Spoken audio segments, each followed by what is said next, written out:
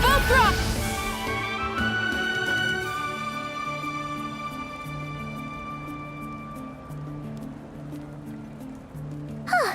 Hey, Aneva. Sorry to keep you waiting. That is perfectly all right. My data indicates clear skies in the coming days. Current conditions for maritime travel, optimal. I'll be ready whenever you are. But are we really gonna set off without telling anyone again? Funny you mention it. You'll never guess who Paimon saw on the way over. Hey! You didn't seriously think we'd let you leave without a farewell party, did you? No chance. Yeah, come on, Traveler. We've already made all the preparations. And most importantly, how dare you try and slip away without first paying your respects to the almighty Dragon Lord! A little bird told us you'd soon be leaving for Nodcry. So, we asked Paimon to give us a heads up before the date of your departure. You sure it's not time to think about changing that little habit of ours? Don't worry, we won't keep you long. Besides, everyone's there already.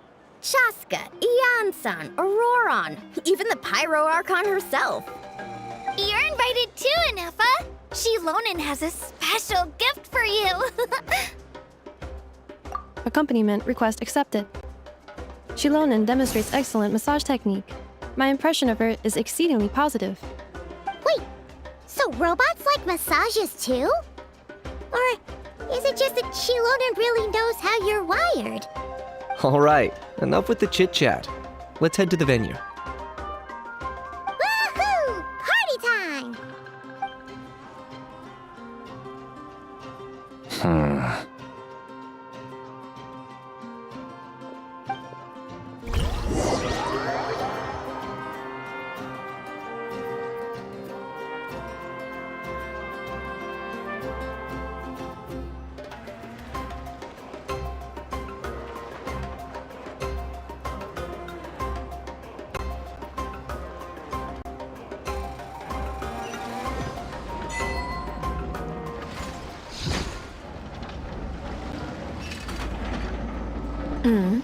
Spit it out, then.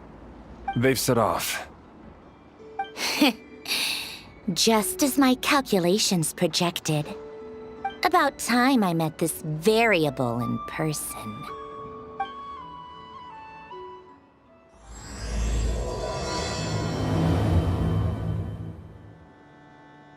You know, every time we head to a new nation, there's always a point where it suddenly dawns on Paimon. This is it. The next chapter of our adventure has begun. This time, it was the moment she realized she just polished off the very last of her Saurus crackers. Should have stocked up better at the farewell party. In other words, Paimon has marked the geographic coordinates from 2 minutes and 40 seconds ago as the boundary between Natlan and Notcry. This deviates somewhat from the official coordinates stored in my database. Paimon meant more in terms of how it felt on a psychological level. Anyway, what about you, Traveler? When did it really sink in for you? Huh, that actually kind of makes sense. What about you, Anefa? Come to think of it, maybe we should be asking the other way around. So, when you came over to Natlan, what was the moment you felt like you'd left Nodcry? In that case, probably when my sensors could no longer detect the moon's power. The moon? You mean, that one we can all see in the sky? Negative. I was referring to... Here we are. Paimon, Traveler, we have arrived in Notcry. Oh, wow!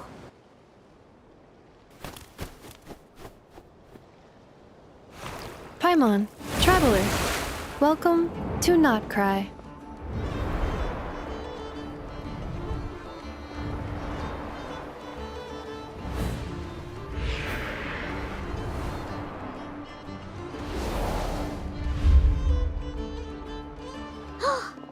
That must be Nasha Town up ahead!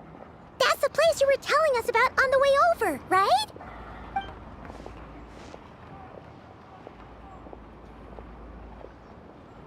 That is correct, Paimon. It is also the most bustling commercial hub in all of Notcry.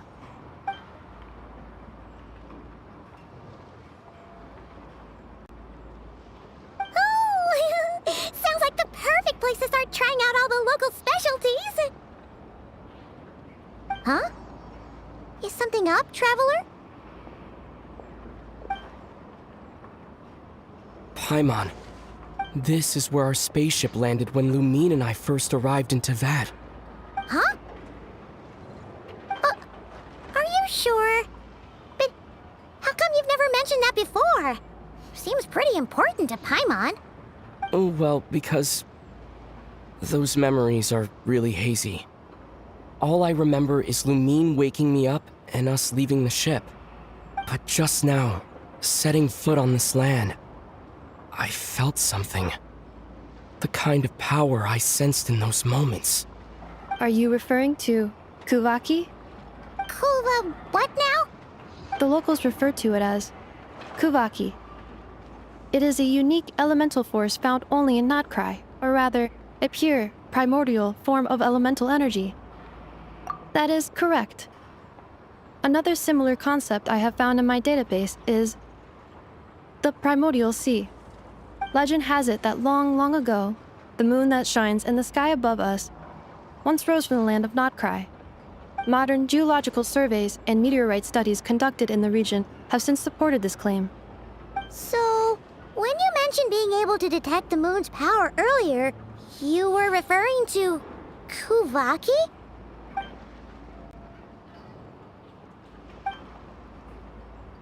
Wait, Traveler, you're saying we might actually find your spaceship here?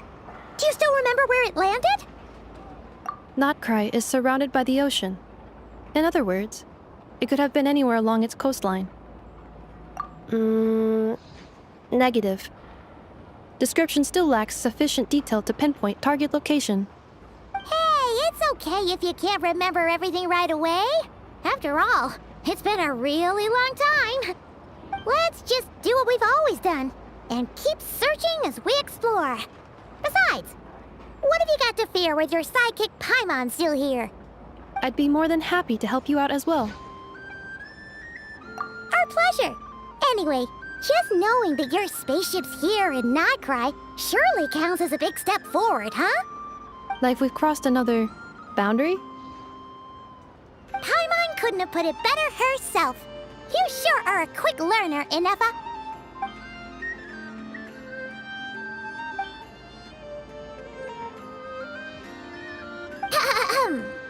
Well, as the best guide in the whole of Teyvat, Paimon hereby does solemnly declare, Notcry, here we come!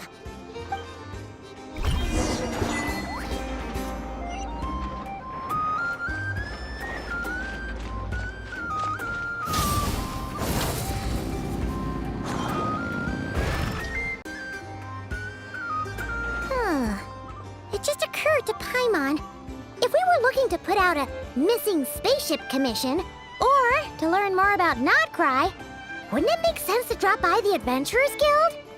The guild is located in Nasha Town. Simply follow this road and you'll reach it.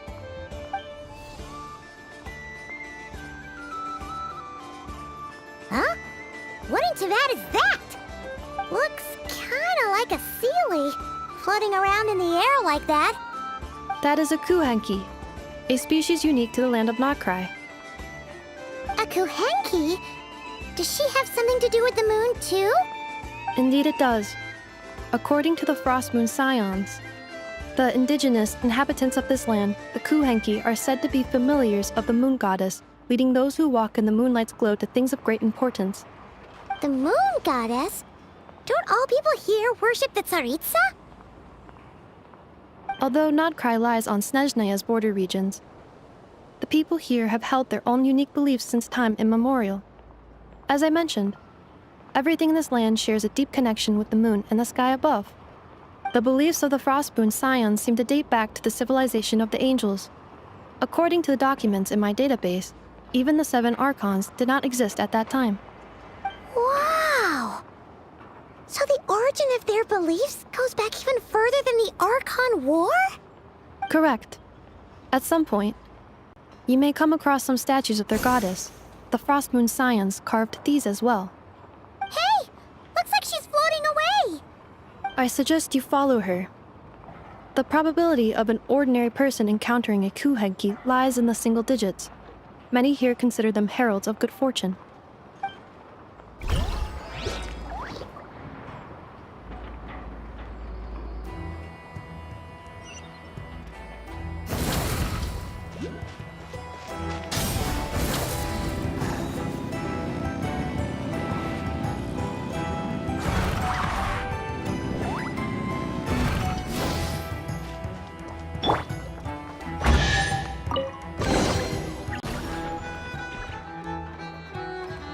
Is this a travel guide?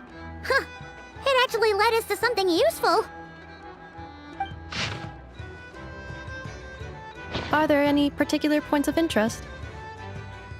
Oh, it all looks pretty interesting to Paimon. If we have time, she'd love to see, well, pretty much everything. Recalibrating route. If we keep following the current path, we will arrive at an area of scenic beauty. From there, we will be able to identify both the Adventurers Guild and several must-visit specialty stores. Yikes! Why is Paimon suddenly getting the feeling that if she doesn't step it up soon, enough is gonna put her out of a job?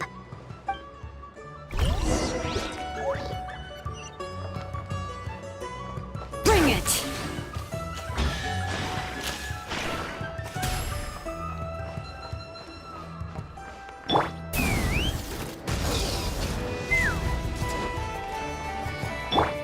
Try and stop me!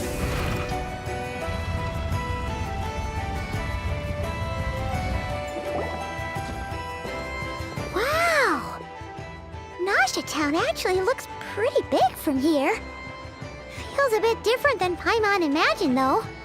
Which aspects in particular deviated from your expectations? Well, Paimon keeps hearing people describe Nodcry as an adventurer's paradise.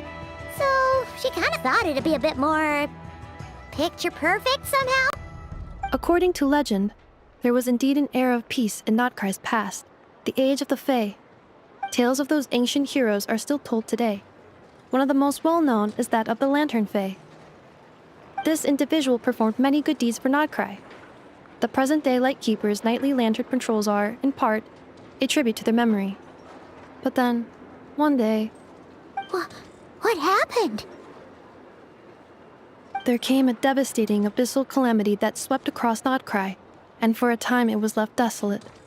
Heartbroken by what had become of the land they had so cherished, that Fae extinguished their light, just as the abyss had extinguished all hope. Nowadays, the paradise people speak of is more of an aspiration, or an irony, perhaps. An irony? Today, no official authority governs Nodcry. In theory, at least, it is somewhere a person can do whatever they wish, and become whoever they want to be. The Adventurers Guild is just over there, in Nasha Town's Central Plaza, and the flagship tavern is over that way.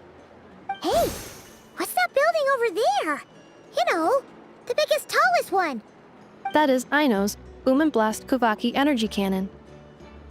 It gets activated when the wild hunt threat level outside Nasha Town reaches a certain threshold. But according to the scan I just ran, the energy cannon appears to be malfunctioning, likely due to a recent discharge. The wild hunt? Isn't that the abyssal calamity you mentioned that's specific to Nodcry? It is a phenomenon that has been occurring for several centuries now. Yet the time and location of wild hunt attacks are seemingly random. At first, it was more of an old wives' tale that adults used to scare children. If you don't start behaving, kid, some night, the wild hunt's gonna come for you. Listen, do you hear that? That weeping in the fog? Those are the cries of a young woman being dragged away. You're saying people actually hear things like that? I have not witnessed enough wild hunt attacks to give a statistically sound answer. But the oldest legends say that all people saw was the ghostly shadow of a woman in the mist. It wasn't until later that it became a full-blown calamity. abyssal monsters and all.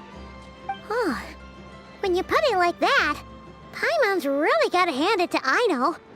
Not only did she repair you, but she's even built a giant cannon to keep the wild hunt at bay. Absolutely. Aino is very impressive indeed. Anyway, according to my schedule, it is time I took you over to the flagship. Oh, sure. After all, we shouldn't keep Varka waiting. Well, Paimon's not sure if he'll actually show up at the bar this early. You're right about that.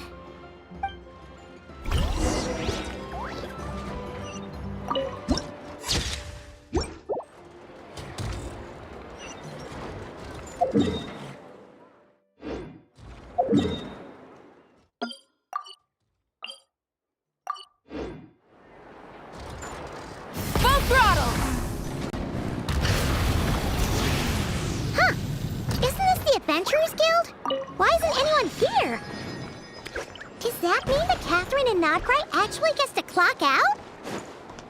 Anyway, let's come back later.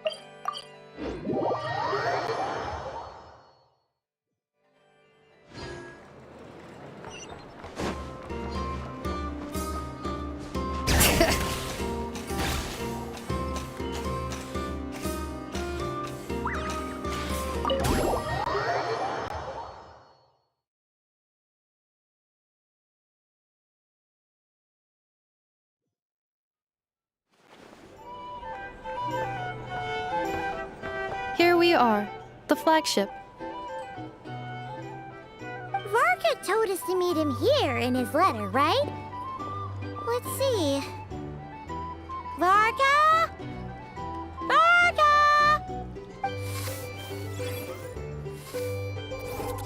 No matches, I identified. Huh. So he isn't here after all. Oh, guess we never did actually say we'd be arriving today. Hey, why don't we go ask the owner? If what they say is true, Varka's drinking prowess must have left quite the impression.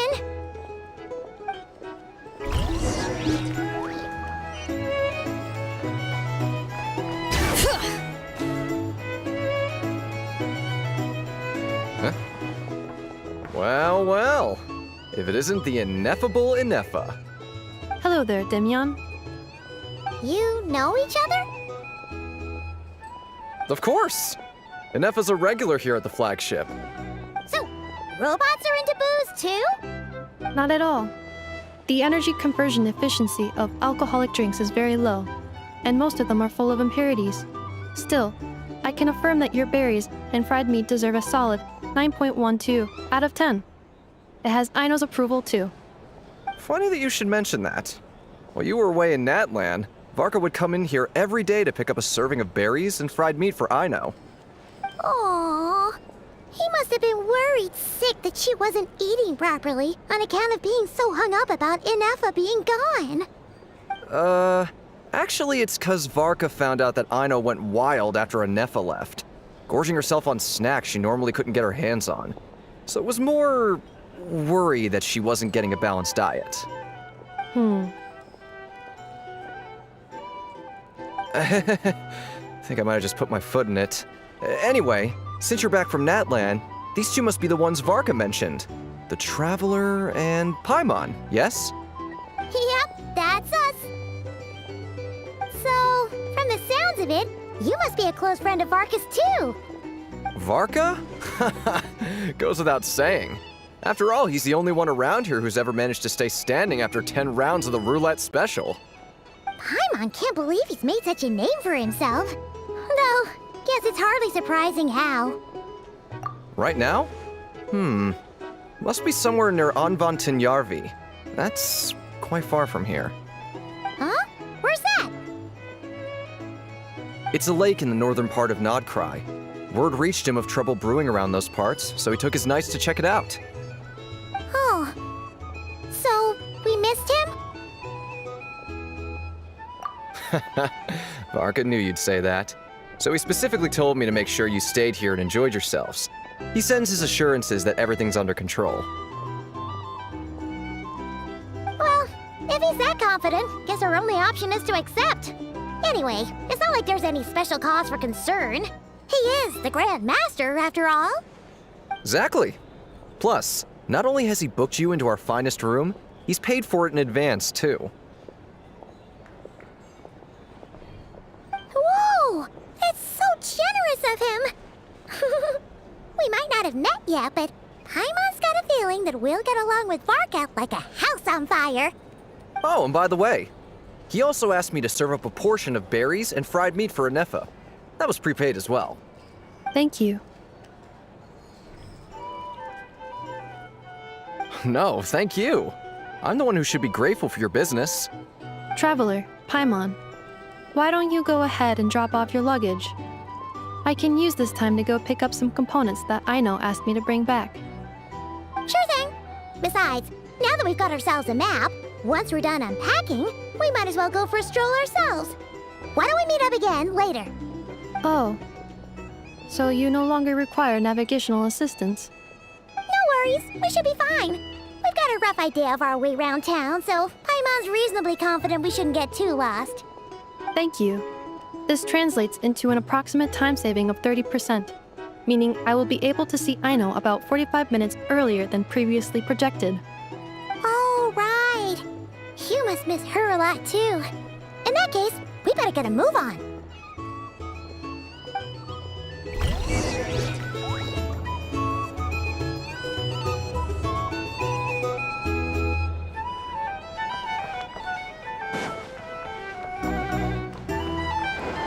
Bring it!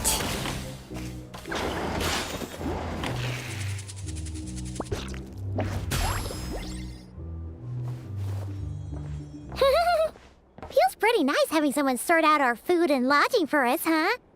But is this really the flagship's best room? It's pretty big, make no mistake, but it looks a little worn out, right?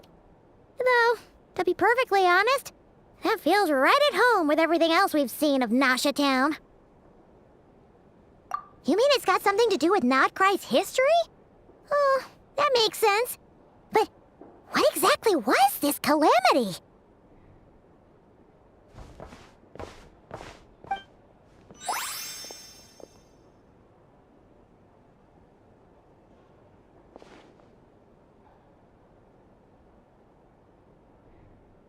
Oh, should we try the berries and fried meat too? Paimon's getting hungrier and hungrier every time someone mentions it. Oh, sorry about that. Paimon wasn't watching where she was going. Please, there's no need to apologize. If anything, I'm the one who should be sorry. Clearly, I shouldn't have gotten lost in my thoughts in the middle of a hallway. Wait a sec. Are you staying in the room next to ours? Ah, quite the perceptive one, I see.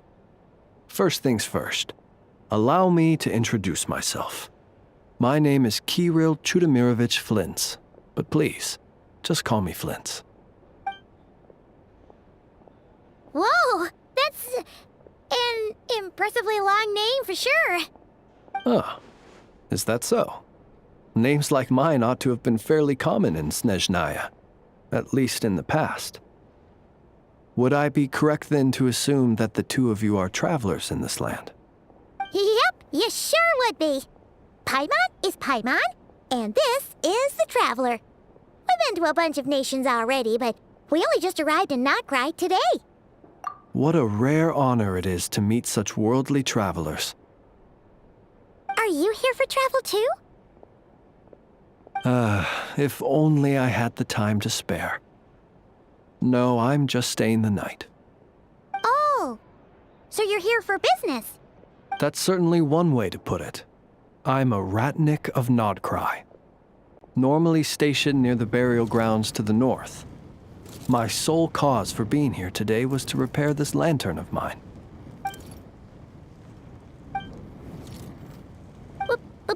Burial grounds? Your surprise is entirely understandable. Most people cannot even begin to fathom the idea of a life surrounded by tombstones and decay. But if you've heard of the calamitous abomination that is the Wild Hunt, you'll know that in their wake they bring a host of souls tainted by abyssal filth. That then is why we are stationed by the burial grounds, to hold the line where it is most vulnerable. Oh, so it's all about fighting against the abyss. Oh, sounds like a tough job. I thank you for your concern. But in truth, I've long since grown used to it. In fact, I like to think it rather suits me. If anything, I'd say I prefer the peace and quiet of a graveyard to the hustle and bustle of urban life. Paimon sort of gets it now. But even so, she is still pretty sure she could never get used to living in a graveyard herself. For one thing, she'd be too scared to fall asleep at night. Oh, I assure you, there's no need to worry on that account. The kind of ghosts you find in cemeteries aren't too big on talking. But even when they do, they're usually far more discreet than the living. Well, would you look at that? Who'd have thought we'd end up chatting this long? Must have a lot in common, huh? Forgive me, but I must excuse myself, for the time of my appointment draws near. And in terms I'm sure you'll understand, a lanternless Ratnik is like a mapless traveler. A serious conundrum indeed. Oh, sure. In that case, you go right ahead. We won't keep you any longer. Not at all. Should the opportunity present itself, I'd gladly continue our conversation another time. You're always welcome to come visit my grave. The grave I stand watch over. Your visit would bring much-needed light to that place of final rest. Right. Well, if we get the chance. Then allow me to wish you a traditional Ratnik's farewell. See you by the graveside. Ugh. Jeez. What a weirdo. Not to badmouth him at all. In fact, he seemed pretty cultured, but at the same time, kinda spooky? Must be all that time he spent around graveyards. His lantern? No, not really. You mean, 'cause it was broken? Huh.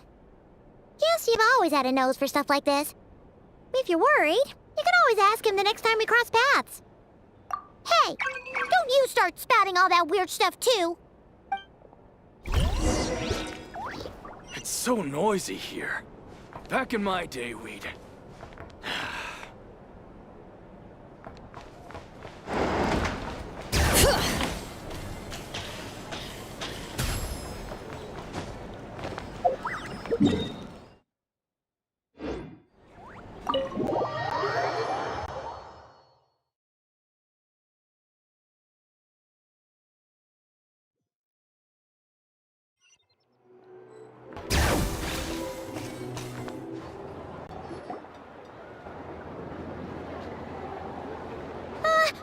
Paimon almost forgot something super important.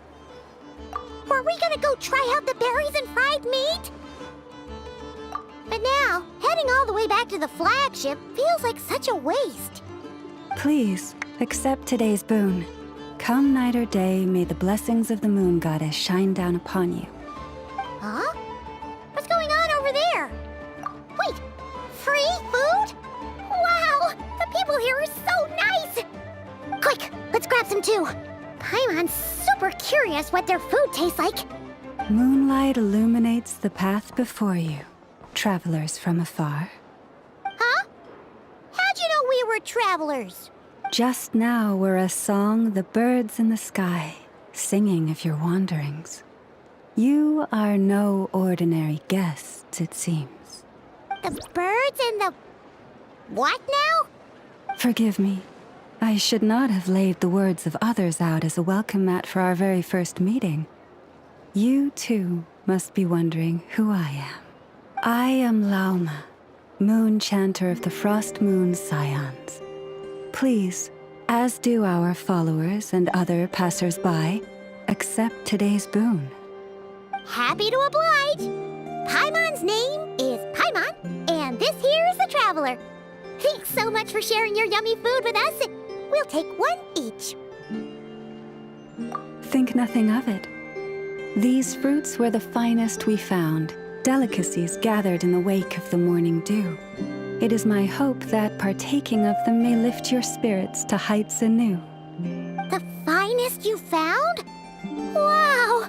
That sure is kind of you, but wouldn't you want to keep those for yourselves? The first fruit of the harvest must be placed upon the moonlight altar, not as an offering to the gods, but as a spark for lost hunters. For it is the blade of the starving that darkness most easily corrupts. As perhaps you have already heard, we Frost Moon Scions revere and worship the moon goddess. We believe that together, virtue and compassion are the shining light that will lead us all out of the long, dark night. And now, with tides of haughty Fatui swarming into Nodcry, driven by greed and greed alone, more than ever before, we must all unite under the banner of virtue. Huh! Look who it is again. Those unsufferably kind-hearted Frost Moon Scions. Got enough for us too? That's right! 2 servings each! We're starving over here! Fatui!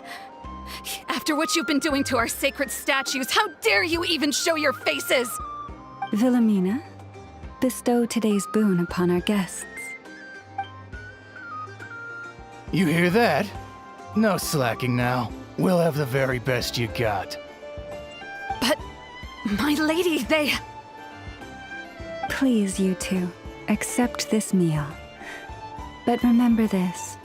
Kindness is the first lantern left to guide those who stumble in ignorance. Come again? Let me finish. But should they still refuse to follow the moonlit path, then by our frosted blades shall we show them its shadow. You! Hey, look who it is. Tch, whatever. Just you wait. We'll be coming for you next. Huh? Where's the meat? Who wants to eat this garbage? Those stooges really are the worst. Ever since they came to Nodcry with all their weird equipment and built that so-called experimental design bureau, our lives have been turned completely upside down. Judging from how they reacted just now, it seems the Fatui already know who you are. Well, we have gotten in their way in pretty much every nation we visited, so we're probably at the top of their blacklist by now. I see. Then, on behalf of the Frost Moon Scions, I thank you for the goodwill you have shown us. Because if they had gotten ahead of themselves just now, I'm sure you would have stepped in to help. Just as the birds and beasts put it, your arrival heralds joy to us all. Besides, for a weary traveler far from home, what better respite than to bathe in the moonlight? You will always be welcome at the Frost Moon Enclave, the place we call our home. May we meet again in the moon's gentle glow. These are delicious! So refreshingly fresh! gosh! Those two Fatui wouldn't know a good thing if it came up and bit them on the shoulder. Looks like Inefa isn't done with her shopping yet, and the Adventurers Guild is still empty. Where should we head next? Good idea! Wouldn't want to let the Kuhenki down, after all. Let's see... Okay, Paimon's got our route all figured out. So, all that's left to say is... don't fall behind! This is Nuts and Nuts. It's mostly a fruit shop, but there's a crafting bench, too. This is the Speranza, one of the travel guide's recommended restaurants. All the waiters here are kids. This is the Vesnici Prolegia Greenhouse. Apparently, their flowers are all made of metal, so they'll never wilt away. And this is the Rossum Workshop. If you ever need a weapon made, this is the place to go. And over here, they've got a super tall observation deck. Whoa! Take a look at that! You can see really far out into the distance. That way's north, and that looks like something built by the Fatui? And then over there to the west, that must be the place Lauma mentioned, where the Frost Moon Scions live. So, what'd you think? Even if Inefa kinda stole her limelight earlier, this just goes to prove that Paimon's own tour guiding skills aren't too shabby either, right? Hey, come on! Would it kill you to compliment Paimon? Huh? Look! There must be someone at the Adventurers Guild now! There's already a line forming outside! Looks like we'll finally be able to ask about your spaceship! Oh, or was there anywhere else you wanted to stop by first? Where? Which one are you... Oh, now you mention it, Paimon's noticed it too. Ugh, better not be who she thinks it is.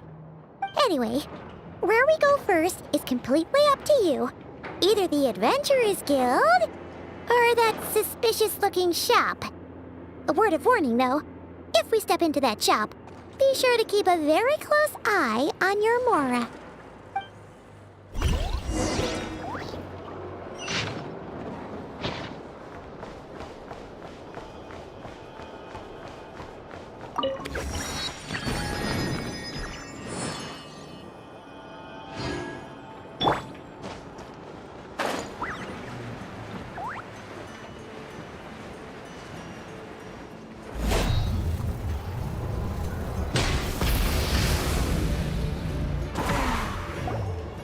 Lucky us! The line seems to be gone now! Come on, let's go say hi to Catherine! Hey, Catherine! We meet again!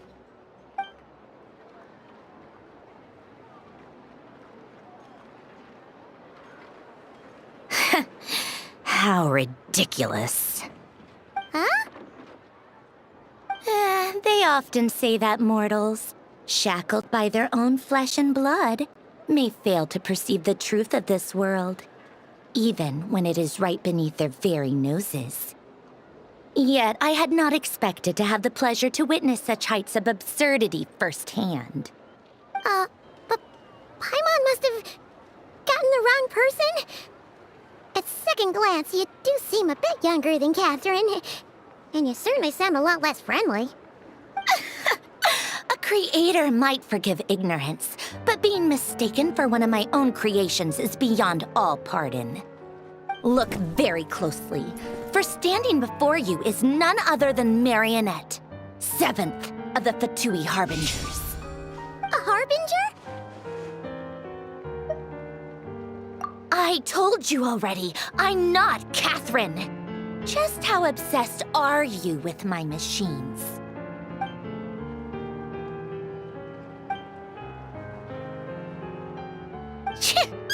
Today's encounter is merely a courtesy call. A friendly warning, if you will. You interfered with my work once before, with that little robot. I let it slide. After all, it was nothing more than a distraction, a side project at best. But we are in Nod Cry now, and as such, I strongly advise you not to stand in the Fatui's way. Otherwise, the next time we meet, I might just have to drop all this meaningless etiquette. Oh, please. You've got some nerve coming out with barely veiled threats like that. You're the one stirring things up here. Oh, perhaps you have misunderstood. Just because Nod Cry lacks a ruler at present, that does not mean it should not be ruled. We Fatui are simply establishing a new order. Yeah, right. We're like shady experiments, judging by your massive, creepy research facility. I've said what I came to say. What you do next, only you can decide. So why don't you start by using your already limited processing capacity to calculate your even more limited options? And, being the refined young lady that I am, I shall indulge you just this once. Ad Astra Abyssosque. Welcome to Nod Cry, Dominion of the Fatui.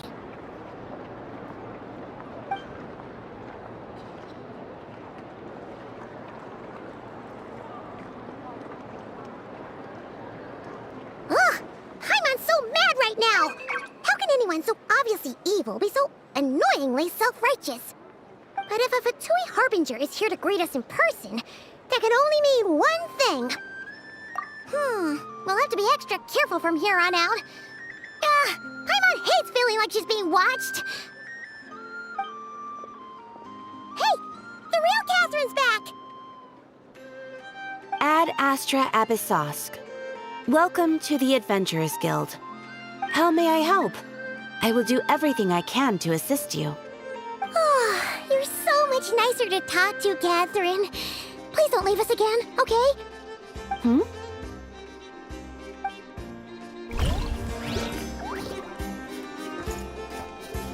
Ad Astra Abyssosque. Welcome to the Adventurers Guild.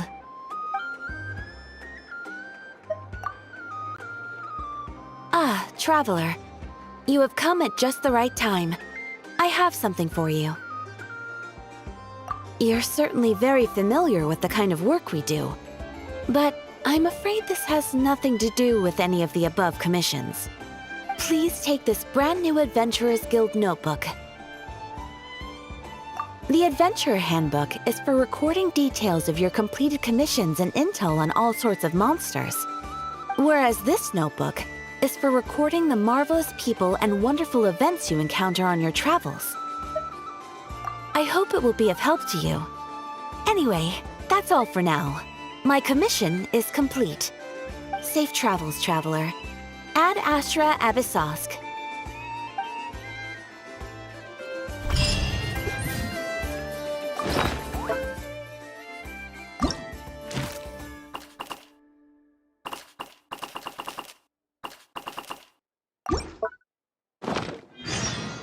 Ad Astra Abyssosque. What?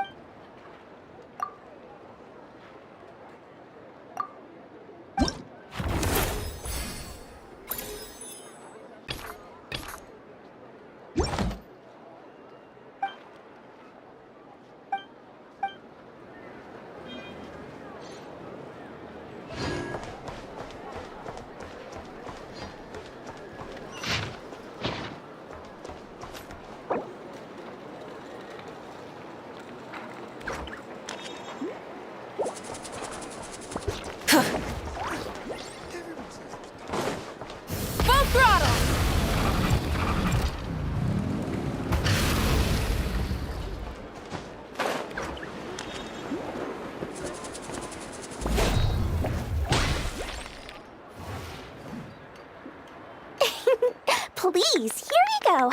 And if you ever need anything else, don't forget to make the great Lord Sangama Bay your first port of call. Oh dear.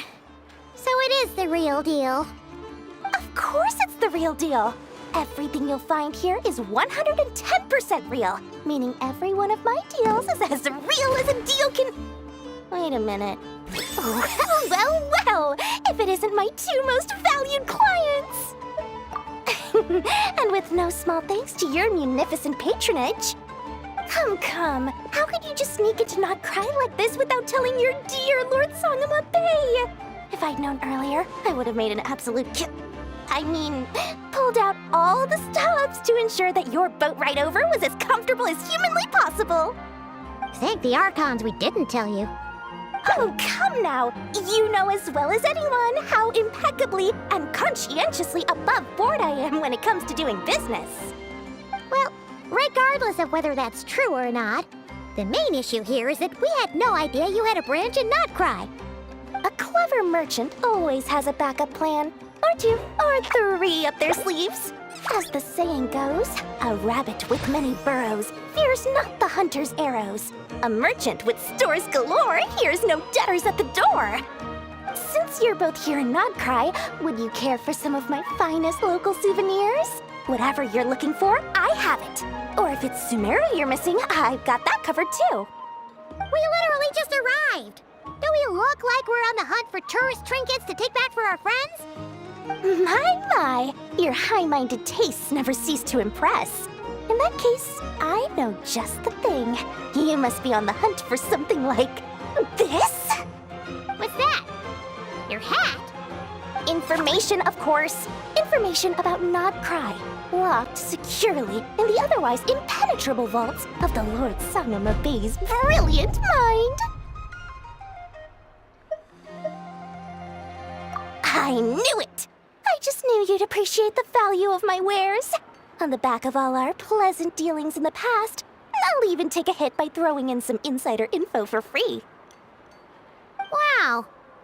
You sure are feeling uncharacteristically generous today. What do you mean by uncharacteristically? I am the most generous person forget it. Anyway, the long and the short of it is this. The moment I set up shop in Nodcry, it struck me how many different factions there were, all competing against each other for power and influence. Well, as they say, there's no time for business like a crisis. Things got even more turbulent after the Fatui pulled down 2 ancient moon's remnants. People began to catch a whiff of the coming chaos. And the more troubled the waters, the greater the potential profit. Not at all sorry to interrupt, but we're not here for Mora. Oh, really? But surely it was the tales of an adventurer's paradise that brought you here. The chance to take your very own slice of all the latest and greatest business opportunities? In that case, what would you like to know about?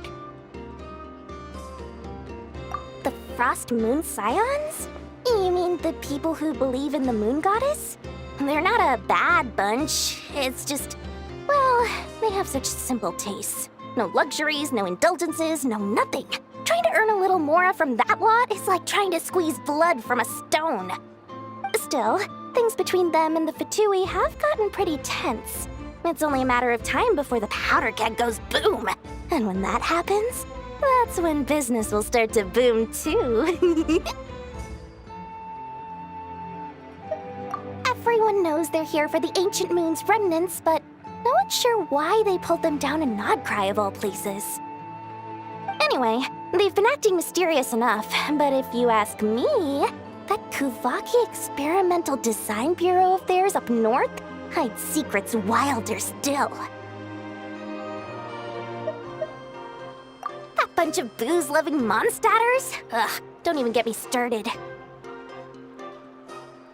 As fellow Outlanders, I thought they'd be easy pickings, but somehow, every single one of our business negotiations wound up at the flagship. I've done plenty of deals with heavy drinkers before, but those guys? I never once made it to the contract signing before blacking out. I'm getting flashbacks of the hangovers just thinking about it. What now? A spaceship? Nope, never heard of anything like that. Don't you two get involved in any big business here without so much as a heads up, you hear me? At the very least, consider letting me in as a key investor. Oh, I almost forgot to mention. Sooner or later, you'll no doubt end up doing business with some other merchants in Nodcry. And someone's bound to mention a place called the Curatorium of Secrets.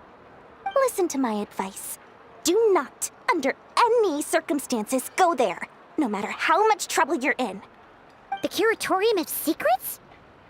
What do they get up to there? Just a place that handles all kinds of disputes.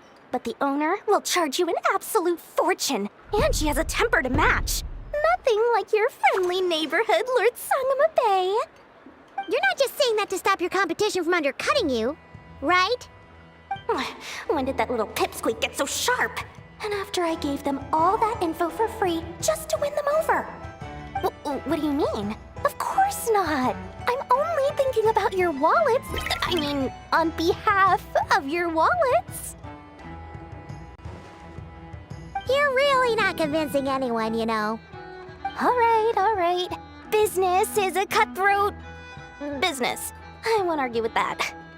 But I'm not lying about that boss lady. Not only did she make it into my top 3 people not to mess with in Nodcry, she's also in my top 3 people most eager to trade in favors. Seriously? It feels like you're just bad-mouthing your rival now. Fine. If you don't believe me, go see for yourselves. We might both be from Sumeru, but compared to hers, my conscience is so large, why, it could fill 3 whole palaces of Alcazar's. But when you realize what I'm saying is true, don't say that good old Lord Sangama Bay didn't warn you.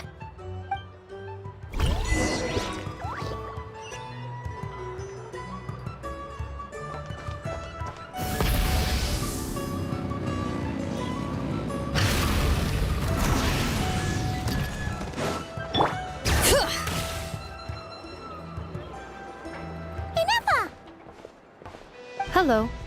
I was just about to start tracking your whereabouts. Did you manage to get everything Aino asked for? I did. What about you? Do you need me to navigate or introduce any more places around town? Not for now. We've seen most of it already. We probably need some time to process everything we've learned, though. Any progress with the spaceship? No. Catherine came back just now, so we asked her, but even she hasn't heard a thing. One possible explanation is the vast stretch of time that has elapsed. Additionally, given the limited resources available in Nodcry, it is entirely plausible that the wreck was scrapped for parts, or even mistaken for a pile of broken machinery. Aww. Understood. In that case, why don't we go ask Aino together? After all, she was the one who salvaged me, ancient dragon technology and all. If there really are any unusual parts floating around Nodcry, there's a high chance they've passed through her hands at some point or another. Good point. And since you keep mentioning her, we're curious to meet this whiz-kid mechanic too. Understood.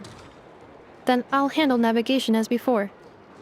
ETA at the Clink Clank Krumkake craft shop. 34 minutes ahead of schedule.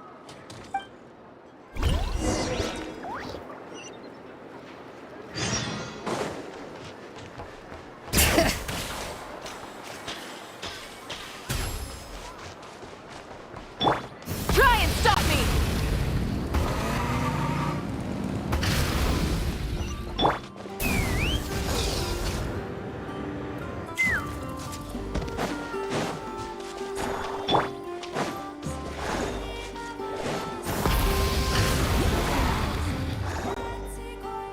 Oh no! There's a little animal trapped over there! Let's go help it out! Huh? That's weird. Why isn't it responding? The tides of Kuvaki affect everything in Nodcry. So much so that many creatures have evolved a kind of dependency upon it, growing stronger or weaker as it waxes and wanes. This little animal must have been caught here unprepared. So you're saying we need to use Kuvaki? I'm gonna leave it to you guys then. Don't be scared! We'll get you out of there soon!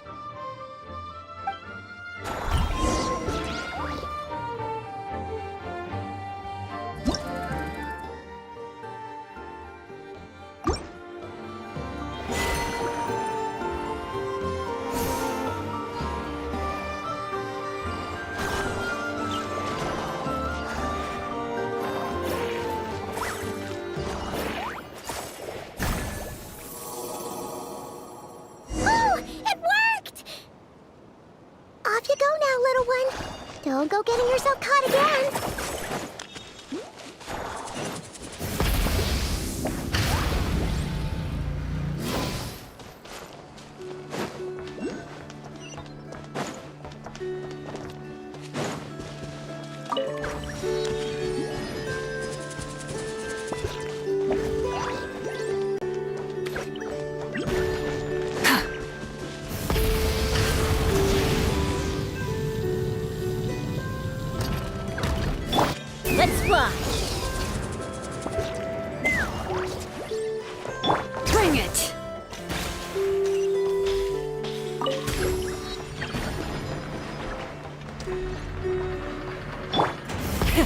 Rev the engines!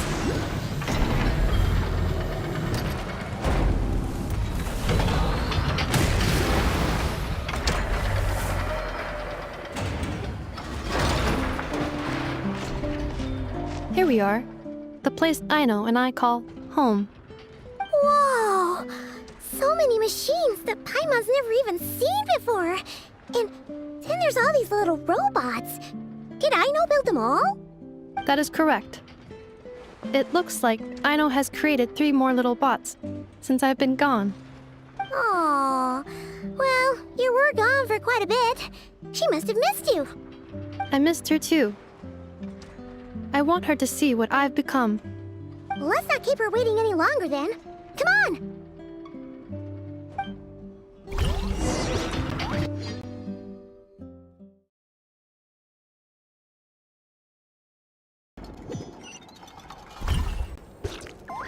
Aino, I'm back.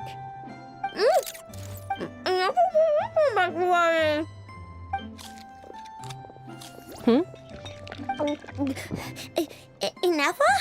You're back significantly earlier than I expected. Like a whole 30 minutes at least. Everything went very smoothly, which saved me quite a bit of time, so I...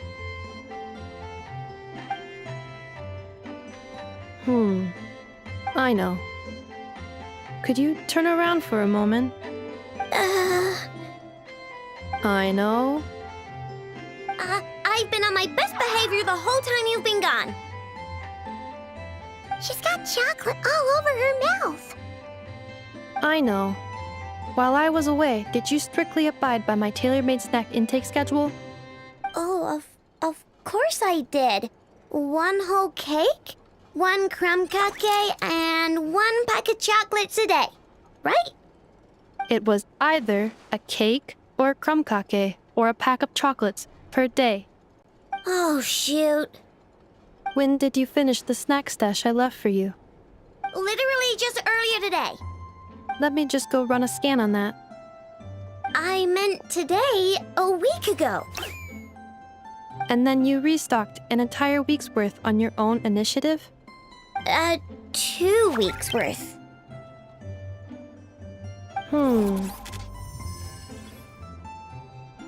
Why does Paimon feel like the roles in this household are pretty much the opposite of what she imagined? Calculation complete. Aino's recommended snack calorie intake for the next 4 weeks. 0. No fair! You're a meanie, Ineffa. This is what happens when you break an agreement. Oh, come on! Don't do this to me! I only ate a teeny bit extra every day. Just a teensy, eensy, weensy bit extra.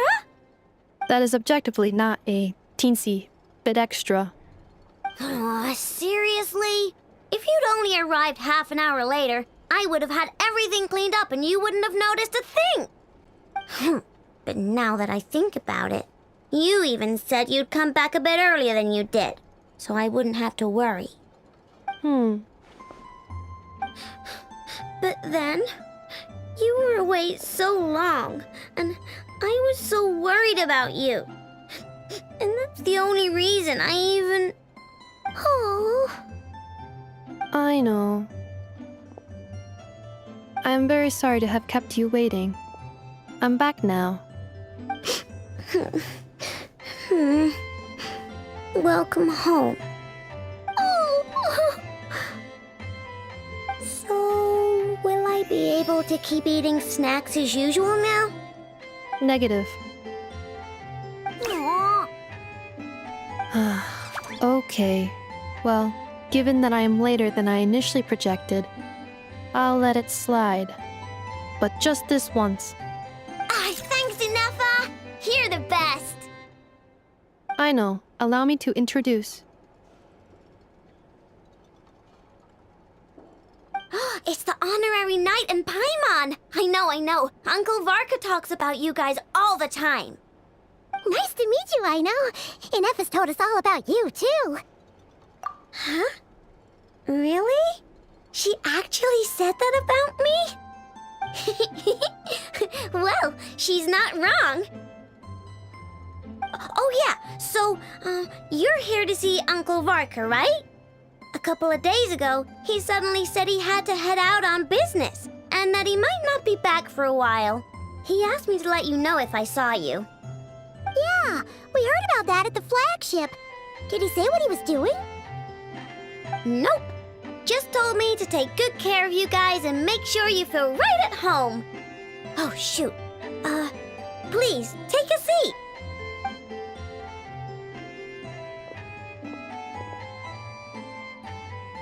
Do either of you need my help with anything? Anything at all? After all, I'm the head of this household. Sure wouldn't know it from that snack tantrum she just threw.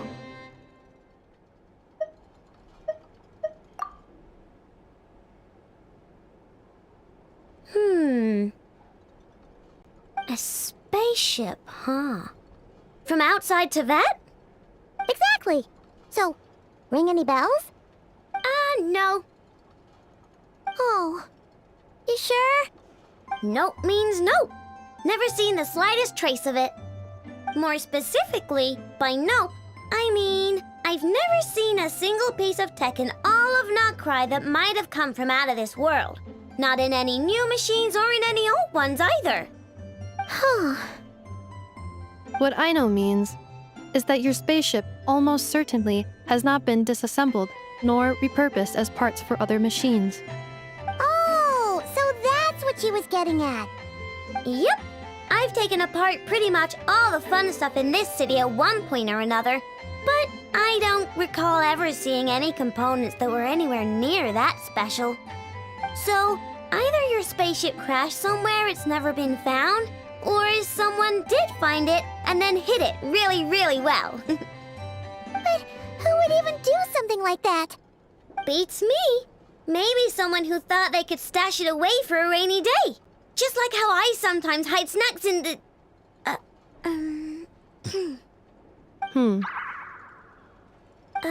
Anyway, long story short, I definitely haven't seen anything like that.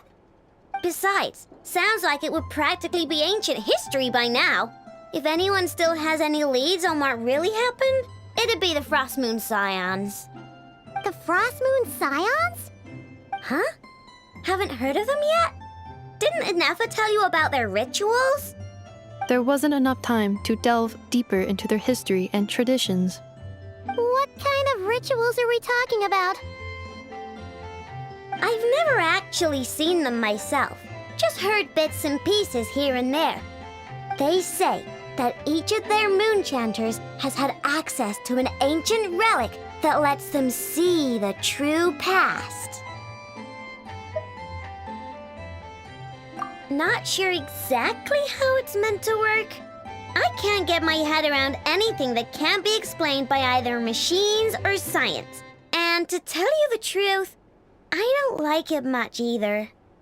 Looks like we'll have to try our luck with the Frost Moon Scions. Aw, leaving so soon? Sure you don't want to hang out a little longer? It's getting late, I know, and these two still need to head over to Hisi Island. It would not be convenient for them to linger much longer. Aww. All right then. Don't worry. We'll be sure to drop in on you as often as we can. Really? You promise? Sounds like my type of visitors. You're welcome anytime. I'll be staying to look after Aino today, so I won't be going with you. Hey, don't sweat it. We'll find our way just fine. I'm glad to hear that. Also, I must admit, I have very much missed the charging bed that Aino made for me. Oh, are you here to play with me? My name's Aino, and I'm an inventor. Me and Inefa live together. I could probably eat all the cakes and cookies in the world because I love them so much. But my favorite kind of all is Lackaberry Crumb Cake. Come visit my Clink Clank Crumb Cake craft shop whenever you want. Anyway, that's me. What about you? Tell me something about you. Then we'll be friends.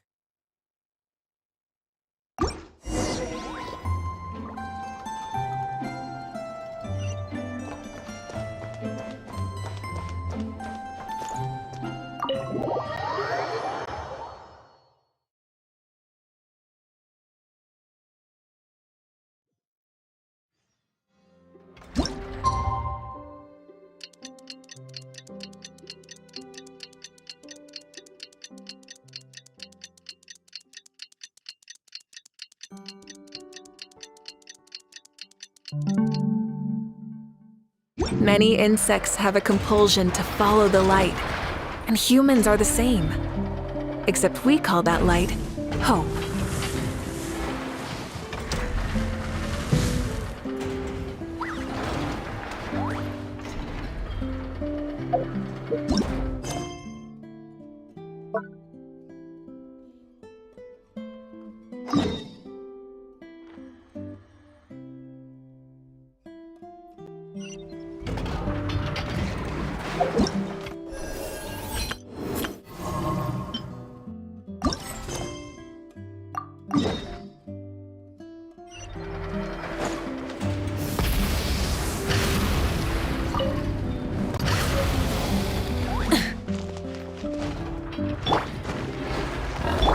Take me up!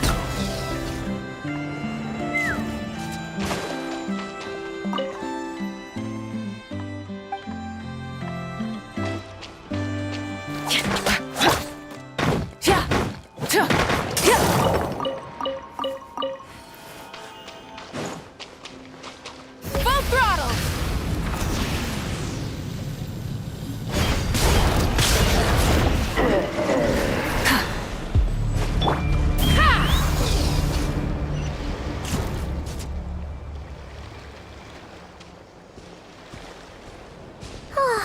Seeing Anafa and Aino reunited like that sure was heartwarming. Mm-hmm. We should definitely hang out with them more in the future.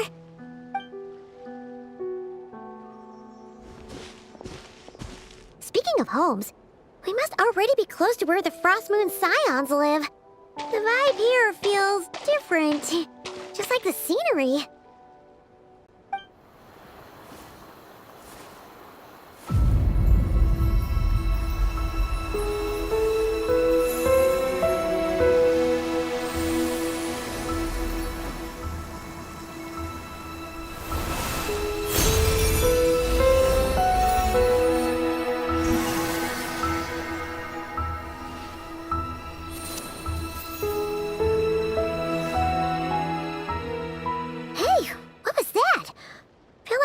Sort of breeze blew by, and then the petals suddenly turned into... Huh? Is that a Kuhenki? She looks different from the ones we saw before. Hey there! What's your name? Huh. Doesn't seem able to speak.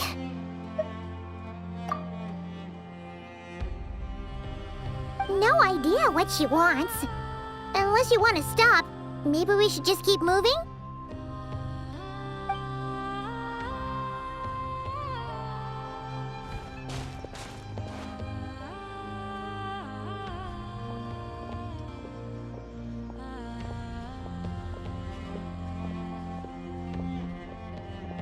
She's following us! Go on. Go on now. We've got stuff to do. Best you find someone else to hang out with. Hey! Don't make it sound like Paimon's some kind of meanie. Paimon had no idea what she wanted, okay? Ugh. Anyway, next time Paimon sees her, Paimon promises she'll be nicer. Seeing as we're on our way over to meet Lauma anyway, we can ask her about it while we're there.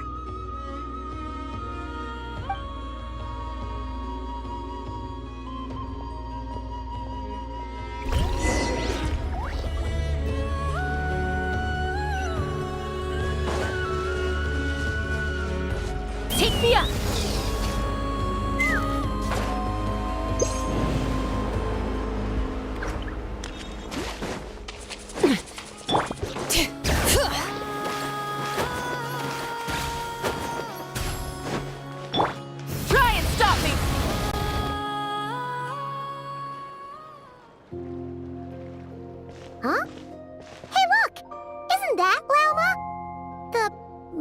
enchanter? Let me take a look at your wound. You must be more careful. Doesn't matter how much of a rush you're in, your safety always comes first. Oh, you're back too. How was your day?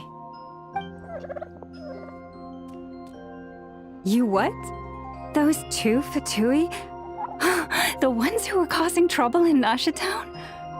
You went to teach them a lesson? And you put that in their food? You naughty little thing! How could you do that? They didn't notice. That's not the point. You mustn't do that again, okay? Next time, at the very least, bring a few of your friends along too. You'll be an easy target if it's just you on your own. Hey, Wilma! Still remember us? Oh, it's the Traveler and Paimon, isn't it? Welcome to Hisi Island. Not at all. Those who come with kindness in their hearts are always welcome with the Frost Moon Scions. Were you just talking to those animals? I was indeed. The Frost Moon Scion's bloodline is unique, for throughout our history, there have been many among us who could communicate with all living things. What was that? Oh, is that so? She says she was trapped in a plant earlier, and that you were the ones who rescued her. She wants me to thank you on her behalf. Oh, it was nothing. Barely lifted a finger. If you both are free, why don't you join us at the Frost Moon Enclave for dinner? Consider it a small token of thanks for your kindness. We'd love to! And actually, we had something we wanted to ask you anyway.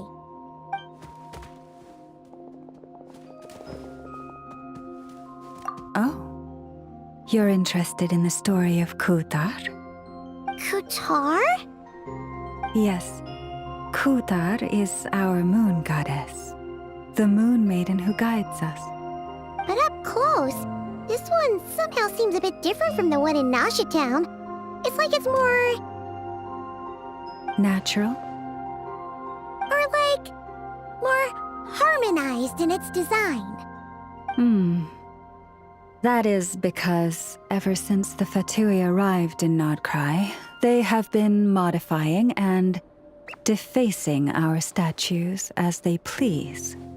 These statues were made by the Frost Moon Scions who settled here hundreds of years ago, crafted from the very finest Lunasol stone. Not only is this stone exceedingly rare, but it also brims with Kuvaki. I suppose the latter must be what caught the Fatui's eye. For a time, we put up fierce resistance.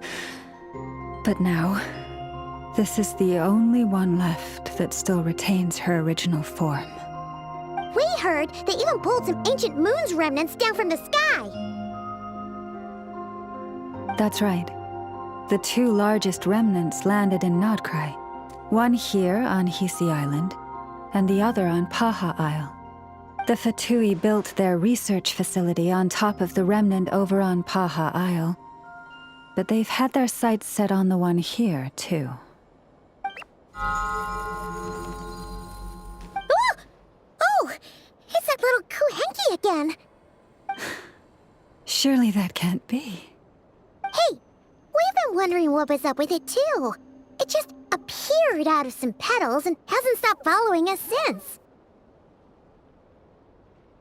No, that is no ordinary Kuhenki.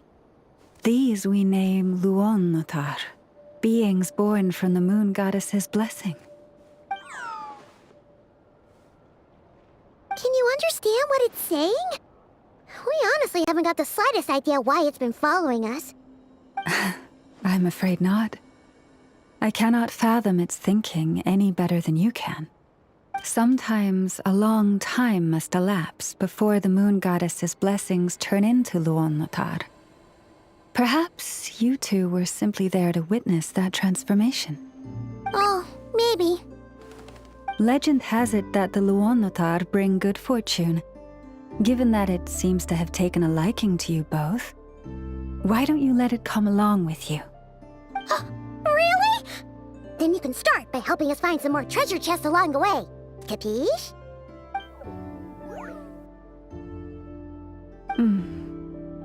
Twilight approaches. If you would hear more of the moon's story, then let us make our way to the Frost Moon Enclave. Beneath the gentle moonlight, I shall share this tale in full.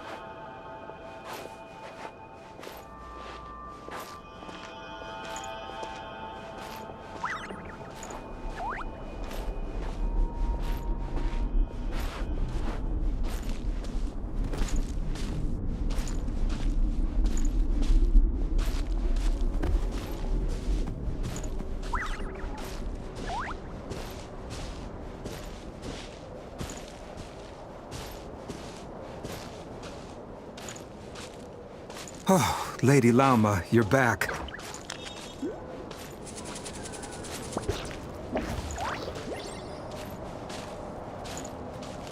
Come day or night, may the blessings of the Moon Goddess shine down upon you.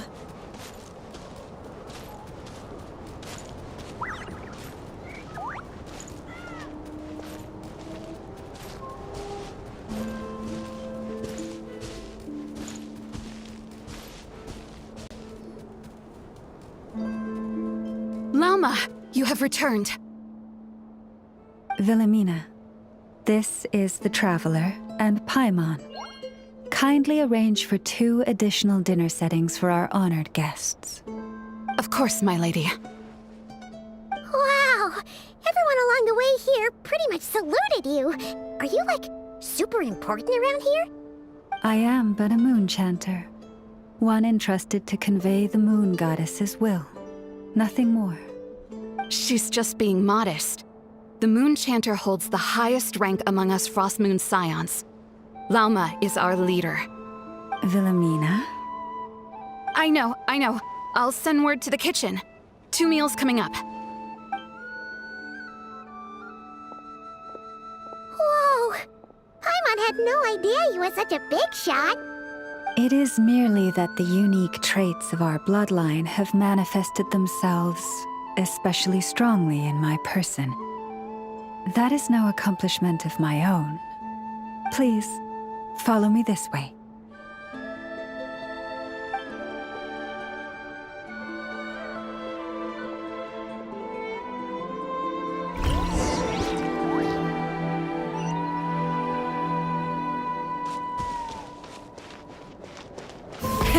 Rev the engines!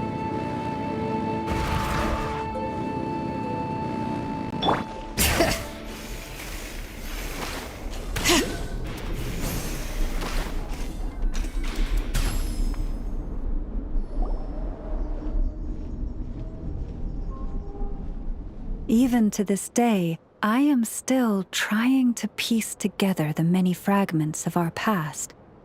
It is a story not only of the Frost Moon Scions, but also of the moons themselves. A story of the moons? Yes. We Frost Moon Scions are the last descendants of the ancient golden realm of Hyperborea. Its former glory may have faded, but what remains is a memory uniquely ours. In the distant past, Tevat had not just 1 moon, but 3. It is said that they were created by the primordial master of this world, cast into the firmament to keep peace in the land below. Firstborn was the eternal moon, largest of the three. Legend has it that it was her immense Kuvaki that gave rise to the ocean tides. Next was the frost moon.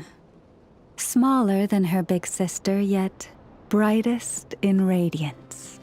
Her glow became the cold, undying lantern of the night. Finally came the iridescent moon, smallest of the sisters. Most of the time, her light was barely visible to the naked eye. Yet when she shone, her fleeting halos were all the more mysterious for it. Wow! Sounds like it all happened so long ago. So, what happened to them afterwards? Afterwards, well, as you have seen, the three moon goddesses perished. This happened in a war triggered by the Descenders, and of the three lunar husks, only the frost moon survived unbroken, while the others were shattered to pieces. Oh, so that's why there were ancient moon's remnants in the sky. Yes. It is also said that when the moons shattered, most of their fragments rained down upon this land like stardust. That is why Nodcry is blessed with such an abundance of Kuvaki. As for the remnant that the Fatui recently pulled down, that belonged to the Eternal Moon. Wait a sec. But you just said that 2 of the moons were shattered, so where are the remnants of the iridescent moon? The iridescent moon's remnants were never found. What happened to her after the war remains a mystery. Some say she vanished in an instant, while others believe that her remnants are simply too delicate to leave a trace.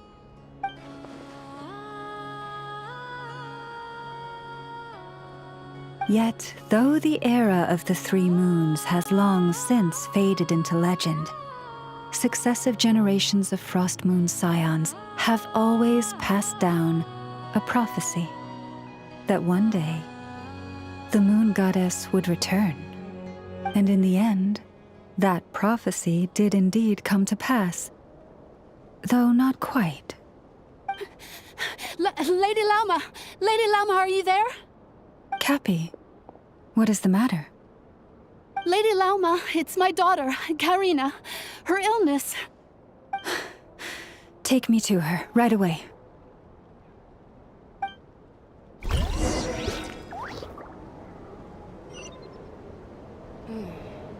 Now where in the world did I put that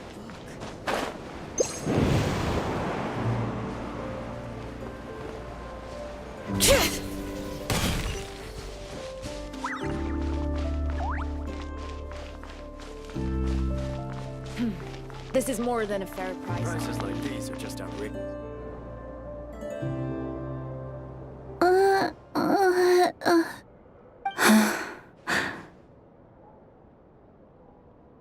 Her sensitivity to Kuvaki is flaring up again. After her last treatment, did you follow my advice and seek medical help in Nasha Town? But those doctors are all Snezhnayan. They're outsiders, compatriots of those brutes who invaded our homeland. How can we possibly trust them? Not all outsiders are enemies, Cappy.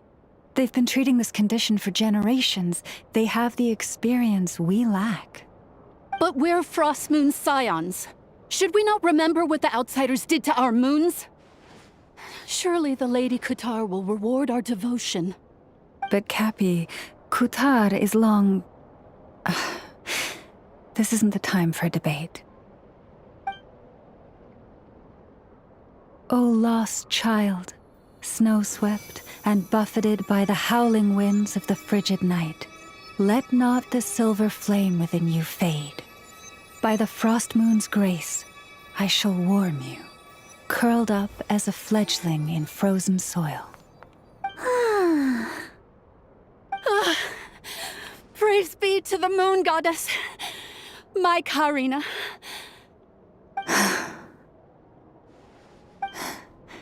Remember, She must take powdered laka berries daily. It will ease her symptoms. Llama? Philomena, what is it? Dinner is ready. I see. Cappy, let her rest here for the night. I'll have someone bring her a blanket. All right. Thank you so much, Lady Llama.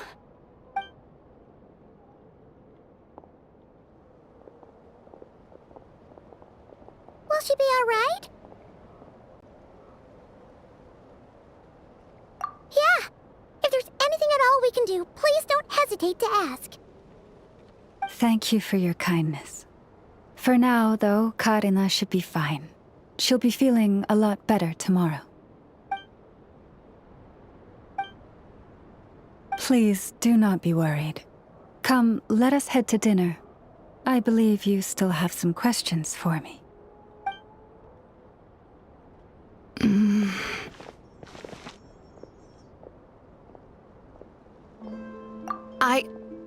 Oh, sorry. Yes, I'll be coming too. I was just thinking about something. Oh? Lauma makes such an unshakable moon chanter.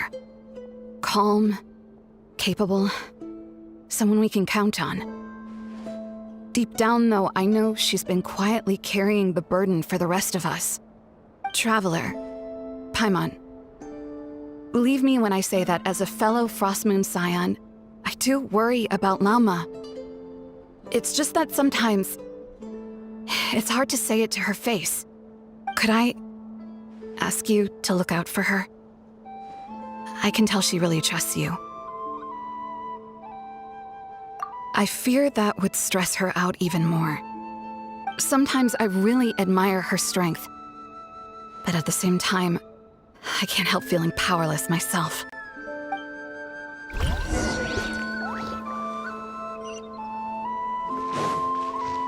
Phew.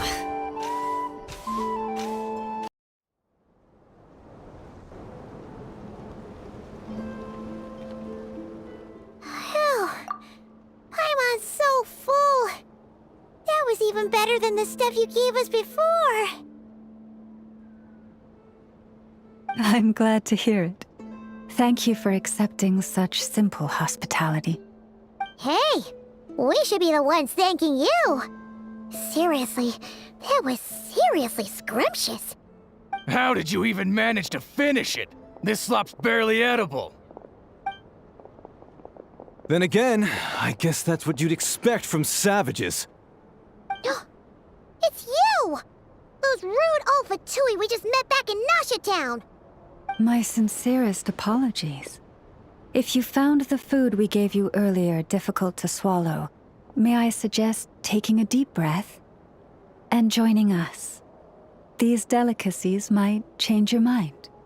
After all, I suspect that your previous meal may have been tainted with something most unpalatable. Huh? What do you mean? Tainted with what exactly? With the bitter snobbery of those who call themselves civilized. Why, you? Looking for a fight? Sure, I'd be more than... Hold it! We're not here to brawl. Yet. We're here on official business. Orders from above. We're here to deliver the Frostmoon Scions a warning. Or rather, a final ultimatum. You have 3 days to hand over the relic and reveal the whereabouts of your so-called Kutar. If you fail to do so, the Fatui will immediately begin the cleansing of Hisi Island.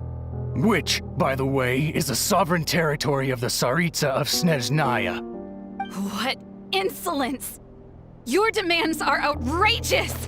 For generations, this land has belonged to the...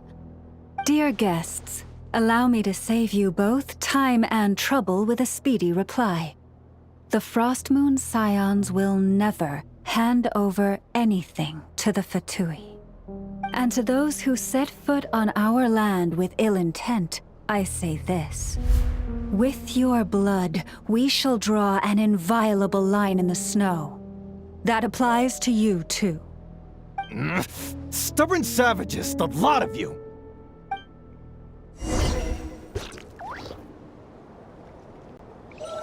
Hey, we've been at Noctri for a while now, but we still don't know much about this place.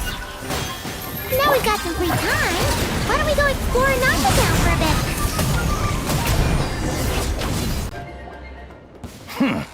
You'll pay for this. Mark my words. Hey, if you're so tough, get back here and put him up! Huh. Guess all they're good for is running away. I'm so sorry. You've had to put up with far too much unpleasantness today. Come on, it's not your fault. We don't like bullies like them either. But still, they mention a relic in Kutar. What exactly could they be after? Oh yeah, so this might not be the best time to bring this up, but we kinda have a favor to ask of you, Lama.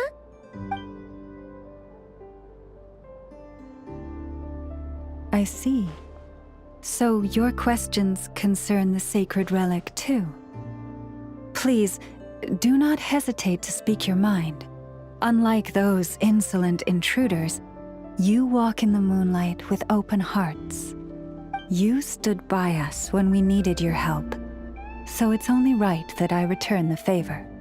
But let us continue this conversation somewhere more fitting. As it happens, there's something I'd like to show you, too.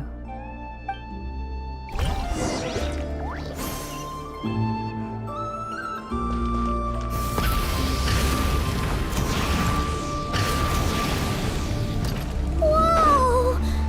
Now that's one huge statue! This is the statue of our goddess, the Moon Maiden Kuta.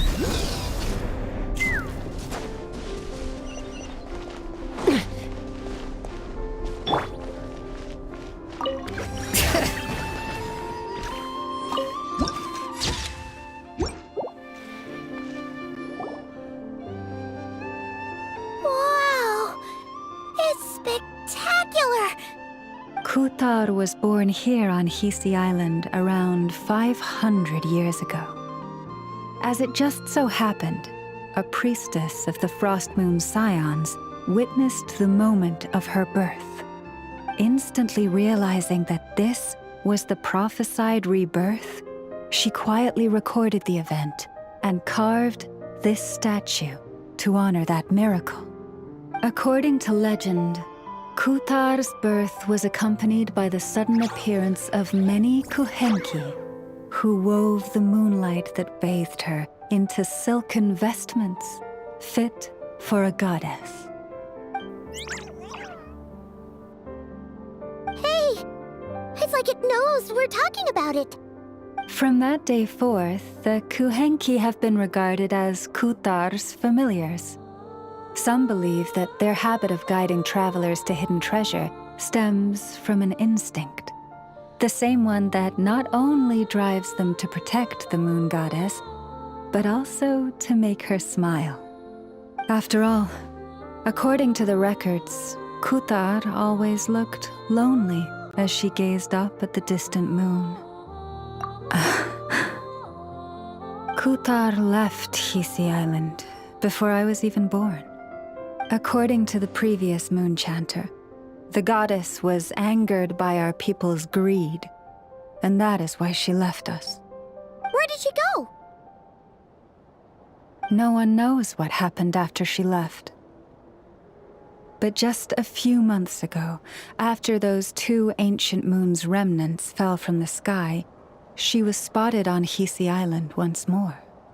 And the Fatui have been harassing and threatening us ever since. Judging from what they've said, our moon goddess is actually their missing harbinger, Columbina, the damselette. The damselette? But isn't she number 3 amongst the Fatui harbingers? So she's actually The moon goddess. Why would she join the Fitsui then? That too is a question I've struggled with. But even at the best of times, understanding other people's choices is difficult, let alone those of a goddess. Plus, forgive me. There I go again, rambling on about our history. But you came here to ask about the sacred relic, didn't you? Honestly, Paimon's not sure which part she's more curious about now. Since ancient times, the Frost Moon Scions have had in our possession a special fragment of the ancient moon's remnants. A piece in which I sense a power unlike any other. Successive generations of moonchanters have all detected a divine presence within it. We call this unique remnant the Moon Marrow.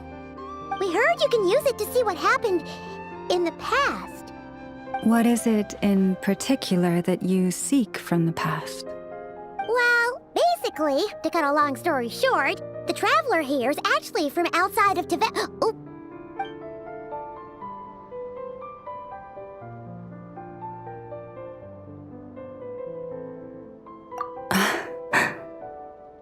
Thank you. Your honesty is a sign of your trust, both in me and the Frost Moon Scions. Unfortunately, though, I won't be able to use the Moon Marrow to shed light on your past just yet. Our people revere the Moon Marrow as a sacred relic. I'm only permitted to retrieve it from the secret chamber in which it is hidden once a year, on Moon Prayer Night. Oh, really? So, when's the next Moon Prayer Night? Judging from the tides this evening, a little less than 2 months.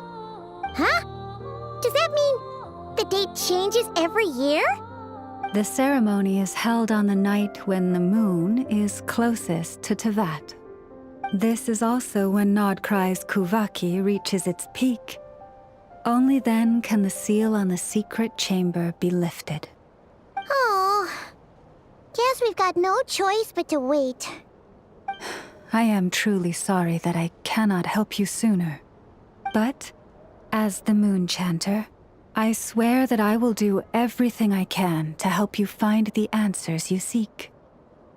Think nothing of it. After all you've done for us, you deserve nothing less. Who'd have thought today was only our first day in Nodcry? Feels like so much has happened already. If I may be so bold, what does family mean to you?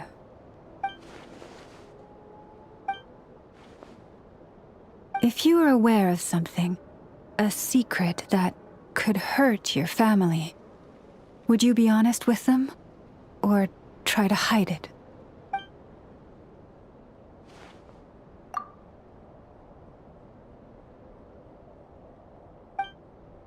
Oh, I'm so sorry. That was a strange question. I didn't mean to put you on the spot. I guess I've just never met anyone with a story quite like yours before. I just suddenly had the urge to ask. It's getting late, and you two must be rather tired too. Would you like to stay the night here on Hisi Island? I can have someone prepare some lodgings. Oh, that's all right. We've already got a room back at the flagship as it happens. Speaking of which, if you ever need us, feel free to come knocking. Do you need me to show you the way back? No worries. It's quite a way, and you should get some rest too, Lauma. We'll make sure to be careful. Understood. Then I won't keep you. May your first night in Nodcry pass in stillness and peace.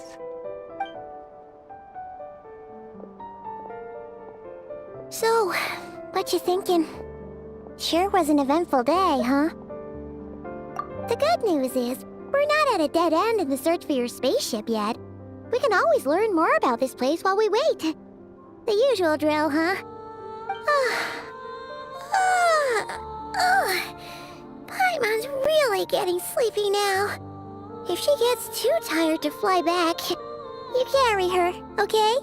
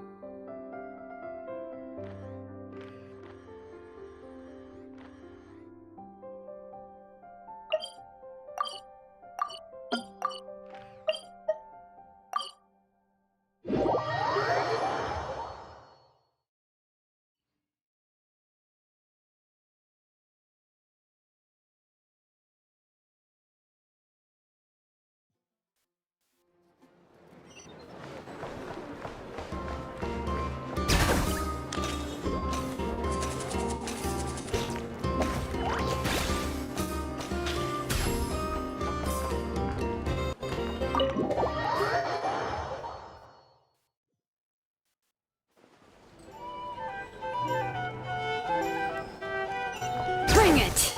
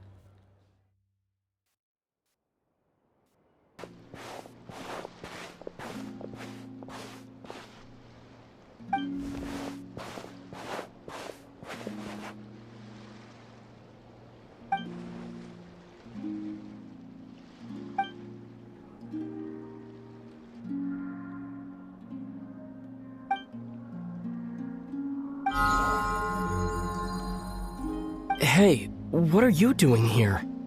These flowers. I remember. When you first appeared, there were flowers like this all around you.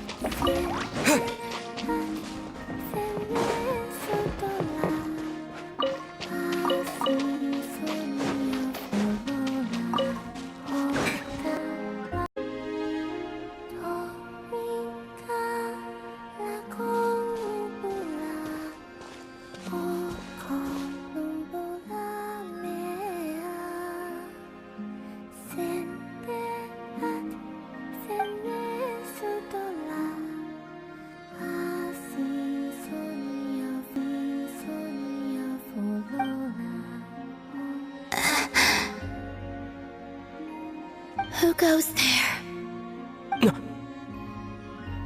How did you get in here? I am but a passing traveler. I followed your song here. I'm very sorry if I've intruded. The Kuhenki. She brought you here.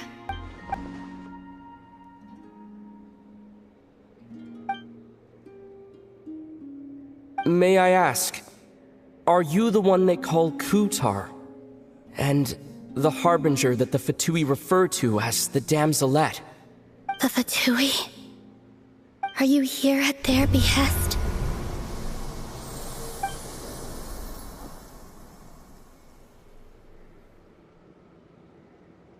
Please, don't get me wrong.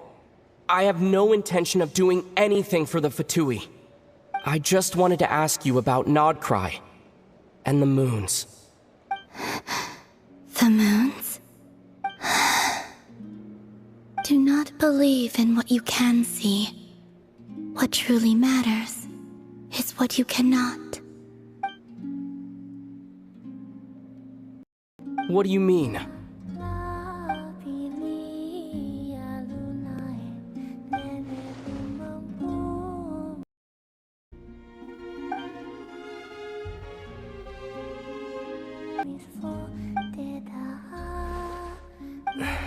Listen, I'm the Traveler.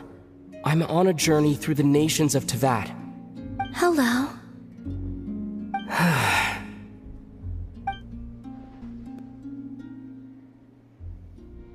Could you tell me your name? Columbina. Kutar. The Damselette. The moon goddess. Pick whichever takes your fancy. I do not know my own name.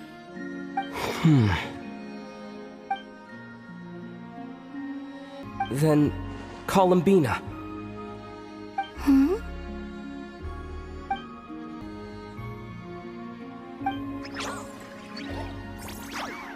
This Kuhenki, this Lanatar, did you bring her into being? Come here, little one.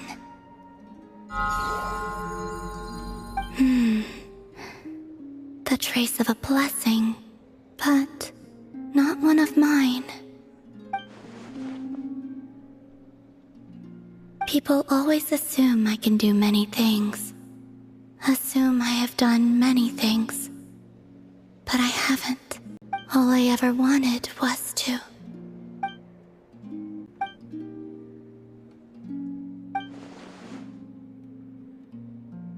It's about time I got going. I'm very sorry for disturbing you today.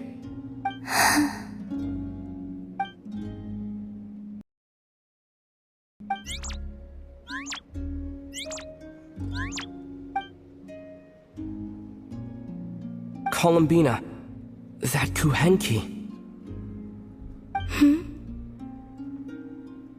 Oh, you're leaving?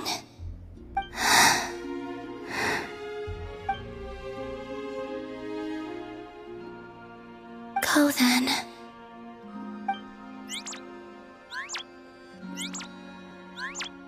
Goodbye. Take care.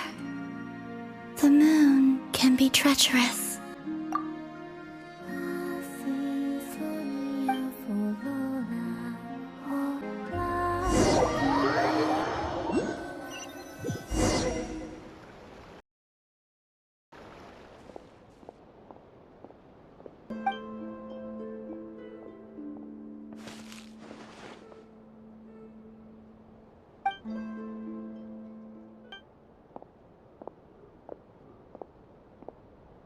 Wait, is that... Lumine?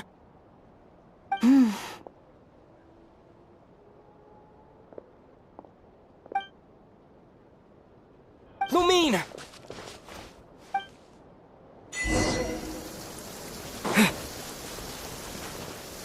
Lumine!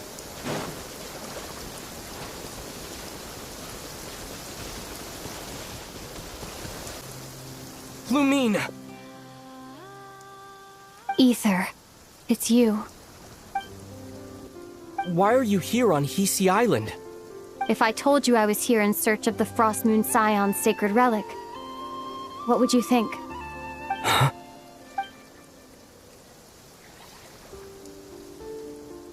Are you also here to uncover the truth about our past? That's right. What happened to us in the past, how we came to Tevat, why our spaceship crashed here. There are things I want to know too. But I'm not about to sit around waiting for another 2 months to find out. Wait! Wait? But I still have unfinished business.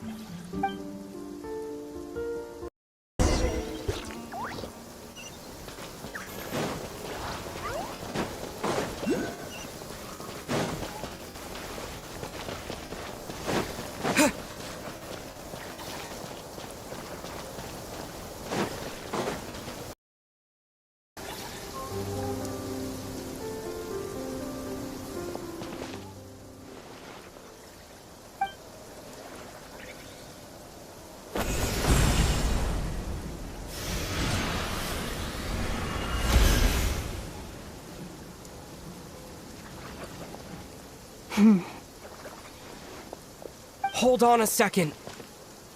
What's wrong? That's the Frost Moon Scion's sacred relic.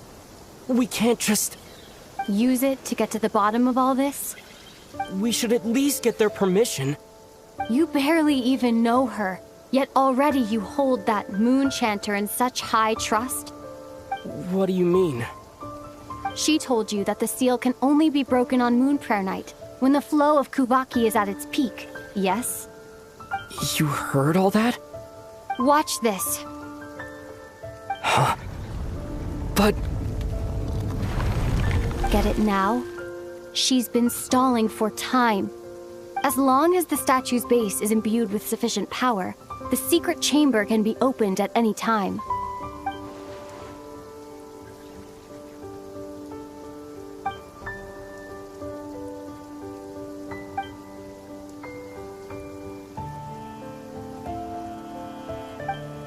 Is it such a sin when I don't put all my cards on the table for you, but not when someone else is doing it?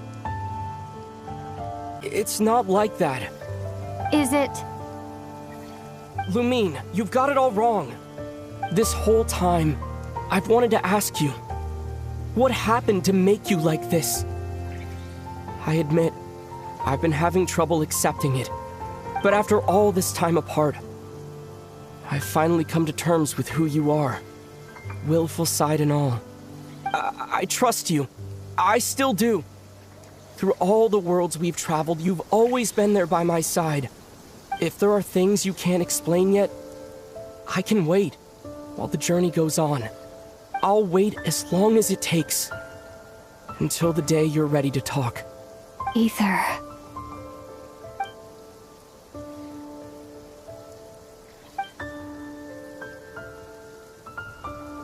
I'm not looking to borrow the Moon Marrow simply because of our past. It holds answers about the very origins of Tevat. I've always believed that if you want the truth, you have to see the whole story for yourself. I'm not asking you to trust me, Ether. Just don't try and stop me. If this choice weighs on your heart, then let me go in alone. Forget this meeting ever took place. Bit late for that now. But maybe this is the chance I've been waiting for all along, even if it fades with the morning light.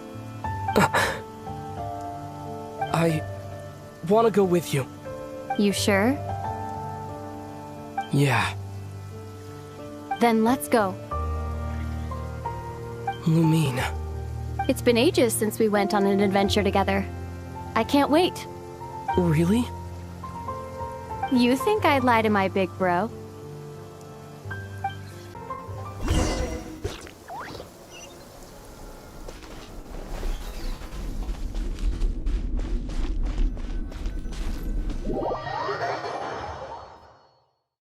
From what I understand, the path ahead is likely to be full of trials and challenges. A deterrence against intruders, and a test for those who truly seek entrance. I doubt the two of us will have any problems. I agree. Still, if we get separated, things could get tricky. Best we move together and watch each other's backs. Even the sound of your footsteps takes me right back. As a warrior, as a traveler, as my big brother.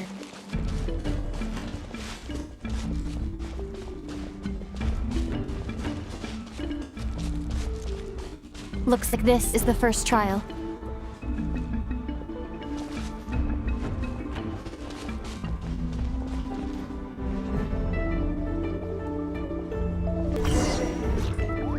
Ether, do you understand how Kuvaki works?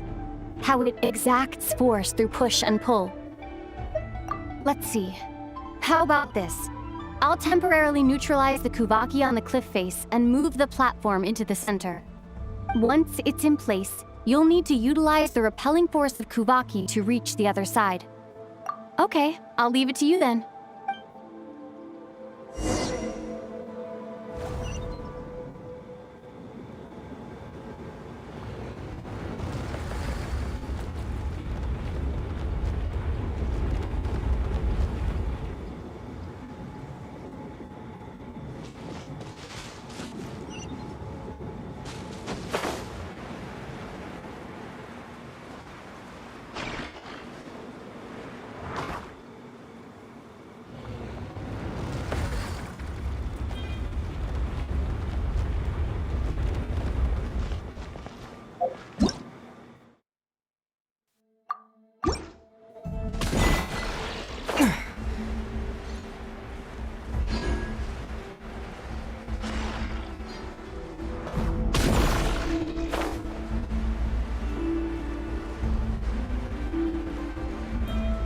This should help Lumine get across.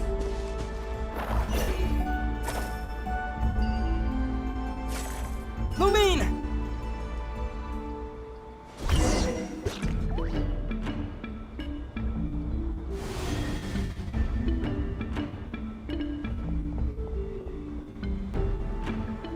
We make a pretty great team, huh? Just like the old days.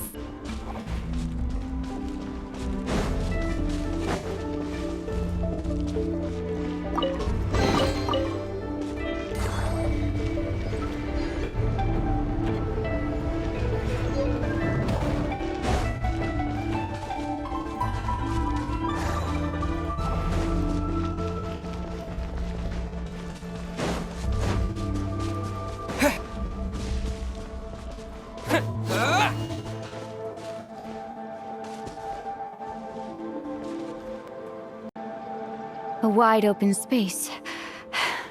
Must be in for a fight.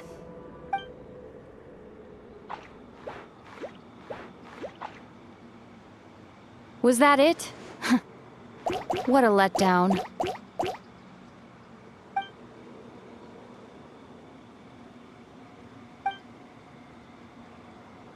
Ether. What is it? Why are you looking at me like that?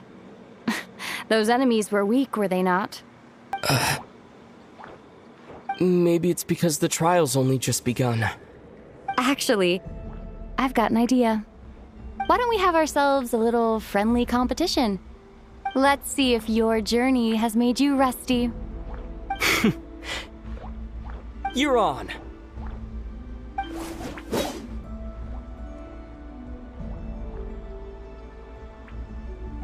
I won't lose to you, Lumine. If memory serves, I used to come out on top more often than not.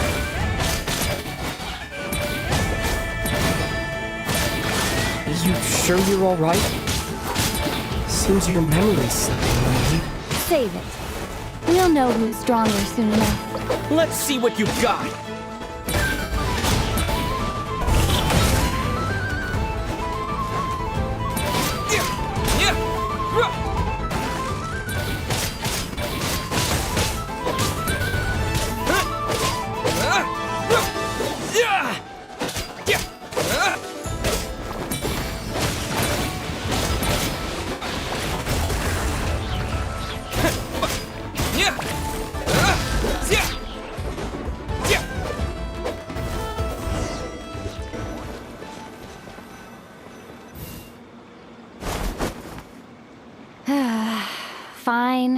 You win.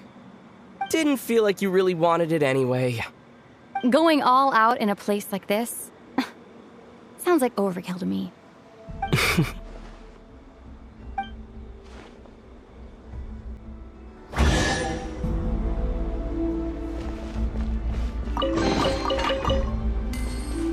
Let's keep moving.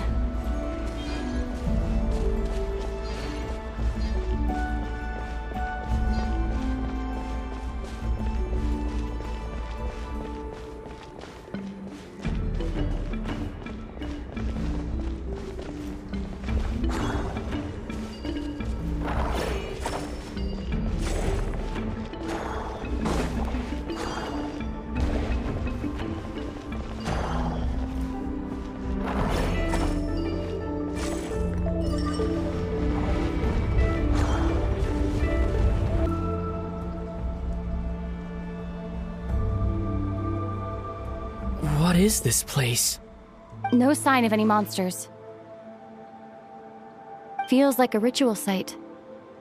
But something's missing. It's ahead.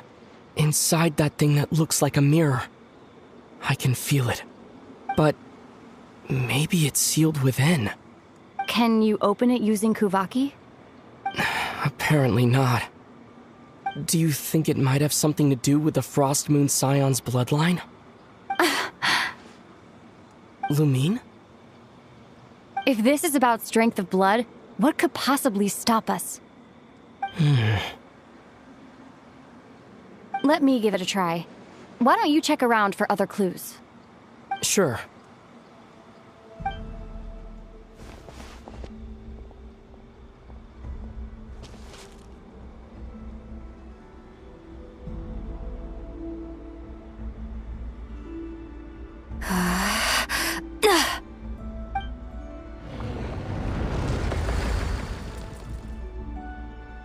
Found it. This should do the trick. Okay.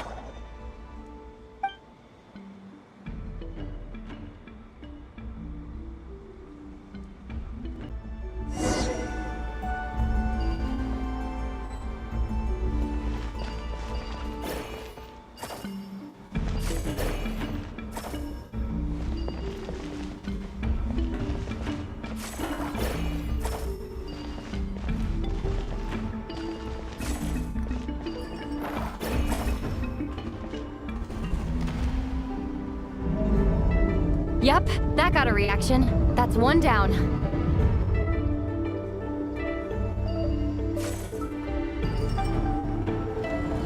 Nicely done.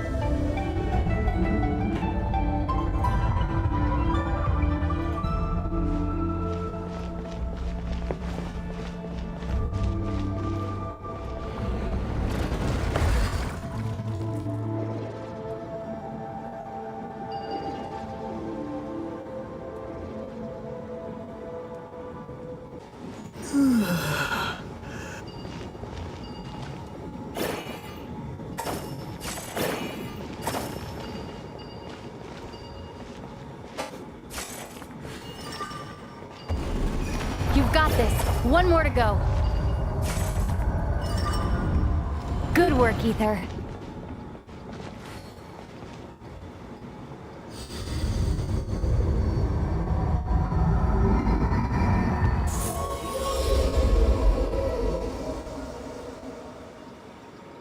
Door's open. Come. We must be close.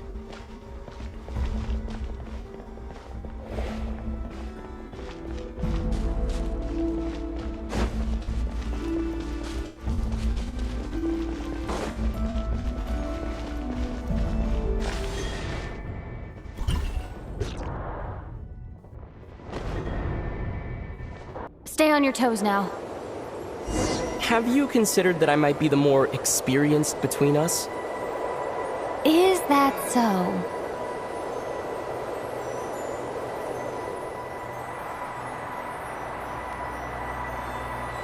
So, will you be heading off again after we're done here? Maybe, maybe not.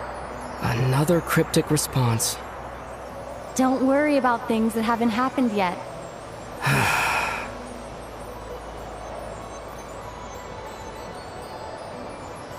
At the end of all this, what do you think we'll find?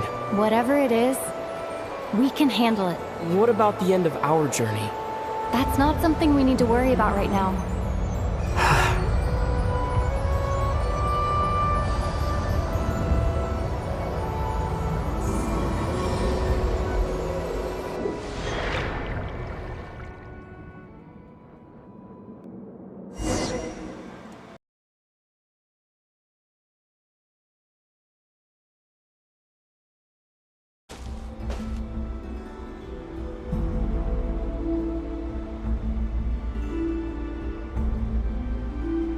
Looks like the final trial is just up ahead. Ready for battle? When have I ever not been? What's wrong? Going on an adventure with you, side by side, it's been so exciting. But at the same time, it just feels surreal, I guess. Maybe because it's been so long. You know, this is only the second time we fought together since the day we both woke up in Tevat. Maybe that's it. Ether, let the light of our blades come together once more, just like they did in the past. Lumine. This is a night of miracles, an adventure that belongs to us. Let's not weigh it down with worries and regrets. This is our adventure.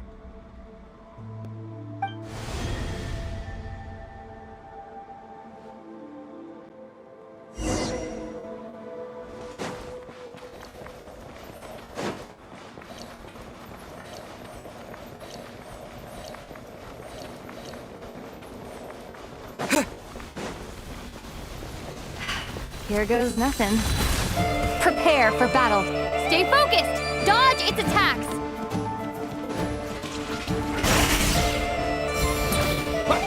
Don't forget to heal yourself!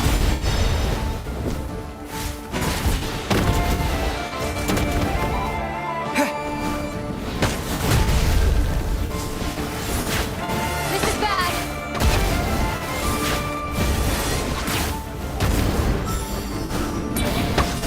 Watch out!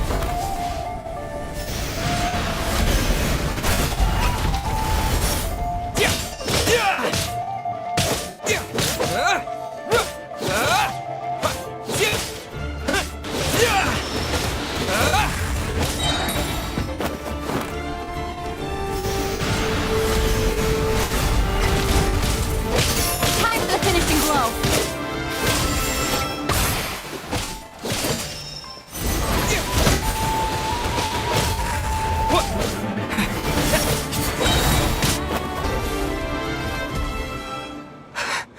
It's over.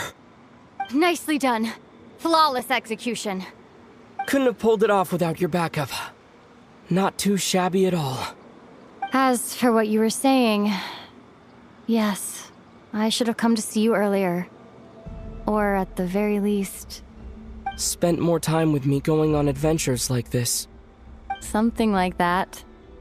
Instead of just running off and expecting you to follow my trail. Wait a sec. That's not an official apology, is it? That goes without saying. Come on. Time to claim the treasure we came for.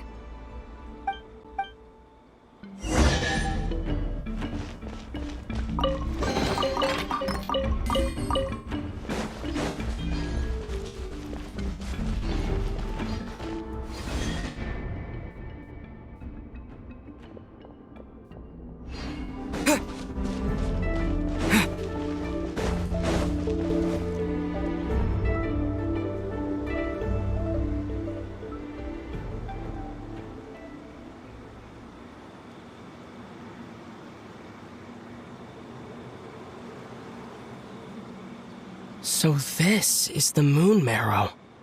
The treasure we've been after. All right. Go get it for me, Ether. It belongs to me. What's wrong, Ether? After everything we've just been through, you still don't trust me? Don't you want to know the truth too, just like I do? Rest assured, I'll share the truth with you afterwards. Now, go bring it to me.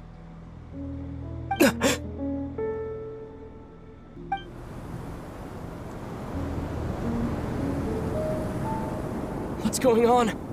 Where did this fog come from? Lumine!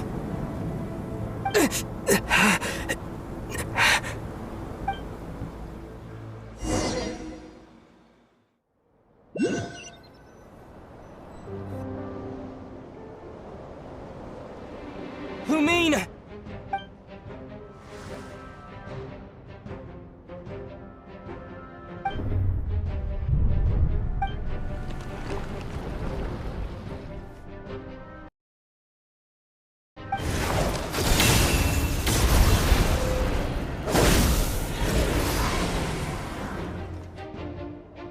Lumine! Huh? What are you doing here? Yes, we ran into each other at the flagship this afternoon. I'm honored you still remember.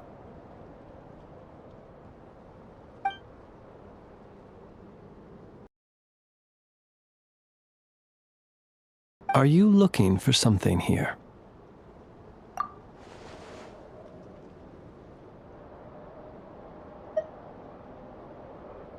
And you just happened to end up surrounded by the Wild Hunt. Sorry, I did not intend to come off as pointing fingers. Indeed, perhaps our courses of action do not differ so greatly. Not exactly. We Lightkeepers are accustomed to patrolling at night. A long-held tradition, you understand. I was just passing by when I noticed that the Wild Hunt had struck. So I simply did what I am duty-bound to do. As a matter of fact, I just saw someone leaving in quite the hurry. Was that your companion?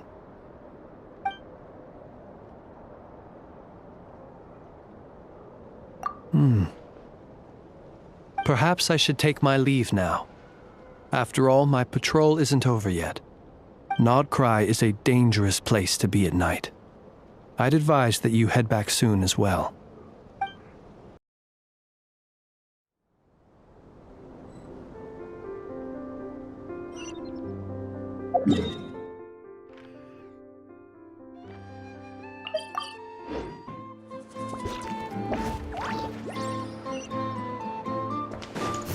Try and stop me!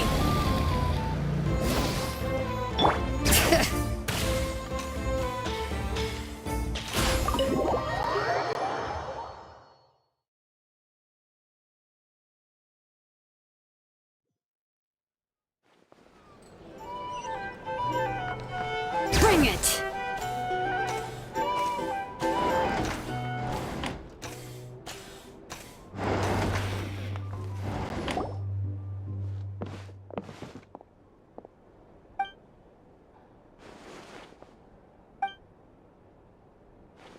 Paimon woke up and saw you were gone, so she made you a cup of berry juice to help you sleep. Her own secret recipe. When you get back, drink it up and go get yourself some rest.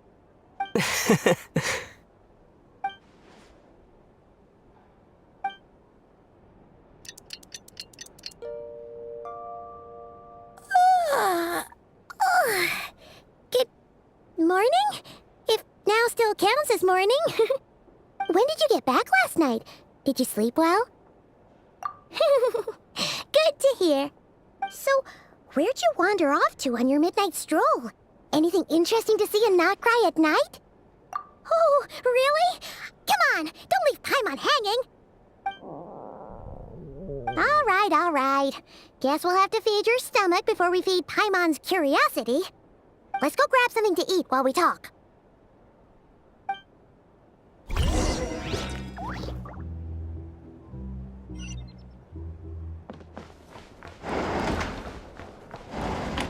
It's so noisy here. Or some information. Either way, I'd be happy to oblige.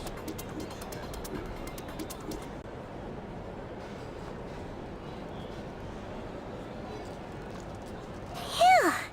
This is just the best, huh? Free food, free lodgings. This bark is friend for life material, that's for sure. Hey, did you hear what happened? Hear about what? You know, all that commotion over at the Frost Moon Scions. Crazy, huh? Huh? What happened? See what I mean? Completely oblivious to what's going on around you. The sacred relic of theirs. It's been stolen. Hey, slow down! Paimon knows you're hungry, but you don't have to worry about her stealing your food. At least, not today. What? Was it those Fatui? No idea, but the news has already spread right through Nasha Town. What did their high priestess... what did they call her again? The moon... something... Anyway, what did she say about it? What could she say? She's the one who discovered it was missing. She was in Nasha Town first thing this morning, hoping to launch a joint investigation with the Voynich Guild. Whoa! Did you hear that? Lauma and the others, their sacred relic's been stolen! Who in Tivat would even have the nerve? Paimon bets it was that bunch of good-for-nothing, rule-breaking, troublemaking Fatui!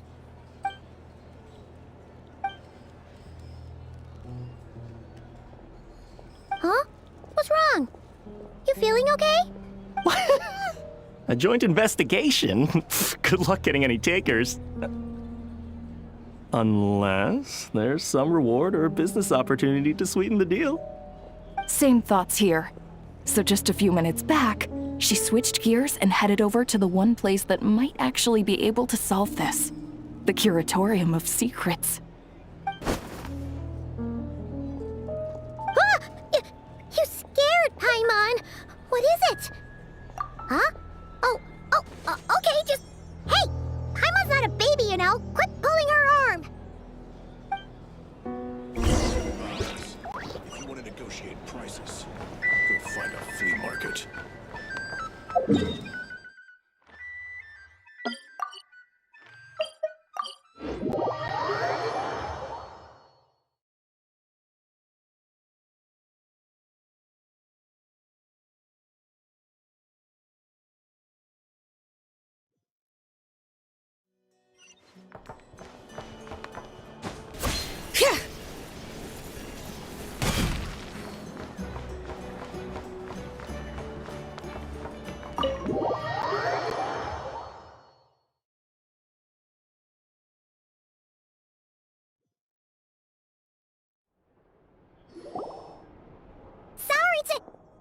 Huh? There's no one here. But didn't they just say Lauma came this way a few minutes ago? No one except for a cat watching over the front desk. Excuse... meow? Are we supposed to check in here?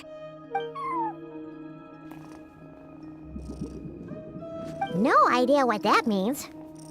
Is this Lauma's personal receptionist or something? Pretty sure she'd be the only person who could actually understand it.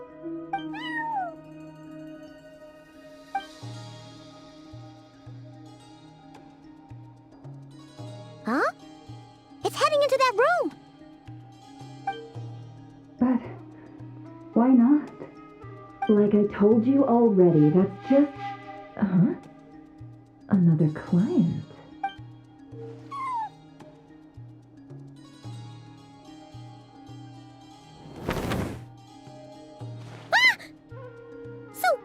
You were in this room the whole time? Something I can do for you. Traveler. Paimon. Oh, you're acquainted then? Yes. They visited Hisi Island yesterday. We had dinner together. Allow me to introduce you. Traveler, Paimon. This is Nefer, boss of the Curatorium of Secrets. Pleasure to meet you. They are travelers who arrived in Nodcry just yesterday. Greeted by the birds and beasts of this land, they are kind-hearted souls who walk in the moonlight's glow.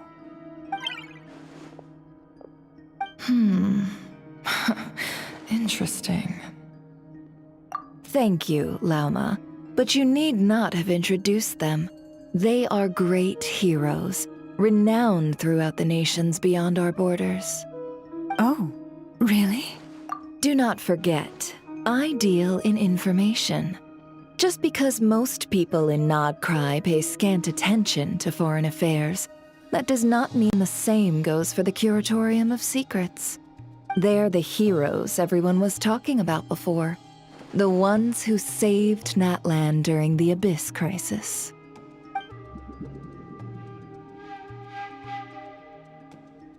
I see.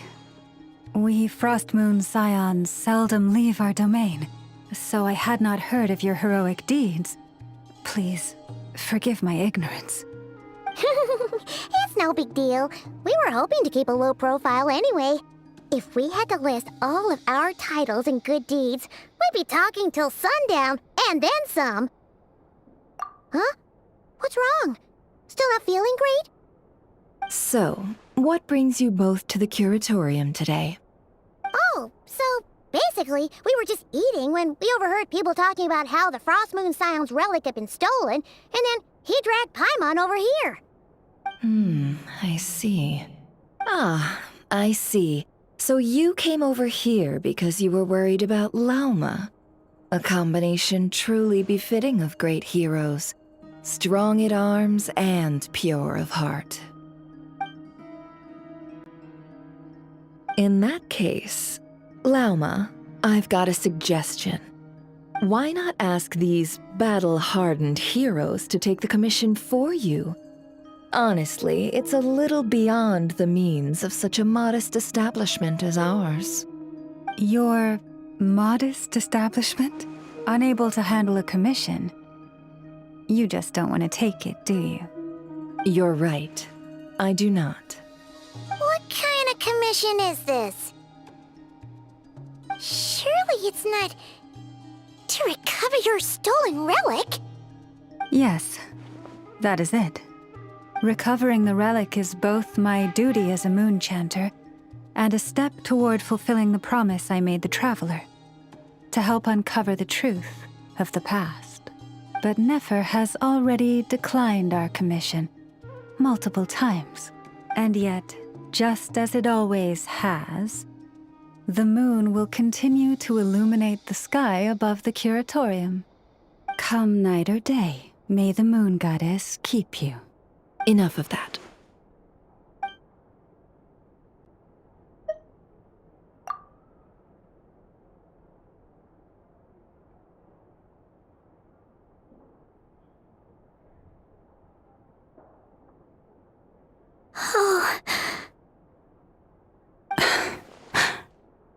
So, according to him, he never came into contact with the relic.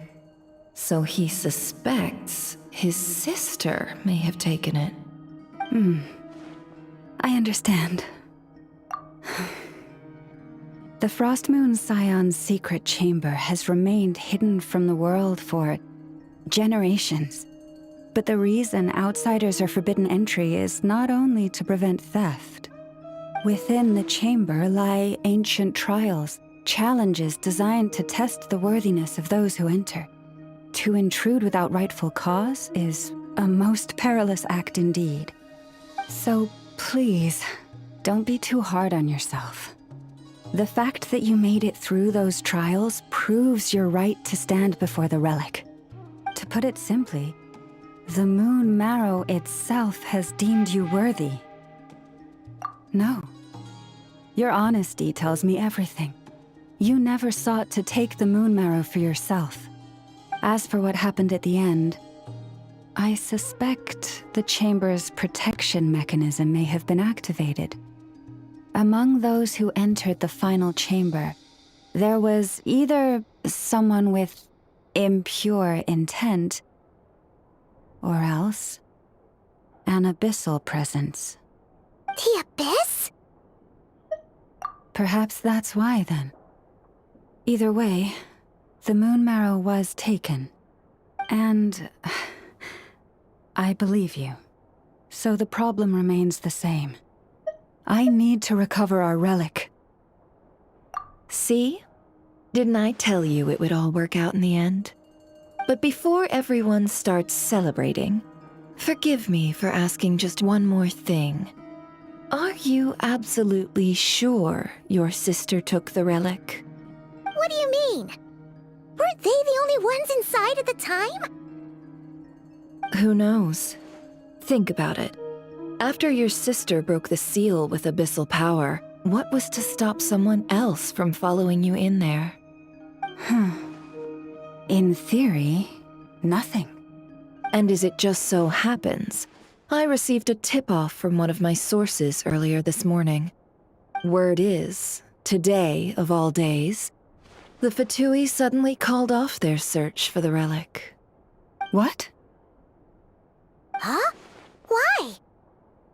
Well, either they woke up this morning and suddenly decided they'd lost all interest, or... Exactly. Are you wondering if your sister might be in cahoots with the Fatui? Which is why I asked, are you absolutely sure your sister took the relic? Or to put it another way, do you really know your sister?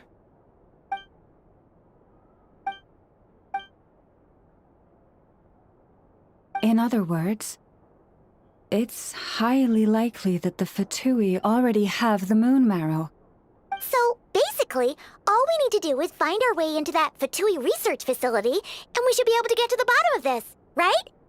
Congratulations, you've found your answer. Looks like the curatorium won't need to lift a finger this time. Well, Lauma, there we are. On behalf of our long-standing cooperation and the great hero by your side, I'll waive your consultation fee, but just this once. You're really not planning on helping us? I think I've helped more than enough already. If we're to stand any chance of infiltrating that facility, we'll need the help of a specialist.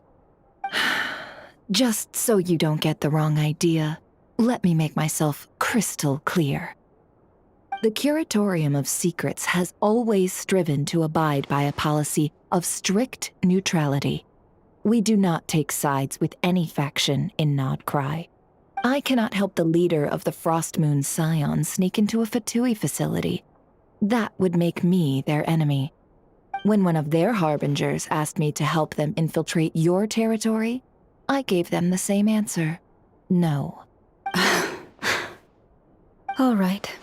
I understand. But I do have one final request. I promise it's my last. It had better be. No matter who it is, I want you to help us persuade the next person who walks through that door to join us. What is she up to? You're that desperate for help? What if it's a member of the Fatui? It doesn't matter. You're welcome to tell them everything, even about our plans to infiltrate the Experimental Design Bureau. All I'm asking is for you to say one thing, just one thing to help persuade them. If you do that, I promise I won't ask you for anything else. Made up your mind? Fine. Fine, I'll play along with your little game. Besides, as long as I'm not personally involved, no one can accuse us of taking sides. Boss, I'm back!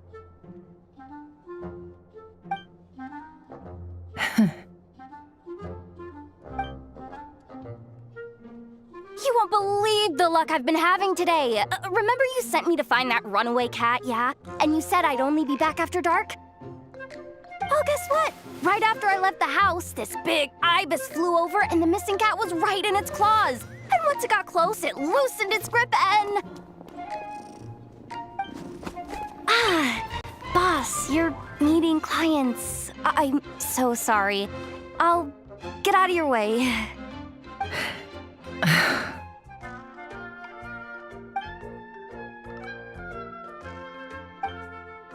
Yehoda, dear, come here. Huh? Me? Is something the matter?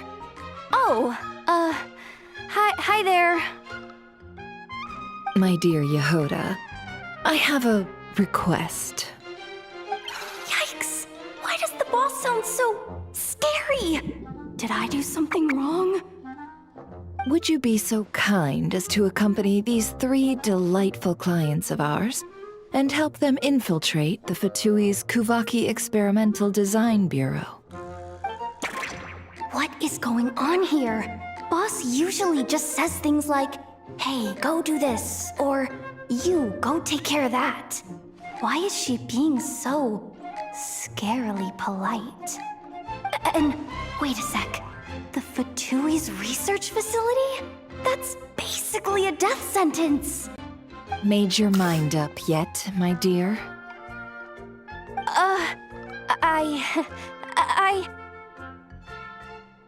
What is up with Boss today?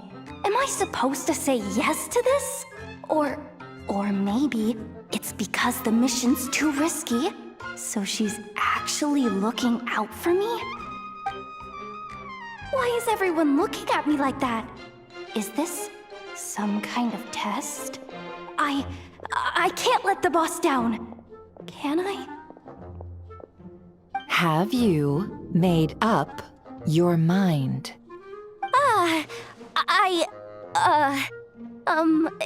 That's... Sure, why not? Really? You really don't mind helping us? Huh? Oh, yes. I mean, no. Of course, I guess I do. Oh, thanks so much! We owe you big time! On behalf of the Frost Moon Scions, too, thank you, Yehoda, for your help. What the? Seriously, what just happened? Why does the boss look so fed up? Oh no, was I supposed to turn them down? All that mentoring, time spent teaching her how to deal with different factions. In one ear and out the other. Never. You got what you wanted. You promised that was it. I know this goes against your principles. I won't forget the favor. Trying to get me to change my mind now? Of course not. I just wanted to say thank you. So, thank you. Oh. Yehoda, we'll leave the planning to you. Let's discuss the details elsewhere. Huh? Oh, okay. Oh, what have I gotten myself into? Oh, by the way, Yehoda, before you go... What is it, boss? You're fired. Huh? Effective immediately. As in, this exact moment. The curatorium will take you back, of course, but only once you've completed this commission for our 3 clients. What? Is there some issue? Well, here's the upside. Without me taking a cut from your commission, you'll earn more. Seriously? Can someone explain what's going on here?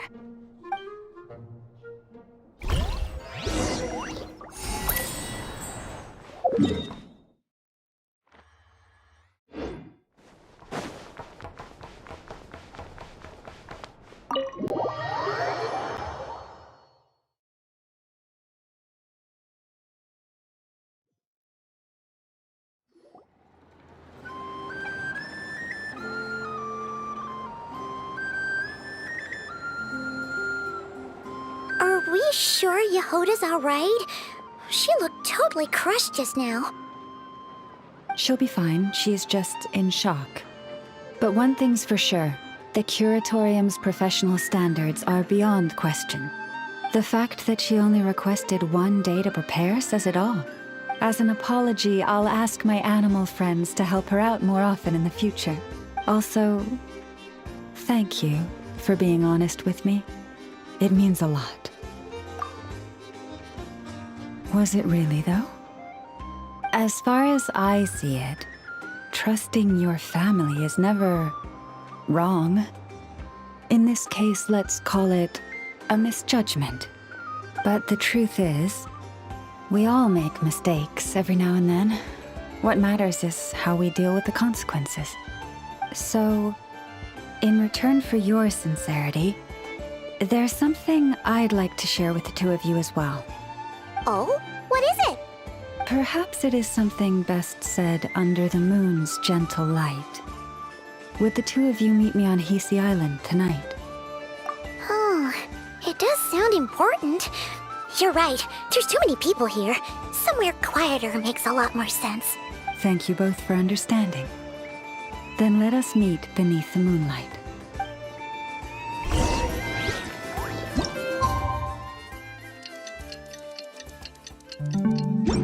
It's about time, and the moon's already up. Let's head over to the place we agreed to meet Lauma.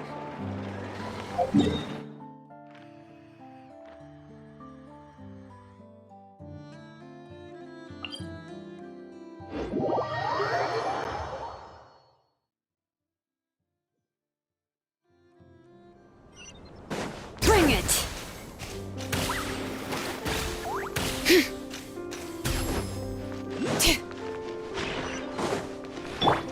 Full throttle!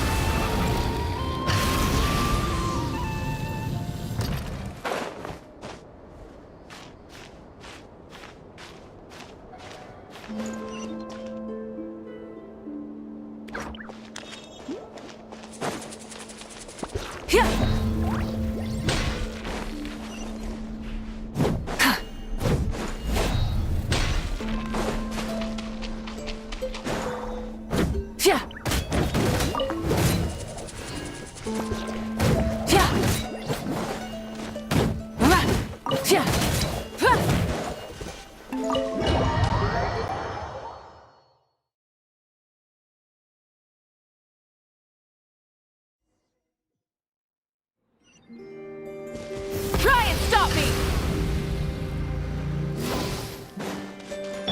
Let's fly!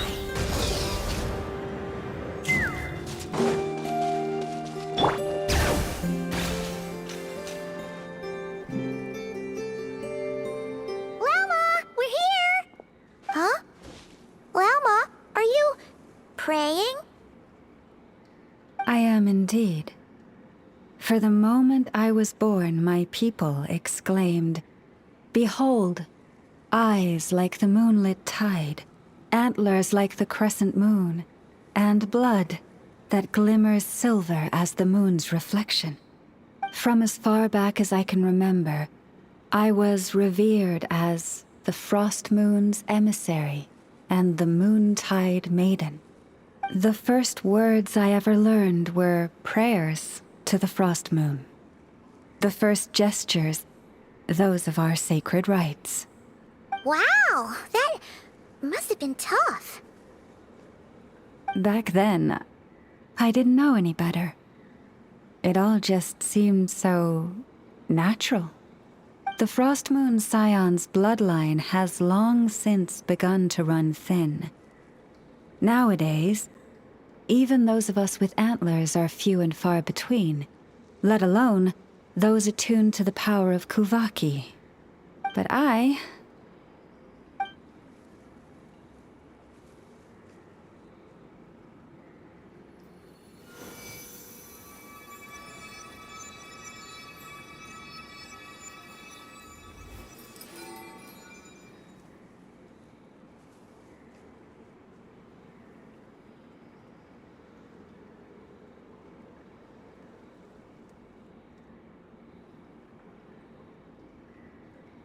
Whoa!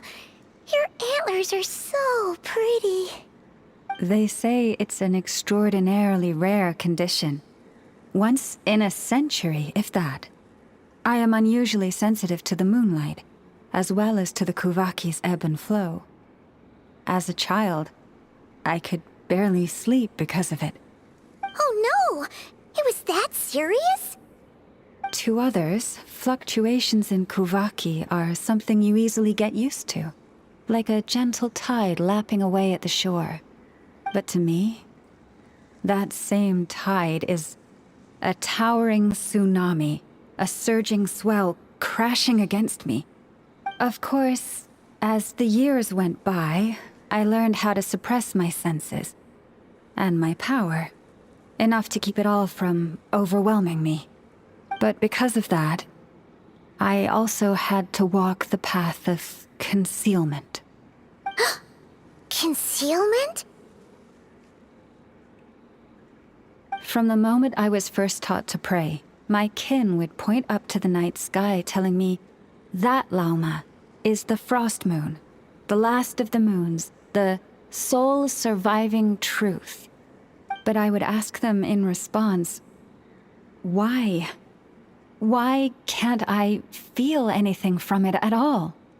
Later, I came to understand that they simply could not tell where the real tide was coming from. They couldn't sense it. The true moon beyond the sky's veil.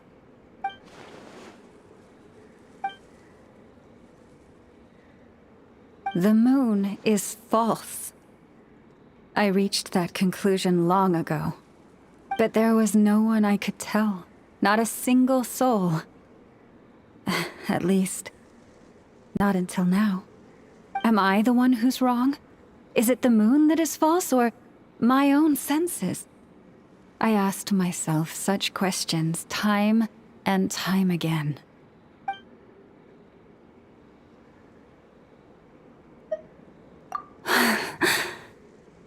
Thank you. When you called yourself a descender, I had a feeling you might be able to confirm what I had always suspected. And now that you have, it's exactly as I imagined. I feel relieved. Oh, Paimon kinda gets why you couldn't tell anyone now. It's not easy to change people's minds on something they've believed for hundreds of years. That's what I meant by concealment. I knew too much, so I had no choice but to keep my people in the dark. Every prayer I offer feels like a lie to keep myself going.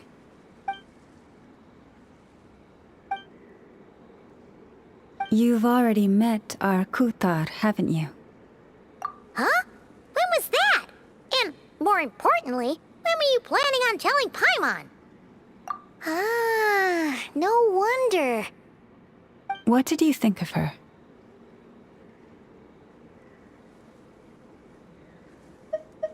What exactly do you mean by up in the clouds? I understand what you mean. She is quite indifferent to the world outside herself. But I find it hard to hold that against her. Yes, it was shortly after the fall of the ancient moon's remnants. I asked her what the Frost Moon Scions meant to her, and why she left in the first place. Yeah? So, why did she? Perhaps it's better if you ask her yourselves. Things tend to get lost in translation when you speak on someone's behalf. What I can say for certain is this. Even when I had no one to confide in, I still had a family. I still had the Frost Moon Scions.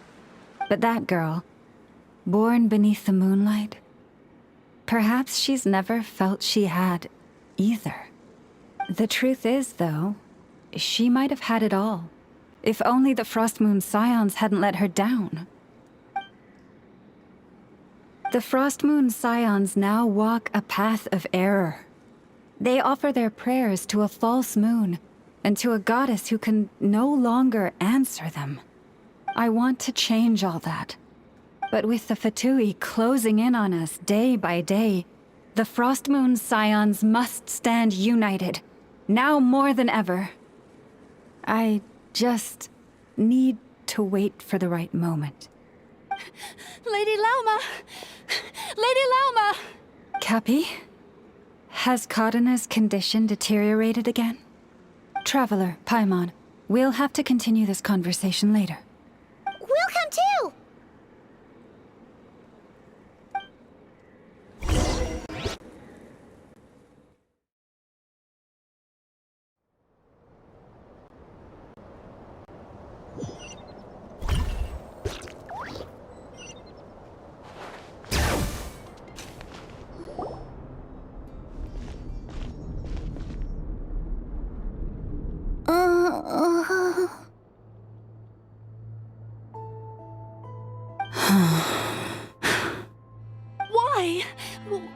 I do something wrong? I've been praying to the moon goddess every day. Why isn't she getting any better?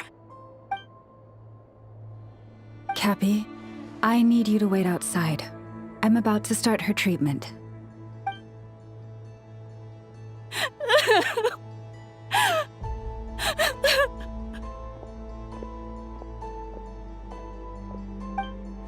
Is there anything we can do to help?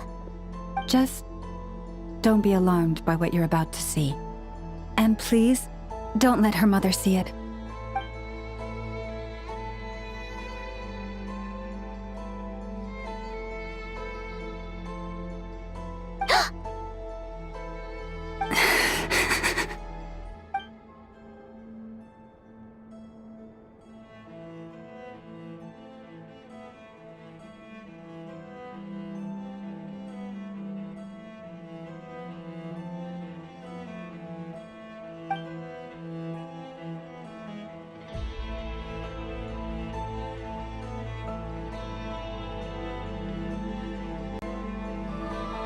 Shh.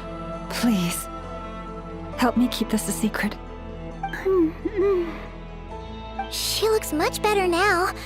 But, Lauma, was that? A medicine prescribed by a local doctor. For ordinary people, my blood has the power to counteract any adverse reactions to Kuvaki.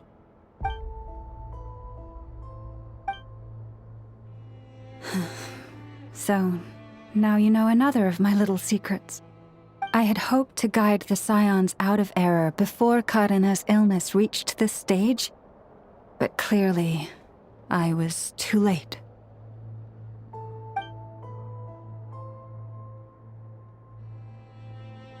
My life is as hidden from sight as the far side of the moon.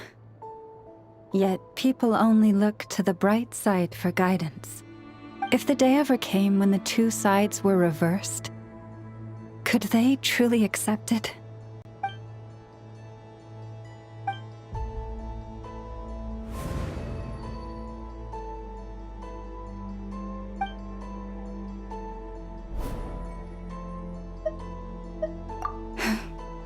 Hearing you say that puts my heart at ease.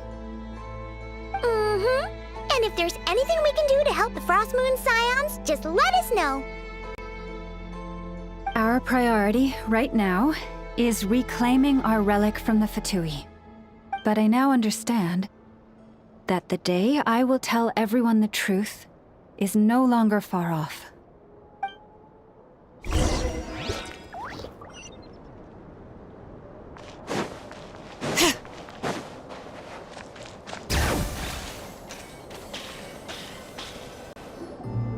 Wow! Paimon would never have guessed Lauma had all that bottled up inside. Hey! Watch your step! Ah! What's wrong? Oh, you scared Paimon. You scared me there too. Almost stepped right into one of my traps. A trap? Why would you leave a trap somewhere like this? Well, it's not like this is a main path. And besides, we Frost Moon Scions would recognize it instantly.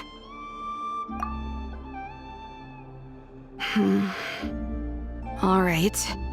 You don't seem like you're with the Fatui, so I guess there's no harm telling you. Lauma asked me to set up these traps to keep the Fatui at bay. Oh! Come to think of it, their 3-day ultimatum is almost up now. Yes. Hopefully they'll back off when they realize we won't go down without a fight. Oh, you've done a lot for the Frost Moon Scions too, just like Lauma.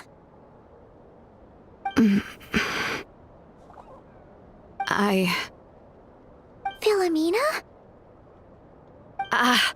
It's nothing. I was just wondering if any of this is really worth it. What do you mean? Our people. So many are stubborn, stuck in their ways, clinging to a truth they refuse to even question. Do they really deserve everything Lauma's doing for them? Afraid. Huh. I suppose. Maybe you're right. No. I shouldn't be saying this. Just forget it, okay? Bye. Huh? Why did I say all that? Or really, why am I still doing any of this? Either way, this will be my final night with the Frostmoon Scions.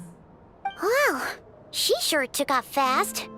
So, are we heading back to the flagship for a break or what? Wait, you're not thinking of visiting that damsel light up in Cloud Cuckoo Land, are you? Huh. Given who she is, pushing her won't get us anywhere. Hey, why don't we... Let's bring her something tasty. If she doesn't want to talk, we'll have to win her over with food. Hey, no harm in trying. At the very least, it shows we're trying to be friendly. Let's see. How about Ineffa's 9.12 out of 10 berries and fried meat, the Frostmoon Scion's boon of the day, and one of your signature dishes. Your choice. Should be a good mix of meat and veggies. There's bound to be something she likes.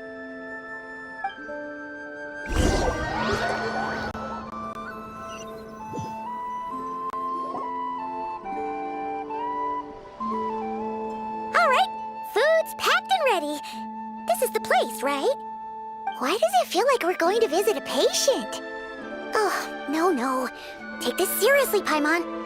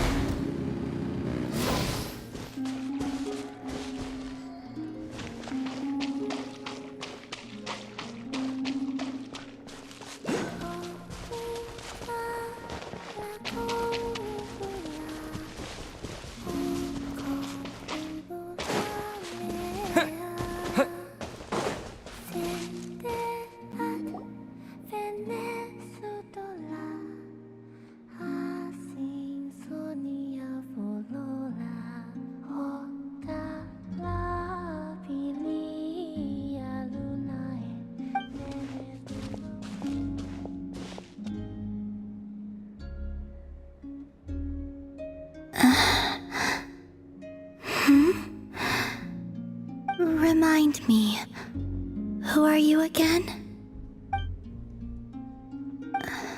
A different one floats by your side today. A different one? What's that even supposed to mean? Oh, there goes Paimon's perfect conversation starter. Hi there. Paimon is Paimon, and this is the Traveler.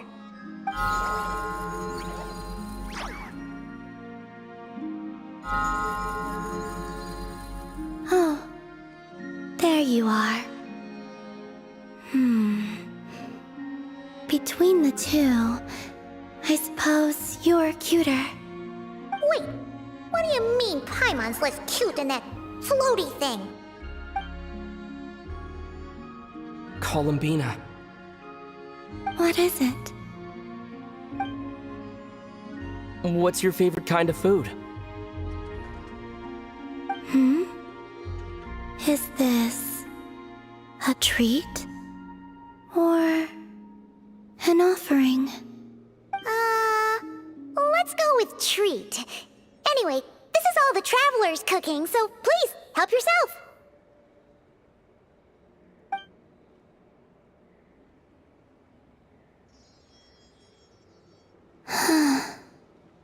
Oh, that wasn't exactly a yes, but she didn't turn it down either. What could she be thinking?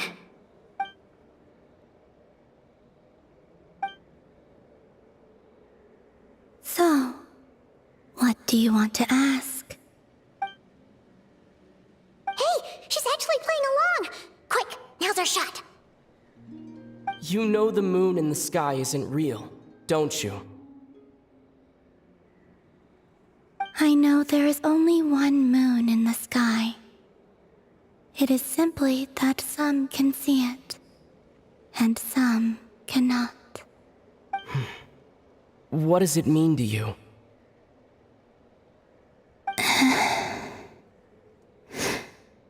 The missing prologue. What?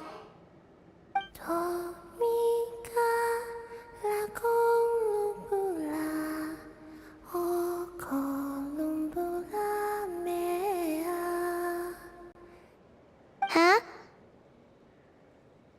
What does that mean? Isn't she going to explain herself?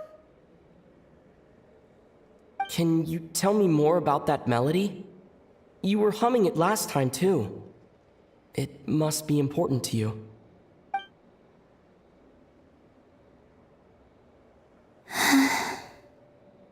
It is all I remember from the moment of my birth. A melody. A few lines of lyrics. Like a lullaby from a foggy dream. Oh, so who was singing it? I do not know. I have nothing else. Just that song.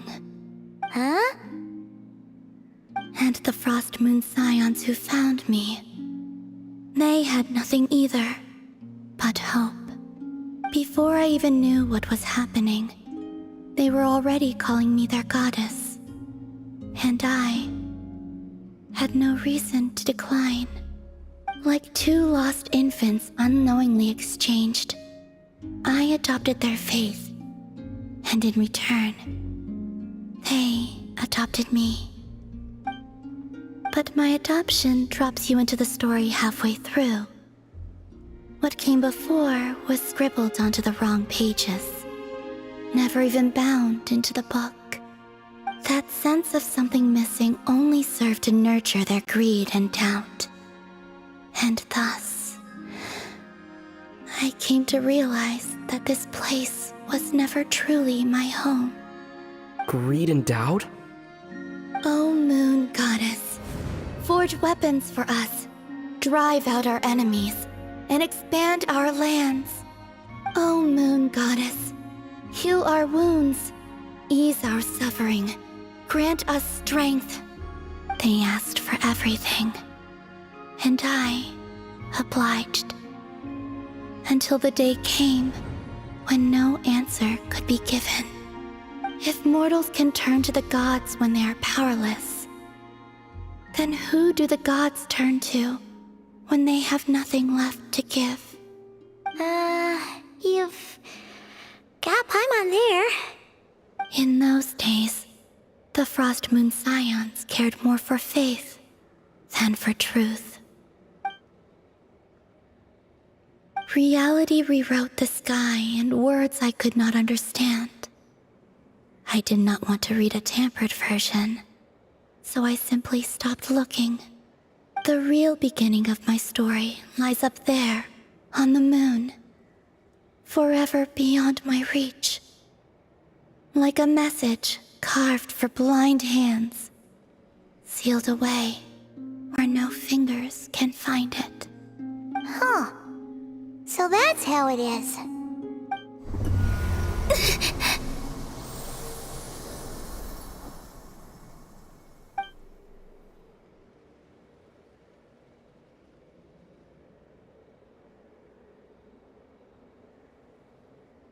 What's wrong?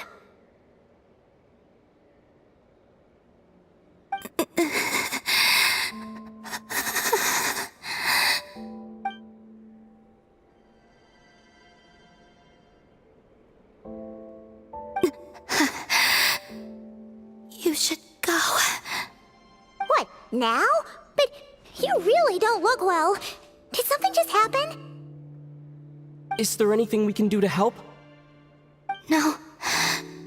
Aside from answers, I have nothing else to give you in return. This is the price of running away from home a second time. Running away from home?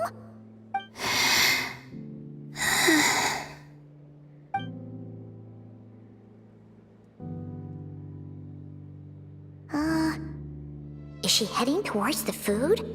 Did all of Paimon's questions make her hungry? Do you still have many questions? I know I should offer more in return for your kindness, but I'm feeling a little worn out.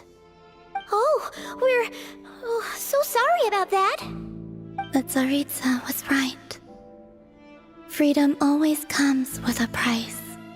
She said I could treat the Fatui as a second family, a second home. But in the end, they were no different. All they wanted in truth was my power as the moon goddess. I'd rather not dwell on such unhappy memories.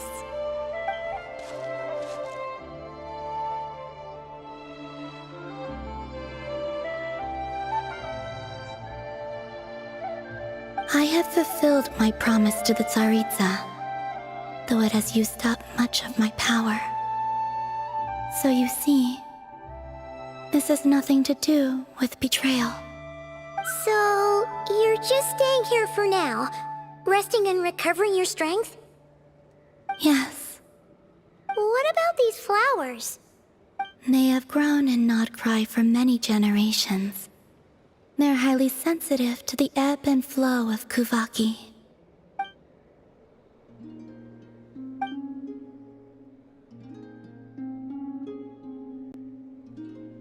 At times, I thought about using that relic the Frost Moon Scions had hidden away. I could sense the power within it. But going out is such a hassle. People might see me, and I promised Lauma I wouldn't show myself to anyone.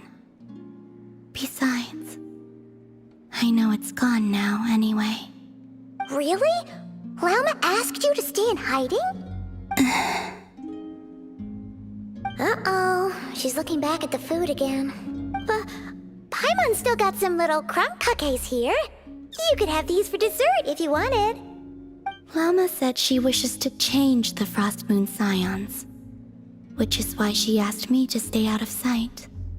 I don't really understand what she meant, and to be honest, it's not something that concerns me. But I wasn't planning to see anyone anyway. If they found their way here themselves, that's hardly my fault.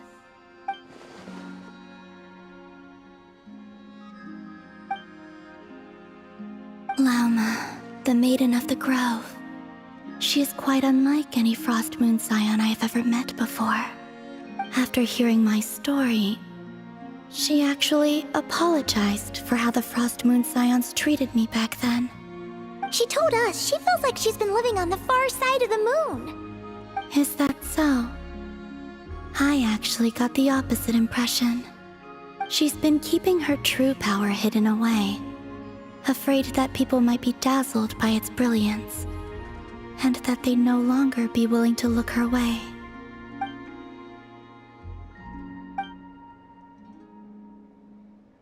So what do you wish for now? I wish to return to the moon, to the home where my story is written. Right now, that is all I wish for.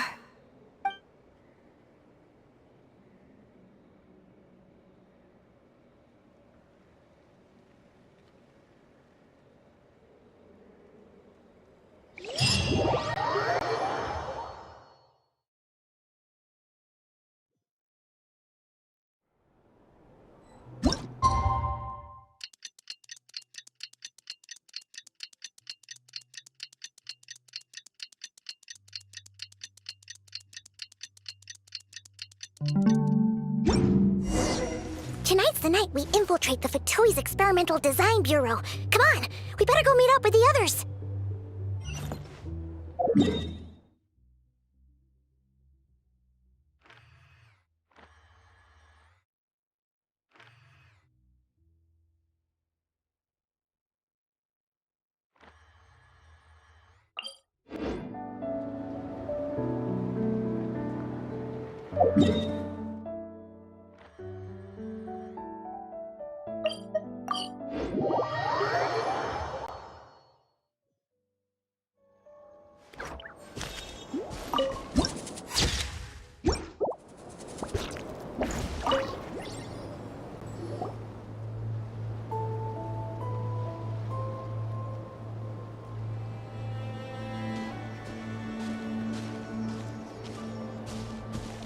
Huh? How come you're here by yourself, Lauma? Where's Yehoda? I haven't seen her. Seriously? Don't tell Paimon she's ditched us on our first mission together. I don't believe so. Nefer and I have our differences, but that shouldn't interfere with our shared objective. Recovering the relic is my duty. But as far as she's concerned, there's plenty to gain here too. In Nodcry, it's common knowledge that the Curatorium has a nose for profit and opportunity. The same way aphids flit from flower to flower in a never-ending quest to make honey. Huh. Sounds like you know her pretty well.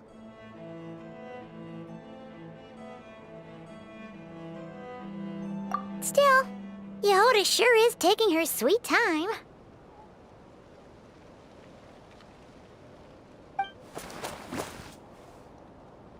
Hmm?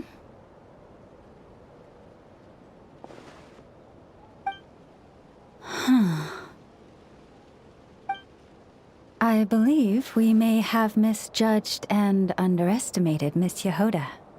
Huh? What do you mean?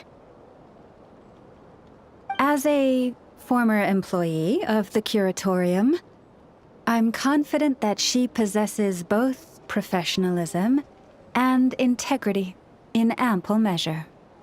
Huh? Ah! What was that noise? The sound of a wavering conscience, perhaps? Ah! Whoa! Something just fell down. Hello, everybody! What kind of an entrance is that? Wait a second. Have you been hiding nearby this whole time?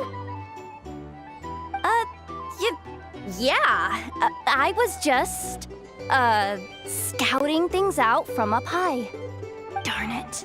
How did Jane Doe even notice me up there? I can't believe I'd only realized I'd run out of smoke bombs this morning. What if something goes wrong inside? How am I supposed to make a quick getaway now? Thought I could just hang back and wait for the clients to get cold feet. But nope, turns out they're all completely fearless. Don't they know how scary the Fatui are? Really sorry everyone. Truth is, just as I was heading out this morning, I discovered I'd run out of a super important, completely essential, absolutely indispensable piece of equipment. So, what are we gonna do? Well, as I see it, there are two options. Plan A is we take a detour to Nasha Town to restock, though who knows if any shops will still be open this late. Plan B is we call it quits right here, disband the team, and I'll go home. My place is only like a 10-minute walk from here, so... Personally, I vote Plan B. Bada bing, bada boom! Maximum efficiency, minimal effort. Don't try to solve your problems by running away. Not a fan of either? Then I guess our only option is to fall back on Plan J. That's J for Yehoda, by the way. Why didn't you just tell us that was an option in the first place? Come on, that would have totally ruined the surprise.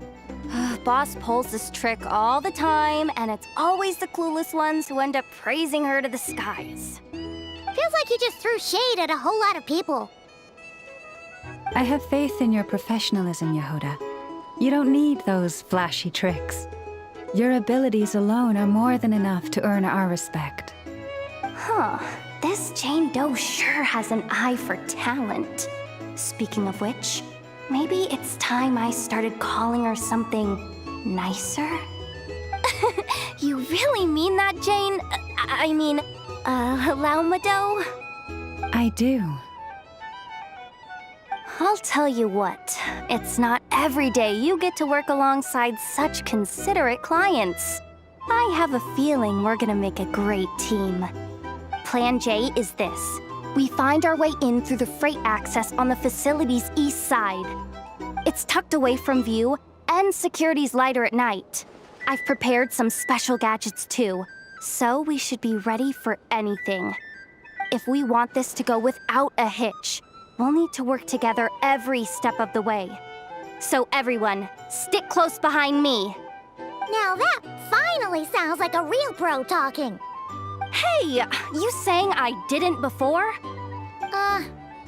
Kinda, yeah. You... Ugh. Never mind. A top-tier treasure hunter like me never lets the naysayers get to her. All right, let's go over what we agreed on yesterday.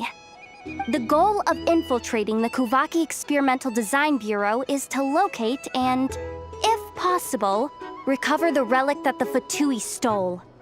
We also need to figure out why they built the facility in the first place. I'm worried that they've set their sights on the ancient moon's remnants on Hisi Island too. Well, now that we've got a plan, time to get this show on the road.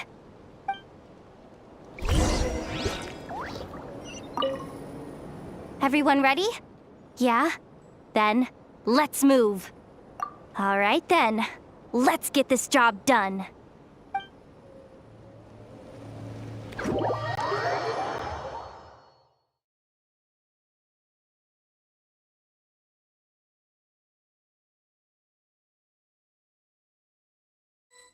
Go, go, go!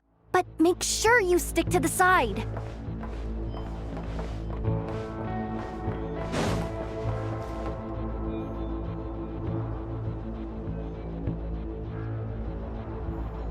Just as I thought. There's a gate controlling access from the outside. Good thing I brought this keycard, huh? Well, technically, I stole it. But no need to tell them that, right? Blame that chump who thought it was a good idea to get wasted at the flagship during work hours. Ooh! Is it top-level clearance? Of course, that goes without saying. Let me read it out loud for you. Fatui Experimental Design Bureau number 183574, maximum clearance, maintenance intern. That doesn't sound very top-level to Paimon. Never underestimate interns. Even the most legendary of thieves started out as rookie pickpockets, you know? Besides, if it wasn't for this person's selfless generosity, we wouldn't be able to just waltz in like this, would we? Feels like you're trying really hard to change the subject. Allow me to teach you the first rule of treasure hunting. First and foremost, use every resource at your disposal.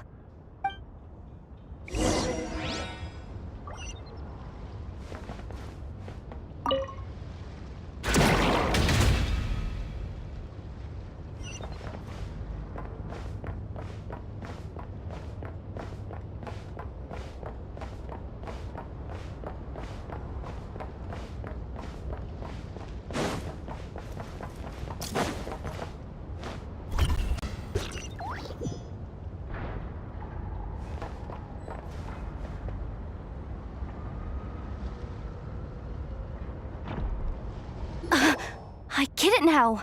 It's like a pair of light bulbs just lit up in my head. What did you just get? The blue light, aka Plan A, is telling me to take the path along the left side. It'll be a lot stealthier, but that might mean a bit of a detour. The red light, aka Plan B, is saying, just charge straight in.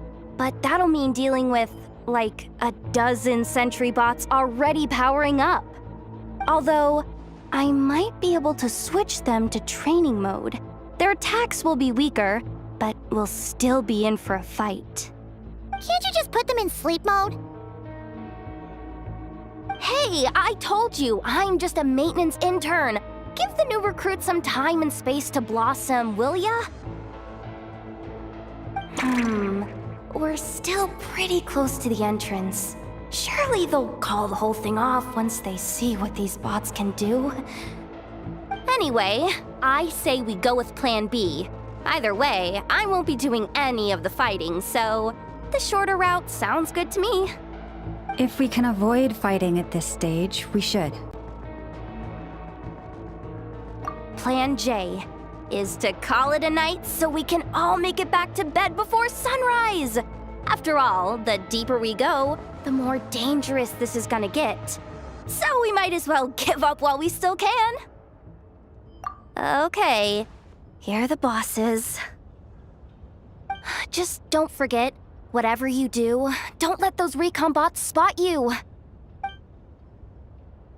Let's see. No kidding. Anefa told me about something like this before. I can't believe that dumb robot actually helped me out for once. All you gotta do is this, and the recon bots will be reassigned to another position.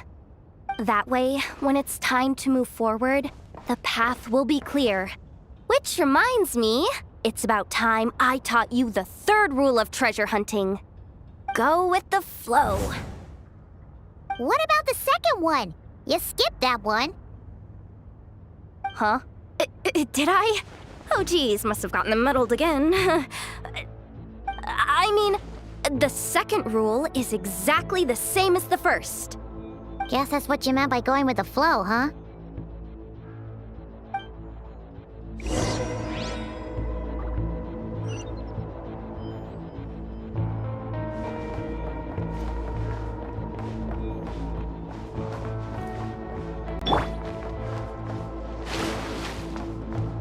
Leave this place.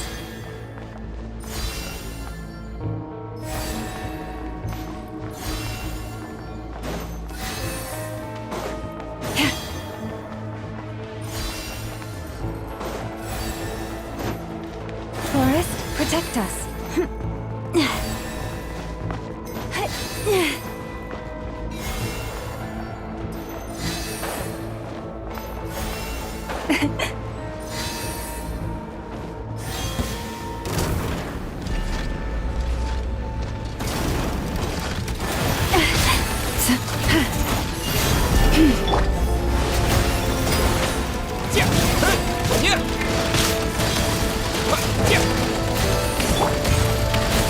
Branch into song.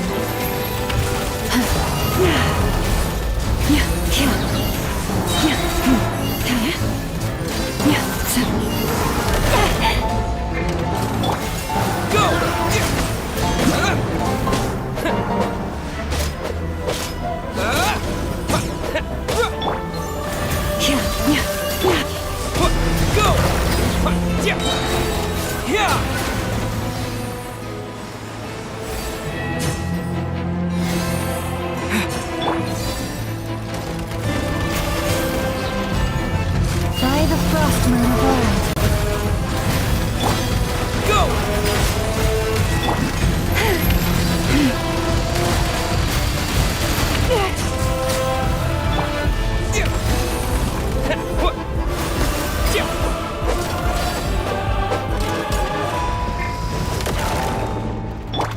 You poor lost lamb.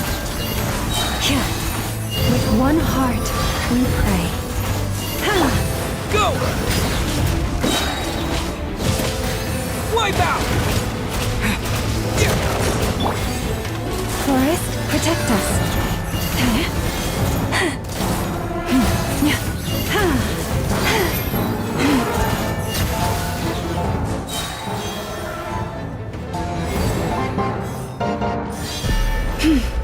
Lush as the moonlight.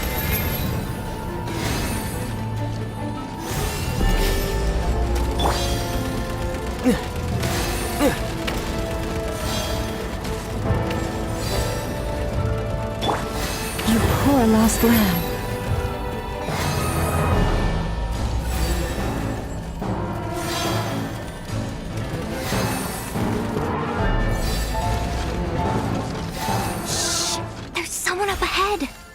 Has the lockdown been initiated? Move it, soldier! The cargo has already been transferred.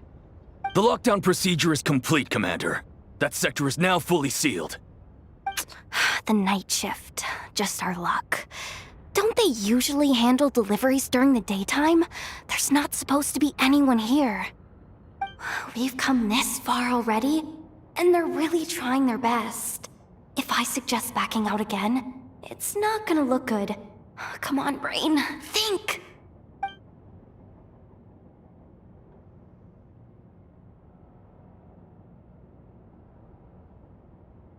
Got it! The freight shaft to the upper levels.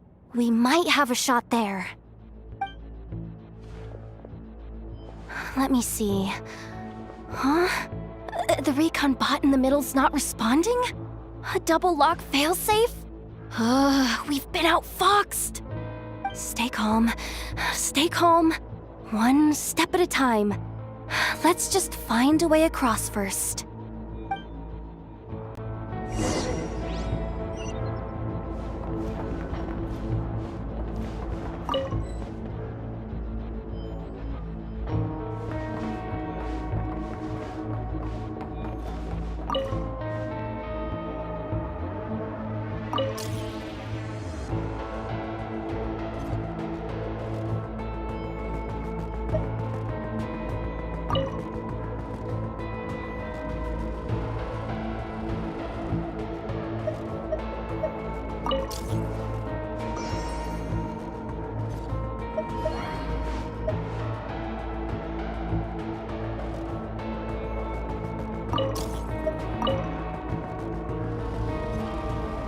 All set. Let's head down this way.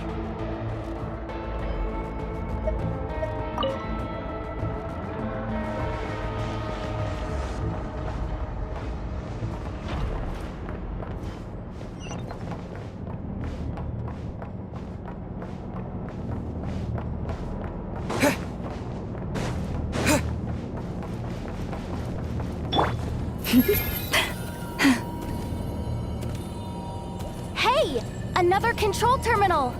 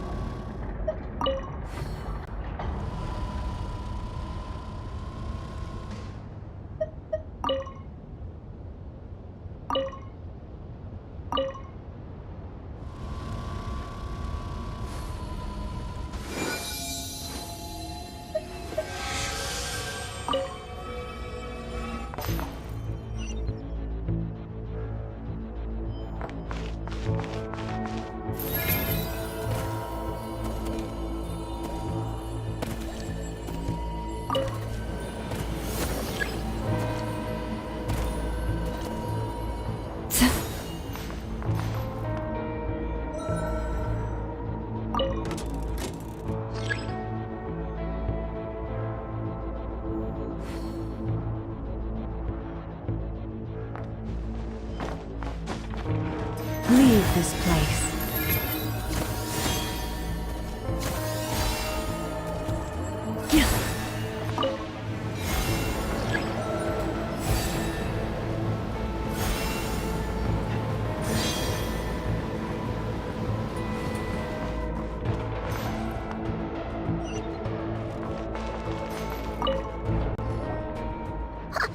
What do we do now? There are guards here, too.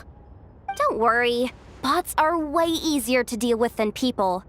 At least their behavior is predictable. First, let's find a safe spot to land. Good. That spot shouldn't draw their attention. Let's go. Let me just try something.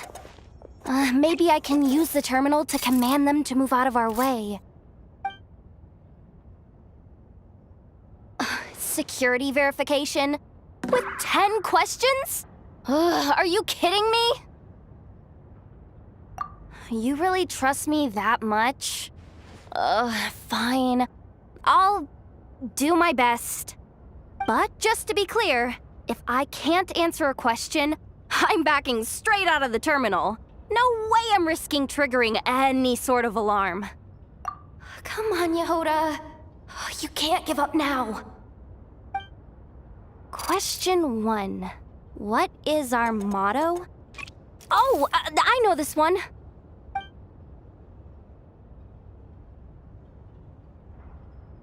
Question 5. The name of the harbinger in charge of this facility. Let's go with Sandrone.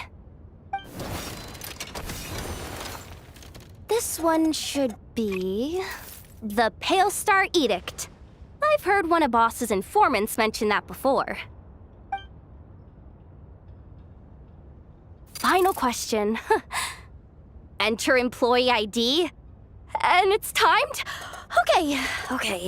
183574. Confirm. I actually got them all right? What a miracle. Not bad, Yehoda. Not bad at all. Guess you're an official maintenance intern now. Hey, that could be my personal plan B if I can't get my job back. Just kidding. The Fatui are awful. The bots have taken the command. They're moving off. Let's get going while the coast is clear.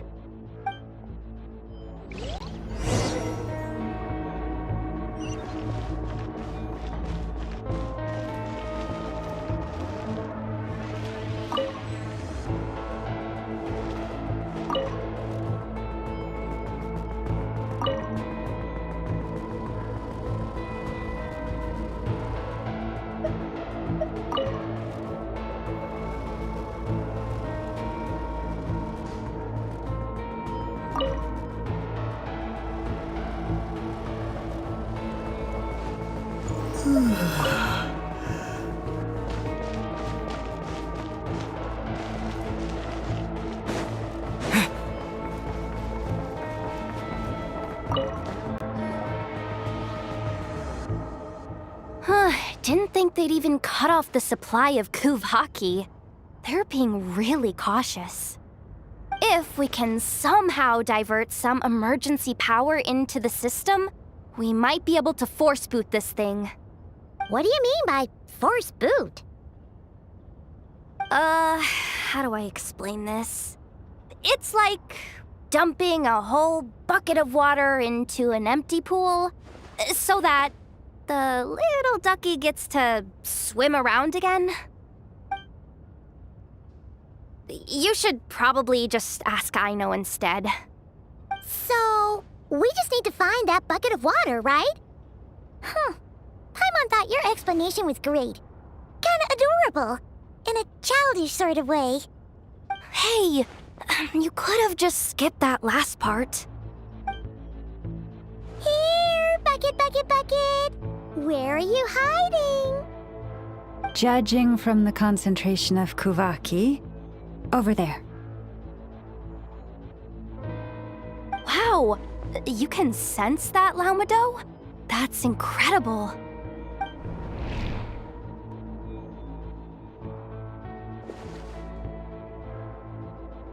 Let's move the recon bots above them out of the way first.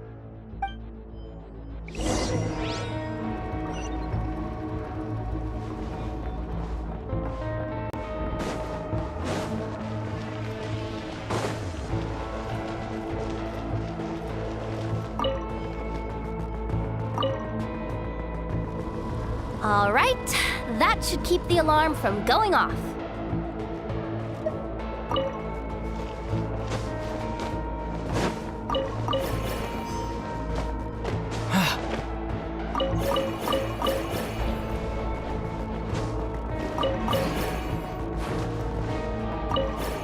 Time to plug in the charging component.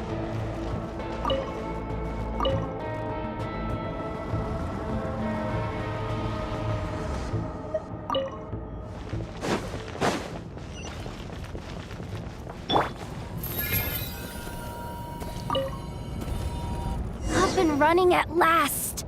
Let's hope nothing else goes wrong. Please, everyone, step inside. Oh, it's so dark in here. Well, it is a cargo crate after all. No point in being picky about lighting at this point. Ah! Something sharp and pointy just poked me in the back! Sorry. That was probably just my antlers. It's pretty cramped in here, so I had to crouch down. Ugh. Having antlers must be inconvenient at times like these.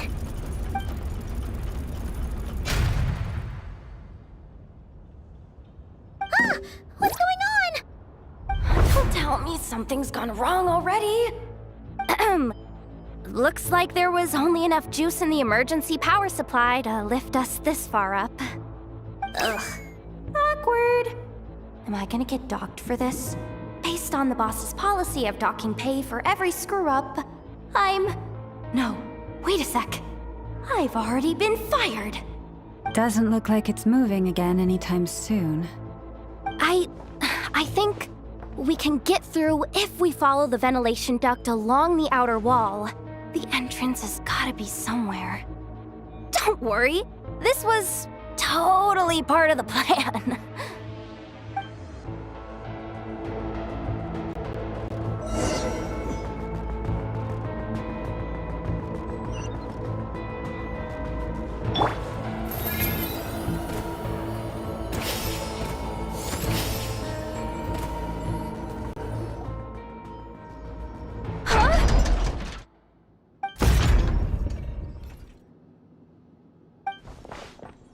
Yehoda?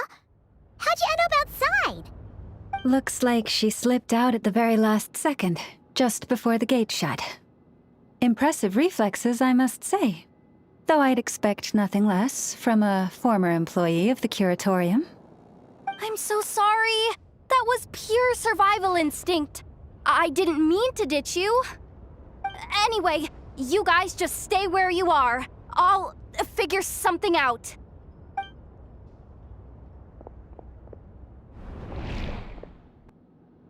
Hey, there's a terminal nearby. Hang tight! Can you hear me now? The duct security protocol has been triggered. The gate must have dropped when it detected a living presence. Wait, so we're trapped in here? I'm checking what I can do from this end. Watch out for the laser up ahead. What laser?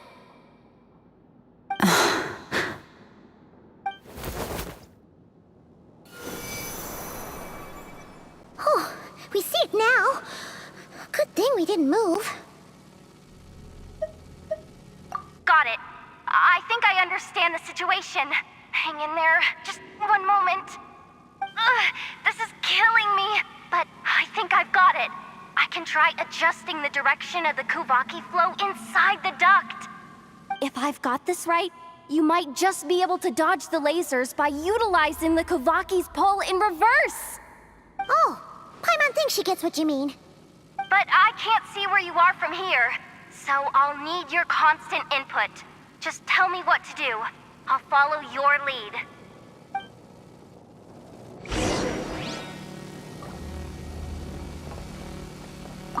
Like this, right?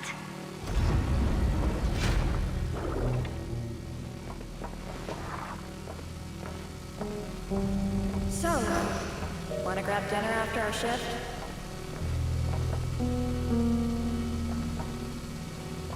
How about the flagship? Too far. And besides, we're not exactly in with the locals.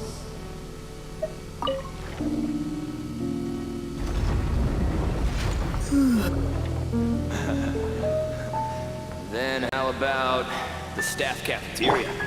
For the everlasting first. Brimming with bright ideas, aren't we?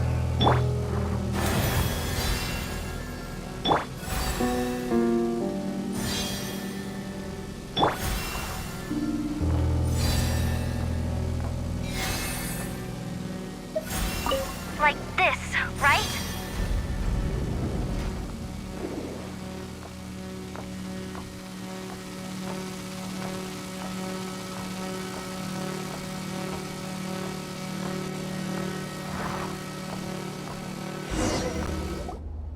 Oh, we made it to the other side. And all thanks to Yehoda. Well, but the gate hasn't opened. How's she gonna meet up with us? Yehoda! No irregularities detected in the duct. Confirm. Confirm. Confirm. Ugh, just confirm the command already, you useless excuse for a terminal.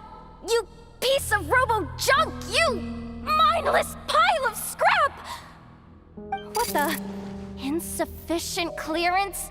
Of course, I don't have the clearance! You oversized... Ugh, ow! Go with the flow, Yehoda. Go with the flow. If the others make progress, that's great. But you can't bank on it. You've never been one to depend on others. So it's about time you stepped up to the challenge. Deep breaths. Stay calm. My priority right now is getting my hands on a high-level access card. That way, I can override the security protocol. Senior maintenance staff. Only they can access the core sector. But hey, there's always someone careless enough to hide a spare key under the flower pot by the door. Which means there's a good chance there's a duplicate lying around somewhere in the control room. Even if I can't get into the control room myself, doesn't mean I can't rely on some external help. If I can take control of one of those guard bots, maybe I can use it to search for the access card. This is crazy, Yehoda!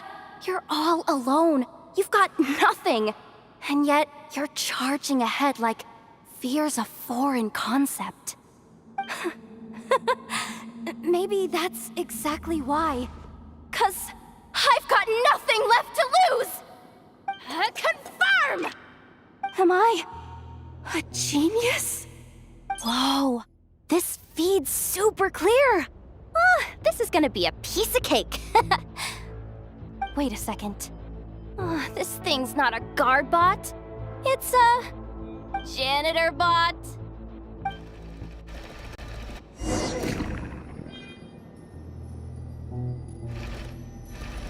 You think Marionette even knows what we do down here? She seems to spend all day either holed up in her lab or out doing the rounds. It's still a mess over there. Go clean it up. Why? Planning to skim a little off the top? No, nothing like that.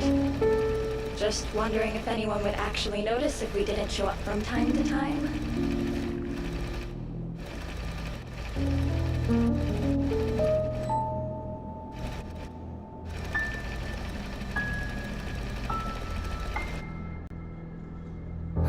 Let me see. There it is! Hey! Why'd you stop? You haven't finished sweeping that corner. But, I can see the card from here. Guess I have no choice but to swallow my pride and stay in character for now. Sweep up the crumbs by my feet. Yeah, good luck with that. What are you gonna do when they ask for a progress report?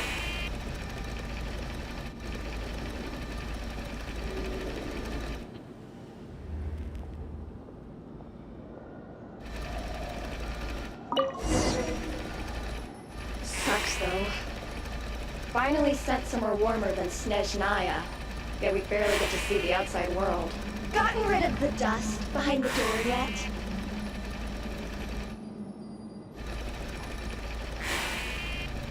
Clean this spot too. I saw you skip it.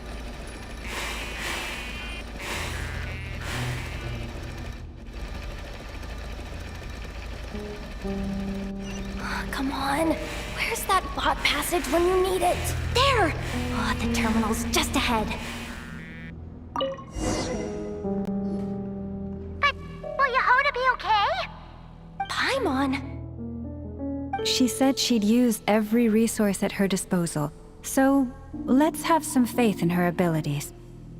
Besides, when it comes to surviving in Nodcry, she probably knows more than any of us. So, they really do believe in me. But how long are we gonna have to stay here? Paimon doesn't want to get caught by the Fatui either. Does Paimon mean the two Fatui in that room? Let me see if there's a way to distract them. Wait, did you hear that?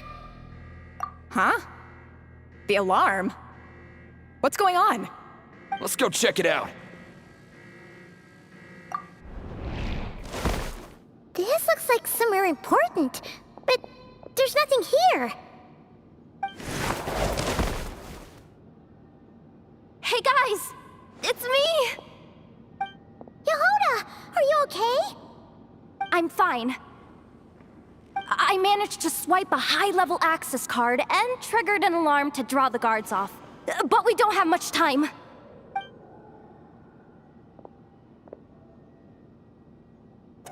All right, looks like we can control the elevator. Come on, hop in. Let's take it further down.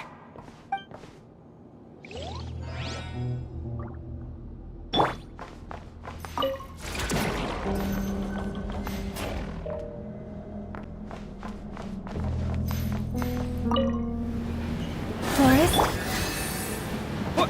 Go! Yeah.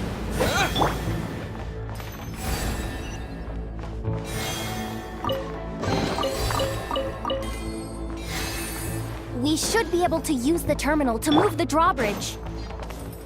Here's the access card. I'll keep watch while you handle the controls.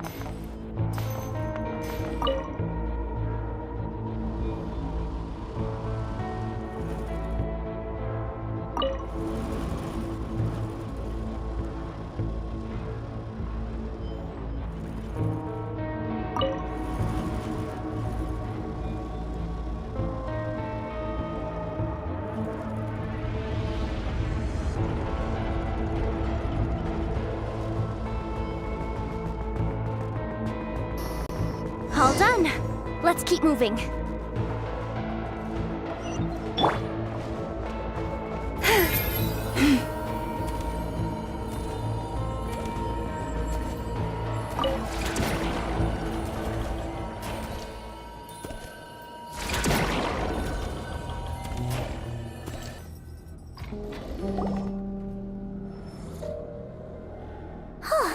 There's no one here! That's good news for us. Let's head inside. Looks like a rest area for the Fatui Zaprichniki. Huh? The terminal's still on? Huh. Looks like that good news is now half good news, half bad news. What do you mean? Well, it seems like that alarm I just triggered was so high level that even the guards in the rest area went to investigate. That's the good news, by the way. And what's the bad news? The bad news is that once they realize it was a false alarm, they're bound to circle back and check this floor. And then we're toast. So we've got to move fast here. If you need me to run a quick search, say the word. Analysis of Kuvaki extracted from the moon marrow suggests that its energy core bears some close relation to the power of the former Three Moon Sisters. It is suspected that there is a link between the Frost Moon Scion's hidden relic and the shattered remnants of the Eternal Moon. Come on, none of this is important right now. Just tell us where you hid the darn thing. Access denied. You do not have permission to view this data? Even with a high-level access card? Who does have permission then? Good idea. Pulling it right away. Wow. What's with that huge hollow structure down below? That might just be it. Secluded, out of the way. Exactly the sort of place they might be keeping the relic. 264 pages! What is this? A novel? Can we just skip to the end? I'm flipping through it as we speak. Kuvaki, a weapon. Seems like the Fatui and Snezhnaya are trying to harness the power of the Light Realm to build some kind of weapon. The target of which is... Seriously? Insufficient clearance? Again? Looks like that's about all our current clearance gives us access to. Based on what we know so far, it seems like the rest must be hidden inside that massive hollow beneath us. I could sense something beneath the water down there. Something unsettling. If they've gotten their hands on the moon marrow, odds are it's hidden down there too. And here I thought we were almost done. But nope, we're going deeper and deeper into the danger zone.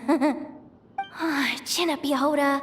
Once this job's done, you're buying yourself the biggest nod-crying hot dog in town. Deal's a deal.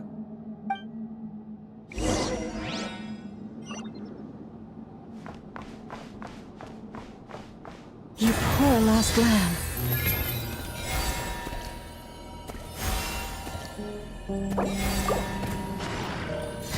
Oh, Forest, take my broken crown. Watch out for that defense bot! It's aiming right at us! I wasn't meant for this world.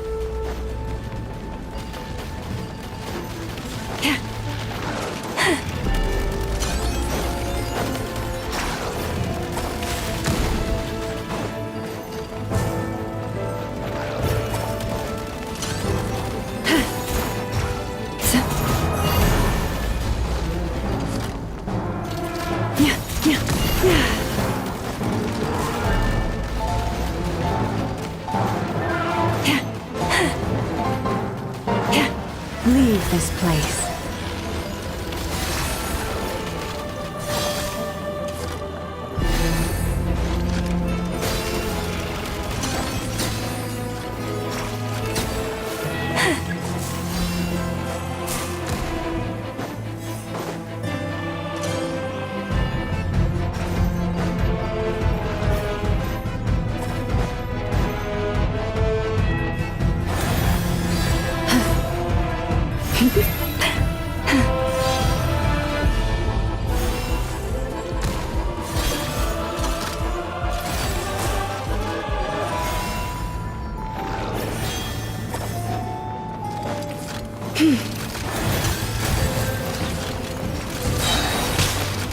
By the frost moon of old.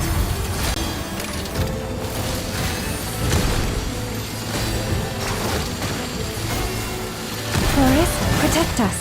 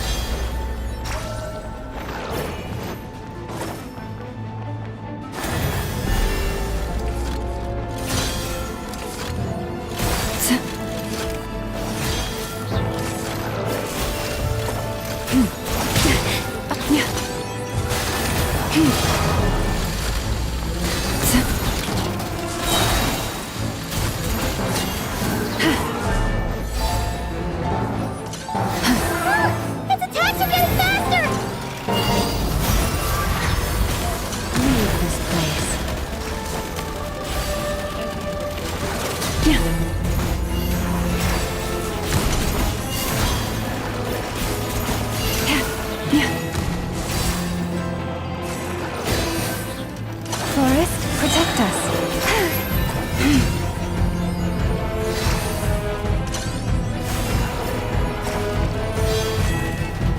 Almost there. We're almost there.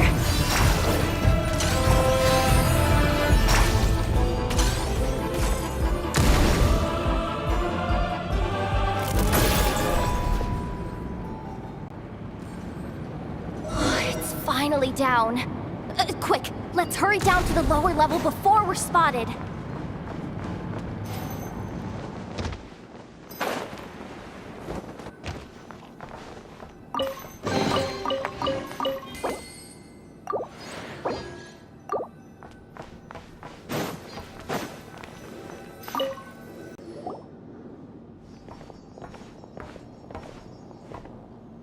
That switch looks suspiciously obvious. No way I'm pulling that. But you guys, go ahead. Hey, you spotted it first. Shouldn't you be the one to pull it? Not a chance. I'm just the guide, remember? At most, I'll help you look for an escape route. They don't seriously think pulling this thing's gonna lead to treasure, do they? I'd be amazed if it doesn't set off an alarm. Besides, I didn't even bring my smoke bombs. Which reminds me of the actual second rule of treasure hunting. Better safe than sorry.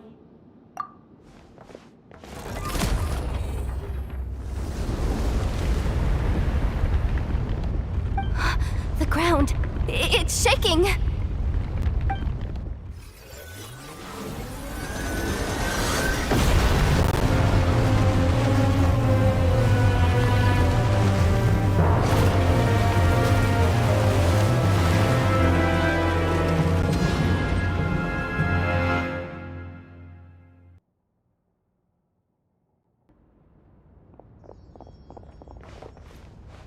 Wait, did the surface of the water open up? This is bad. This is really bad. I'm getting put on the Fatui's blacklist for sure. Don't worry, Yehoda.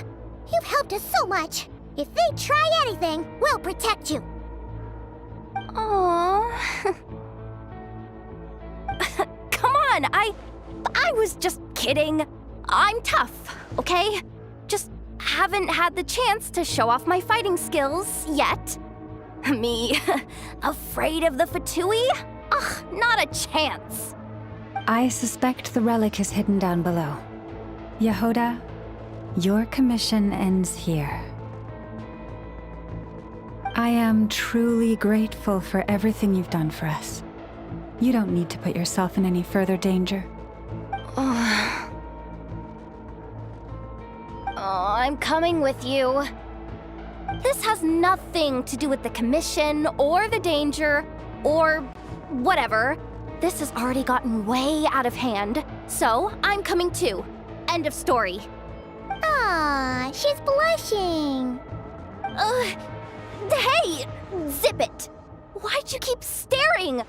Are you looking for a knuckle sandwich or what? Oh, come on, move it already.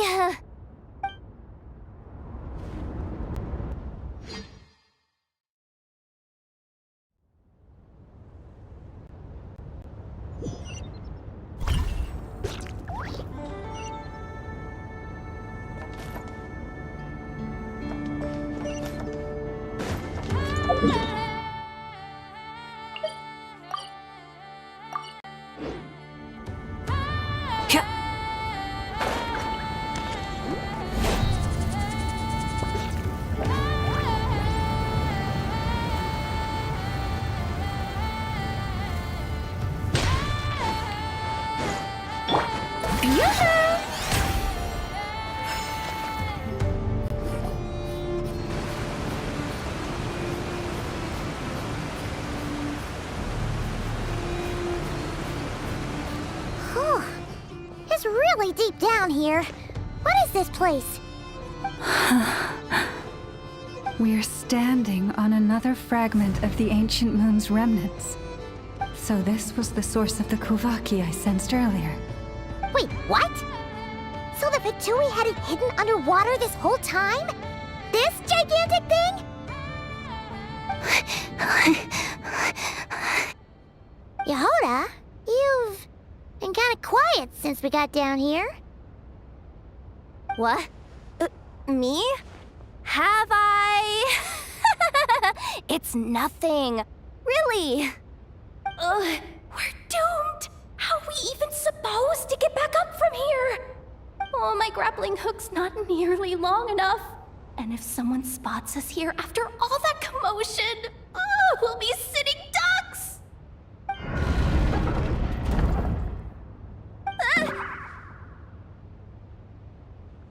Oh no! That door's opening! Please don't say it's the Fatui! No, please, no! We finally made it here, and we're so close to getting the job done! I didn't risk my neck just to die before I've even had a chance to spend my reward!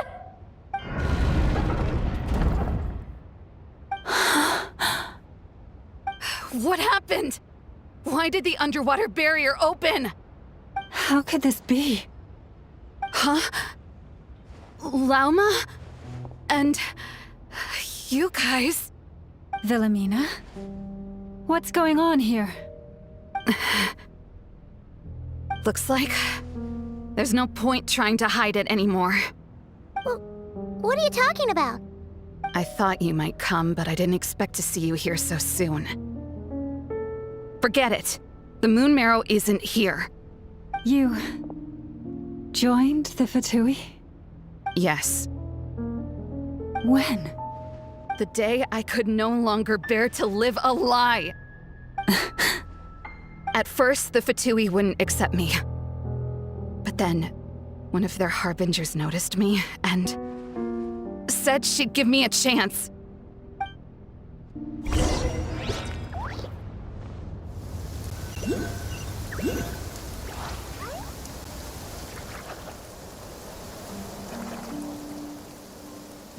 Ugh. Lost them again. That harbinger told me to follow the blonde traveler who might visit the Frostmoon Scions. Easier said than done, though. The animals are on alert at night. If they see me, Llama will catch wind of what I'm doing sooner or later. Am I really doing the right thing?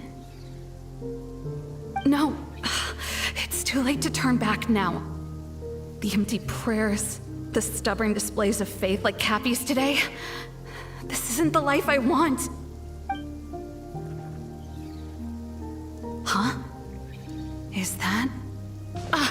The Traveler's back. I won't let him slip away this time. Wait, who's that with him? They look so alike. They seem to be heading towards the statue of Kutar.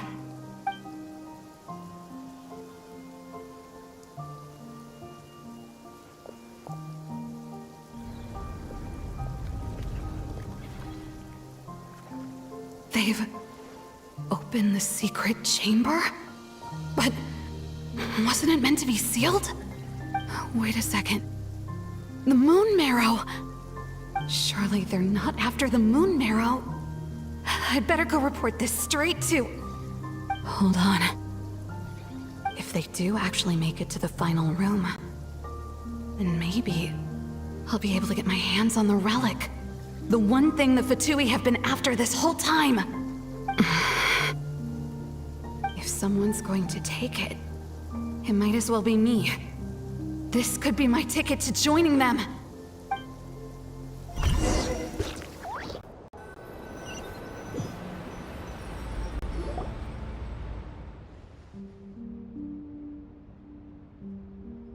Yes. And in your final moment of hesitation, I took the chance. And then you gave it to the Fatui? But when we talked to you before, you seemed so genuinely worried about Lauma. Because I thought she was as fed up with the Frostmoon Scions as I was. We grew up together, Llama. I know you were chosen to be the next Moon Chanter when you were just a child. They never gave you a choice in that. I saw the look in your eyes when you were treating that child. That sense of helplessness. Surely you too must see that this blind, inherited faith of ours is simply holding us back. If our prayers are never answered, then why keep praying? Do they really deserve all of your devotion? Or are you trapped by the responsibilities they imposed on you? So those are your reasons for wanting to leave the Frostmoon Scions? Isn't that reason enough? When we pray to the moon, we do so to show our gratitude for the life it granted us long ago. It reminds us to strive for something higher within ourselves. But I know that's not what you want to hear. You're right, Wilhelmina. I have indeed kept secrets from you. I knew it. You don't want to be the Moon Chanter, do you? No. That's not it. I'm talking about the fact that the moon in the sky isn't real. What? You're saying... Huh? I've completely lost the thread now. Oh, do we really have to do this here? What if a Harbinger shows up? Oh, I'm not cut out for fighting big bosses! The pain you sensed in me was the pain of hiding this truth. If what you're saying is true, then you already knew that the Frostmoon Scions wouldn't believe any of this. Why didn't you just leave like I did? You don't understand, do you? That's the difference between us, Wilhelmina. I care about the Frostmoon Scions. They're family to me. It hurts because I care. And that's why I chose to hide the truth. But now I understand that was a mistake. My family deserves to know the truth. I shouldn't have tried to hold it all together with empty prayers. Are you trying to say that I only ever cared about myself? There's nothing wrong with that in itself. No one would have tried to stop you from leaving. But you did not have to stab us in the back like this. We've been spotted! I knew it. I just knew it. Oh, what now? If a Harbinger shows up, I'm out of here. No darned relic is worth dying over. Looks like I misjudged you, Llama. I didn't think you had it in you to stand up to your fate. Turns out, you are a great moon chanter after all. But you were right about one thing. I haven't considered Hisi Island my home for a long time now. Bosses, time to go. I will change the Frostmoon Scions, Wilhelmina, as soon as the new moon rises. Then I guess I won't be around to see it. Say, Lauma, what happens to those who betray the Frostmoon Scions? May their antlers be shorn with silver blades, and let them be cast into the long night of unknowing.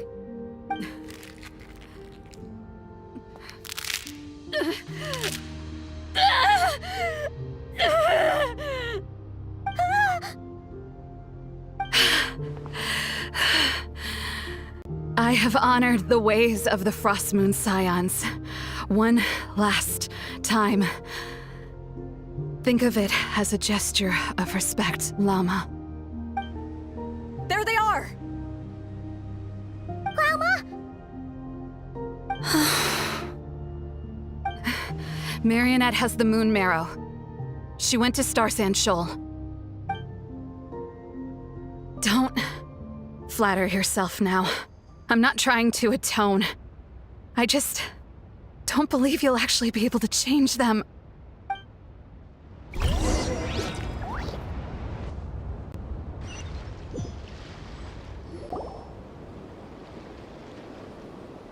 An alarm coming from the Experimental Design Bureau. Interesting. Hey, wrap things up and get yourselves ready. Looks like we might be having some guests. Yes, my lady. Perfect timing. This job's been boring me to death. Time to test some hypotheses.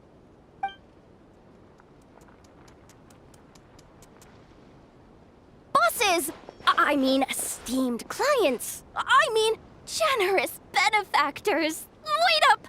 Come on! Sure you don't want to consider heading home first and coming back another day? Nasha Town's that way. You are aware that this is the way to... A little ahead of schedule, aren't you? Oh no, it really is a Harbinger this time. Marionette. So you are here after all. Hand over that relic right now! It belongs to the Frost Moon Scions! You mean that thing your antlered turncoat brought us? Huh, I have never much cared for trophies given up without a fight. But watching you tear each other apart over it? Priceless. I'm not in the mood for warnings today. Ooh, how frightening. Had I a Trimble function, I'd have rattled off at least a dozen screws by now. Or perhaps I've just set my sense of humor parameter too high. Were you trying to be funny just now? You don't honestly believe you're a match for me, do you? Go on then. Let's serve our guests a little appetizer.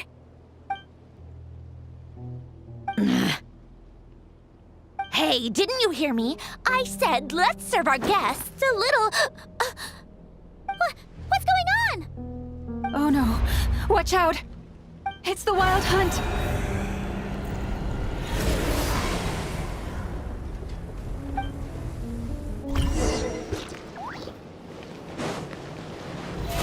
How brilliant!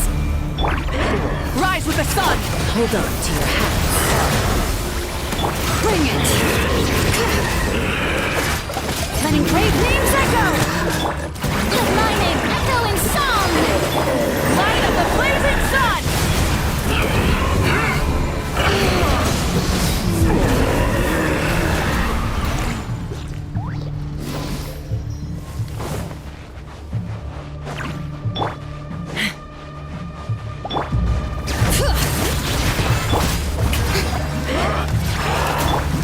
Take me up!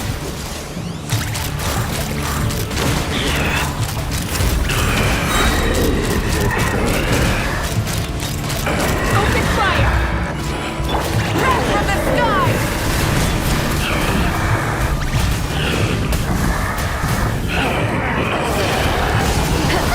These things just keep coming! Isn't there anything we can do?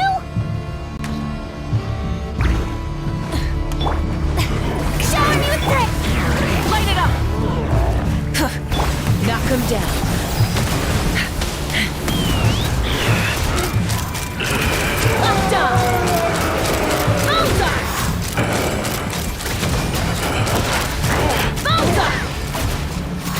Light of the blazing sun!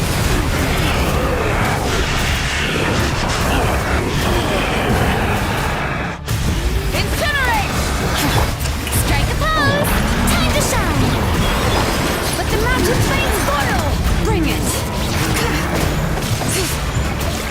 Pyroclastic surge!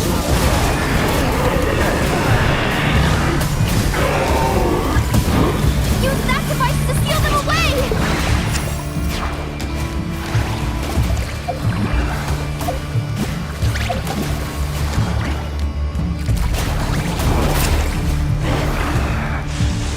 Fire in the hole!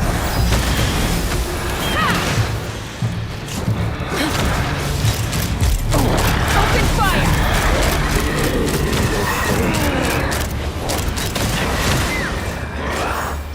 Light of the blazing sun!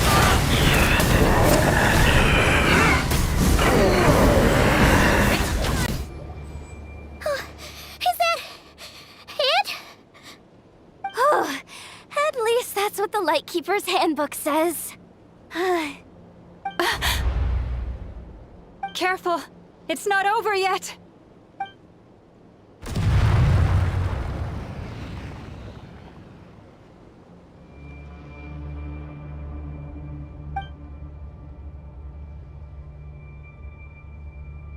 Paimon! Lauma! Yehoda!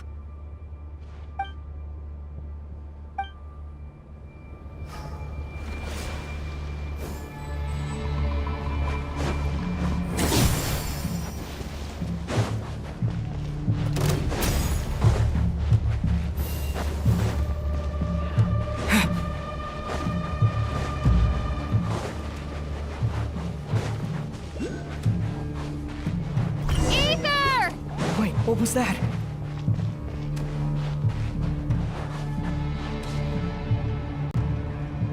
Ether! Over here! Lumine! Quick, grab my hand.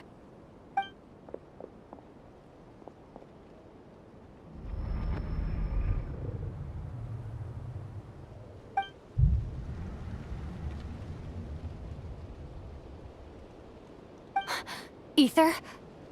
What's wrong? Why are you here at all, Lumine? What do you mean? If I may be so bold, what does family mean to you? Why were you after the moon marrow that night, Lumine? Among those who entered the final chamber, there was either someone with impure intent, or else an abyssal presence. We can talk about that later. Tell me why, Lumine.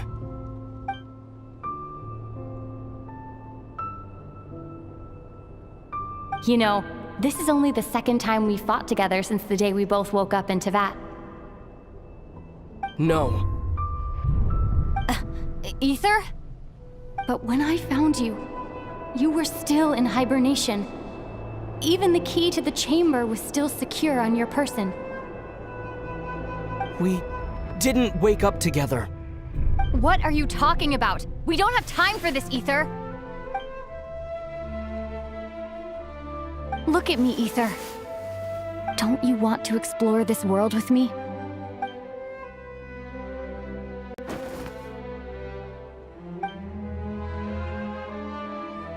You think I'd lie to my big bro?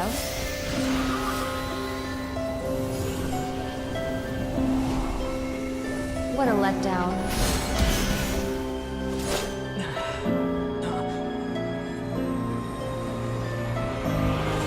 Go get it for me, Ether. It belongs to me. I never believed it. I didn't want to believe it. That strange feeling that something was off. I wanted it to be real so badly, even if it only lasted a moment. But you're not my sister!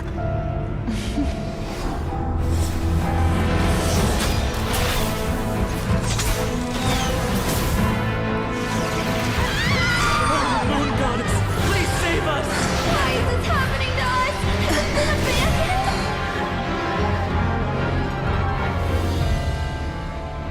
The cold night should be our blessing, yet only confusion and sorrow remain.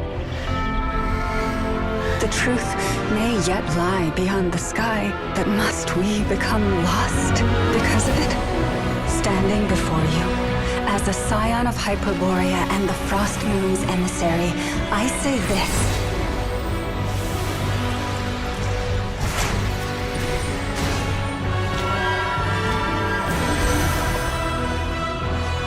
Should the false sky above dim the light of the moon, then from silver blood that flows as rivers, let us weave moonlight anew.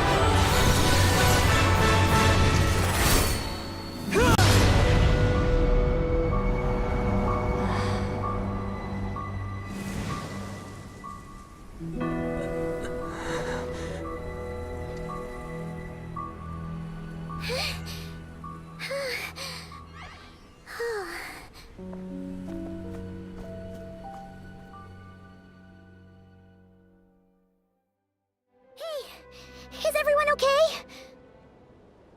I think I saw my life flash before my eyes there.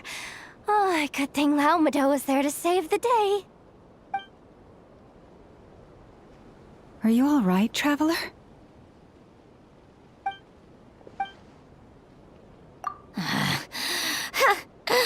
Well, that took you long enough. Seriously, how many of you are there? Pathetic.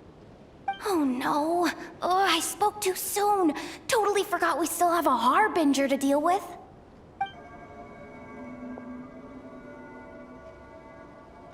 Hey, is that the moon marrow? It was hidden inside that big robot of hers all along. But that robot... That's Polonia to you, not just some robot. Take it and get lost. Huh? You're just giving it to us?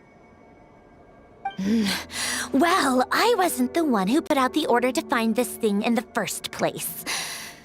So if someone wants it, they can help themselves. Maybe even choke on it. See if I care.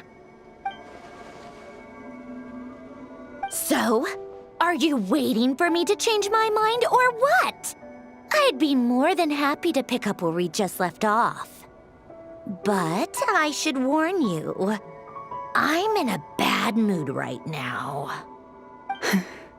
Let's go.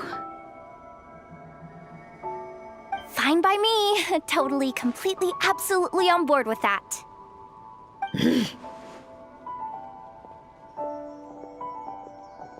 It's finally over.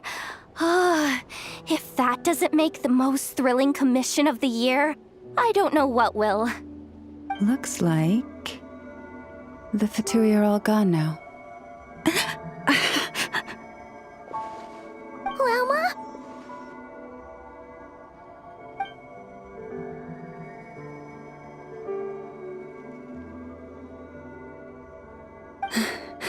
I'm all right. It's just been so long since I truly felt the power of the moon. I thought I sensed the wild hunt nearby. Don't tell me you've already taken care of it. Hey, it's Flint's! Hey, he's that Ratnik. Unless I am mistaken, you are the Moonchanter of the Frost Moon Scions, are you not? May I ask, what is that in your hand? Please, don't get me wrong. I've been tracking the wild hunt lately, and I've come to suspect that its actions aren't as aimless as they might seem. When I saw what you were holding, I could not help but start connecting the dots. You better be extra careful, Flint. It seems like the Wild Hunt is capable of impersonating people now. Oh, is that so? Funny that. I just showed up completely out of the blue, yet you seem to have no problems trusting me. I apologize. I shouldn't be making jokes like that right now. Anyway, I understand. Thank you for the tip-off. It seems that the Wild Hunt has somehow changed in nature. I'll have to report this to HQ right away. For now, let us part ways here.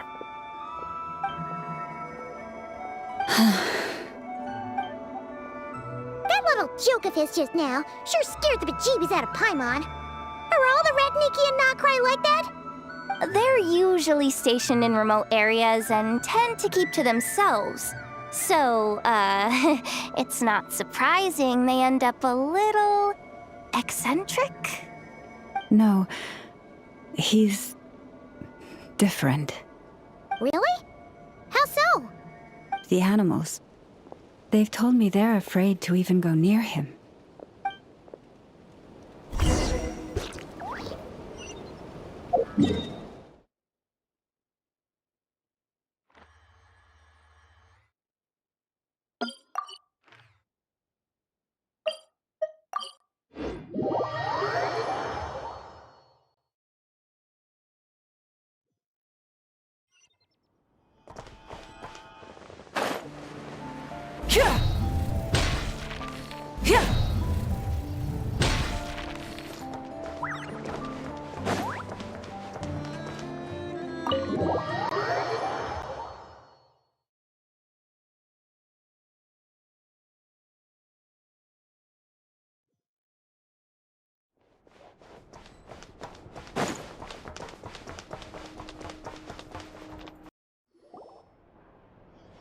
Oh, you're back. I just made you all a pot of tea. Better drink it while it's hot. Boss Neff, you wouldn't believe how scary our day has been! Seriously, I am never, ever taking random jobs like that ever again! You hear me? Oh, come on now. You even faced the wild hunt and lived to tell the tale. What's left to be afraid of? Wait a sec, how did you? Oh, right. Like you told us before, your business is dealing in information. Huh? Boss Neff. The teacups. Why is there one missing? Did you think I wasn't coming back? My. How could you think that of me? You know the rules. If a member of staff wants tea, they pour it themselves. Your cup's sitting safe and sound right there, in the cupboard. Member of staff? Does that mean you're accepting me back? Wasn't that the deal? Boss Neff! You're the best boss ever! You never change, do you? Everything turned out fine, no? You found exactly what you were looking for. Yet there you are, sulking away as usual. Nefer, that medicine we discussed before, the one for congenital Kuvaki sensitivity, I need you to get it for me. And how do you expect me to find something like that for you in the middle of the night? You'll have to wait till morning, at the very least. I need it right now. All right. I'll see what I can do. But you know urgent means extra charge, right? Thank you. You know what? You do seem a little different. In a good way? Or a bad way? Who can say? I'll take it either way, so long as you don't start making a habit of asking me for ridiculous favors.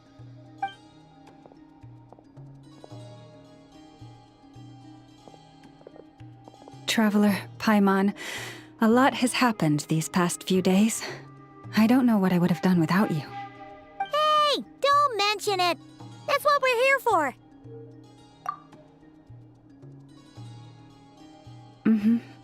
You're right. And tonight, I'm planning on telling them everything. Tonight? Isn't it a bit late already? The moon shines brightly this night. What better time for the Frost Moon Scions to usher in a new dawn for truth? Thank you for your kind words. But before I do, there's one more thing we need to deal with. Oh yeah! Now that we have the moon marrow... You'll have to forgive me. I used too much of my strength in the battle earlier. I fear I won't be able to help you uncover the truth of the past. Not right away, at least. That's fine. We're gonna be in Nocry for a while anyway, so there's no rush, right? Thank you. But there's another problem. How to keep the moon marrow safe now. Huh? Can't we just return it to your secret chamber? The seal has been broken. Even if it were restored, now that the wild hunt has gotten in once, there's no guarantee that it won't happen again. Oh, right. Yeah, that makes sense. Back when the Frost Moon Scion's bloodline still ran strong, in special circumstances, a moon chanter could act as a vessel, safeguarding the relic within their own body. But it is a grueling trial of will and endurance. The moon chanter who did this only lasted 2 days. As for me, I might be able to last 5, at most. Hold on. You'd be using your body as a vessel? Yes. You can think of it like dropping a red-hot ball of iron into a bucket of water. How long the water lasts depends entirely on the bucket's size. Pardon? Hey! That's not a bad idea! You've always held up pretty well against the abyss. Surely the moon mirror can't be any more dangerous than that. It's not at all that I don't trust you, but it's too risky. But we're out of options, aren't we? Might as well give it a shot.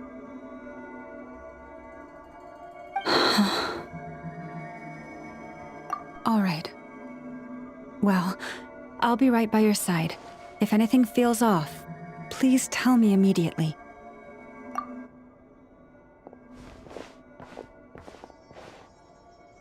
Here, hold it in your hands. Feel its power. Imagine you're a lake, a cluster of stars. Let the moon become a part of you. Whoa! It went into your body! How is that? Are you feeling any discomfort?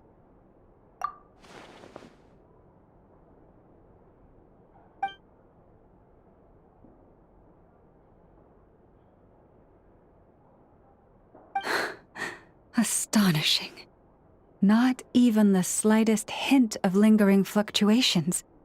It's as if all that power just sank to the bottom of the ocean.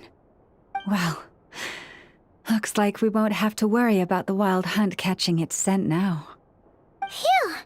Paimon knew you have special abilities, but still, you never fail to amaze. Hmm? Did I miss something just now? Yes. And it was nothing short of a miracle. Not something I'd be interested in then. Anyway, here's the medicine you asked for. This is all I've got for today. I'll have someone send the rest over when we have it. Thank you, Nefer. I really appreciate everything you've done for me. Please stop being so nauseatingly friendly. It's creeping me out. So, what exactly did you all go through during that wild hunt attack? I'd prefer to hear it straight from you.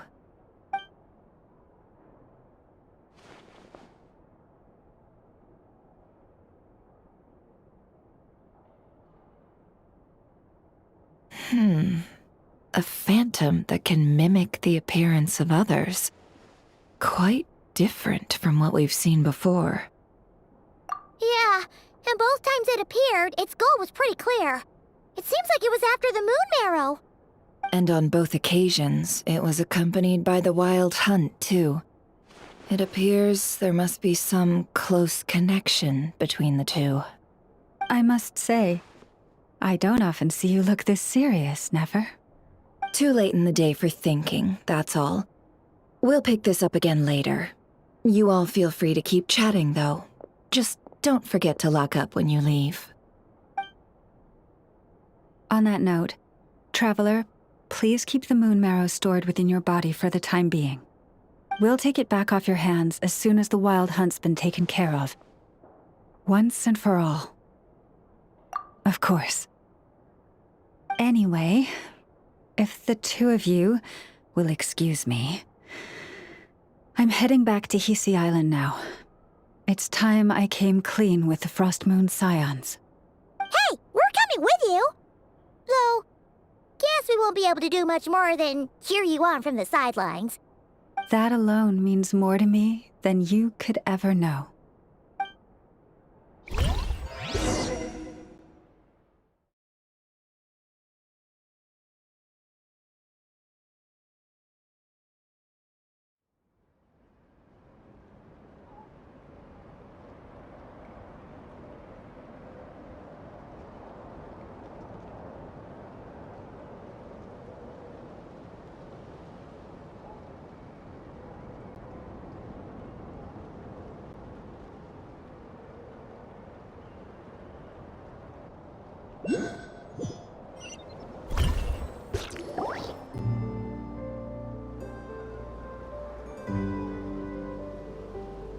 What's going on?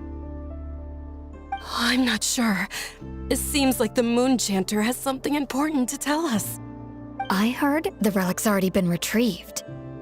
That's our Lady Lauma, all right.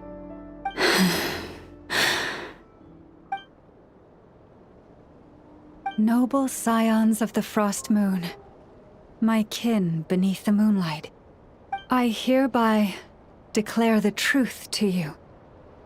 Long have our ancestors looked up to the Frost Moon, guided by her serene light.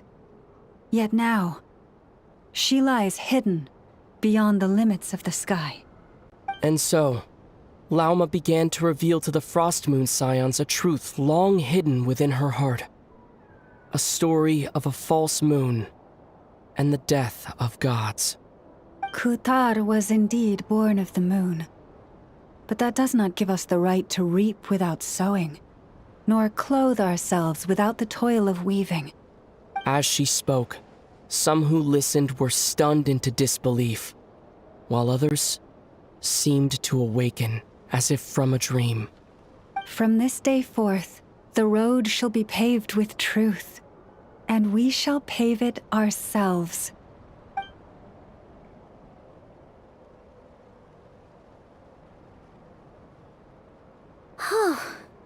After everything Lauma said last night, Paimon wonders how everyone's adjusting. Still, judging by their reactions at the time, it didn't seem as intense as Paimon might have imagined. Says a lot about how much trust she commands, huh? Hey look! It's Lauma! Welcome, both of you. The animals were most lively this morning. They told me of your coming. Nothing too dramatic happened, did it?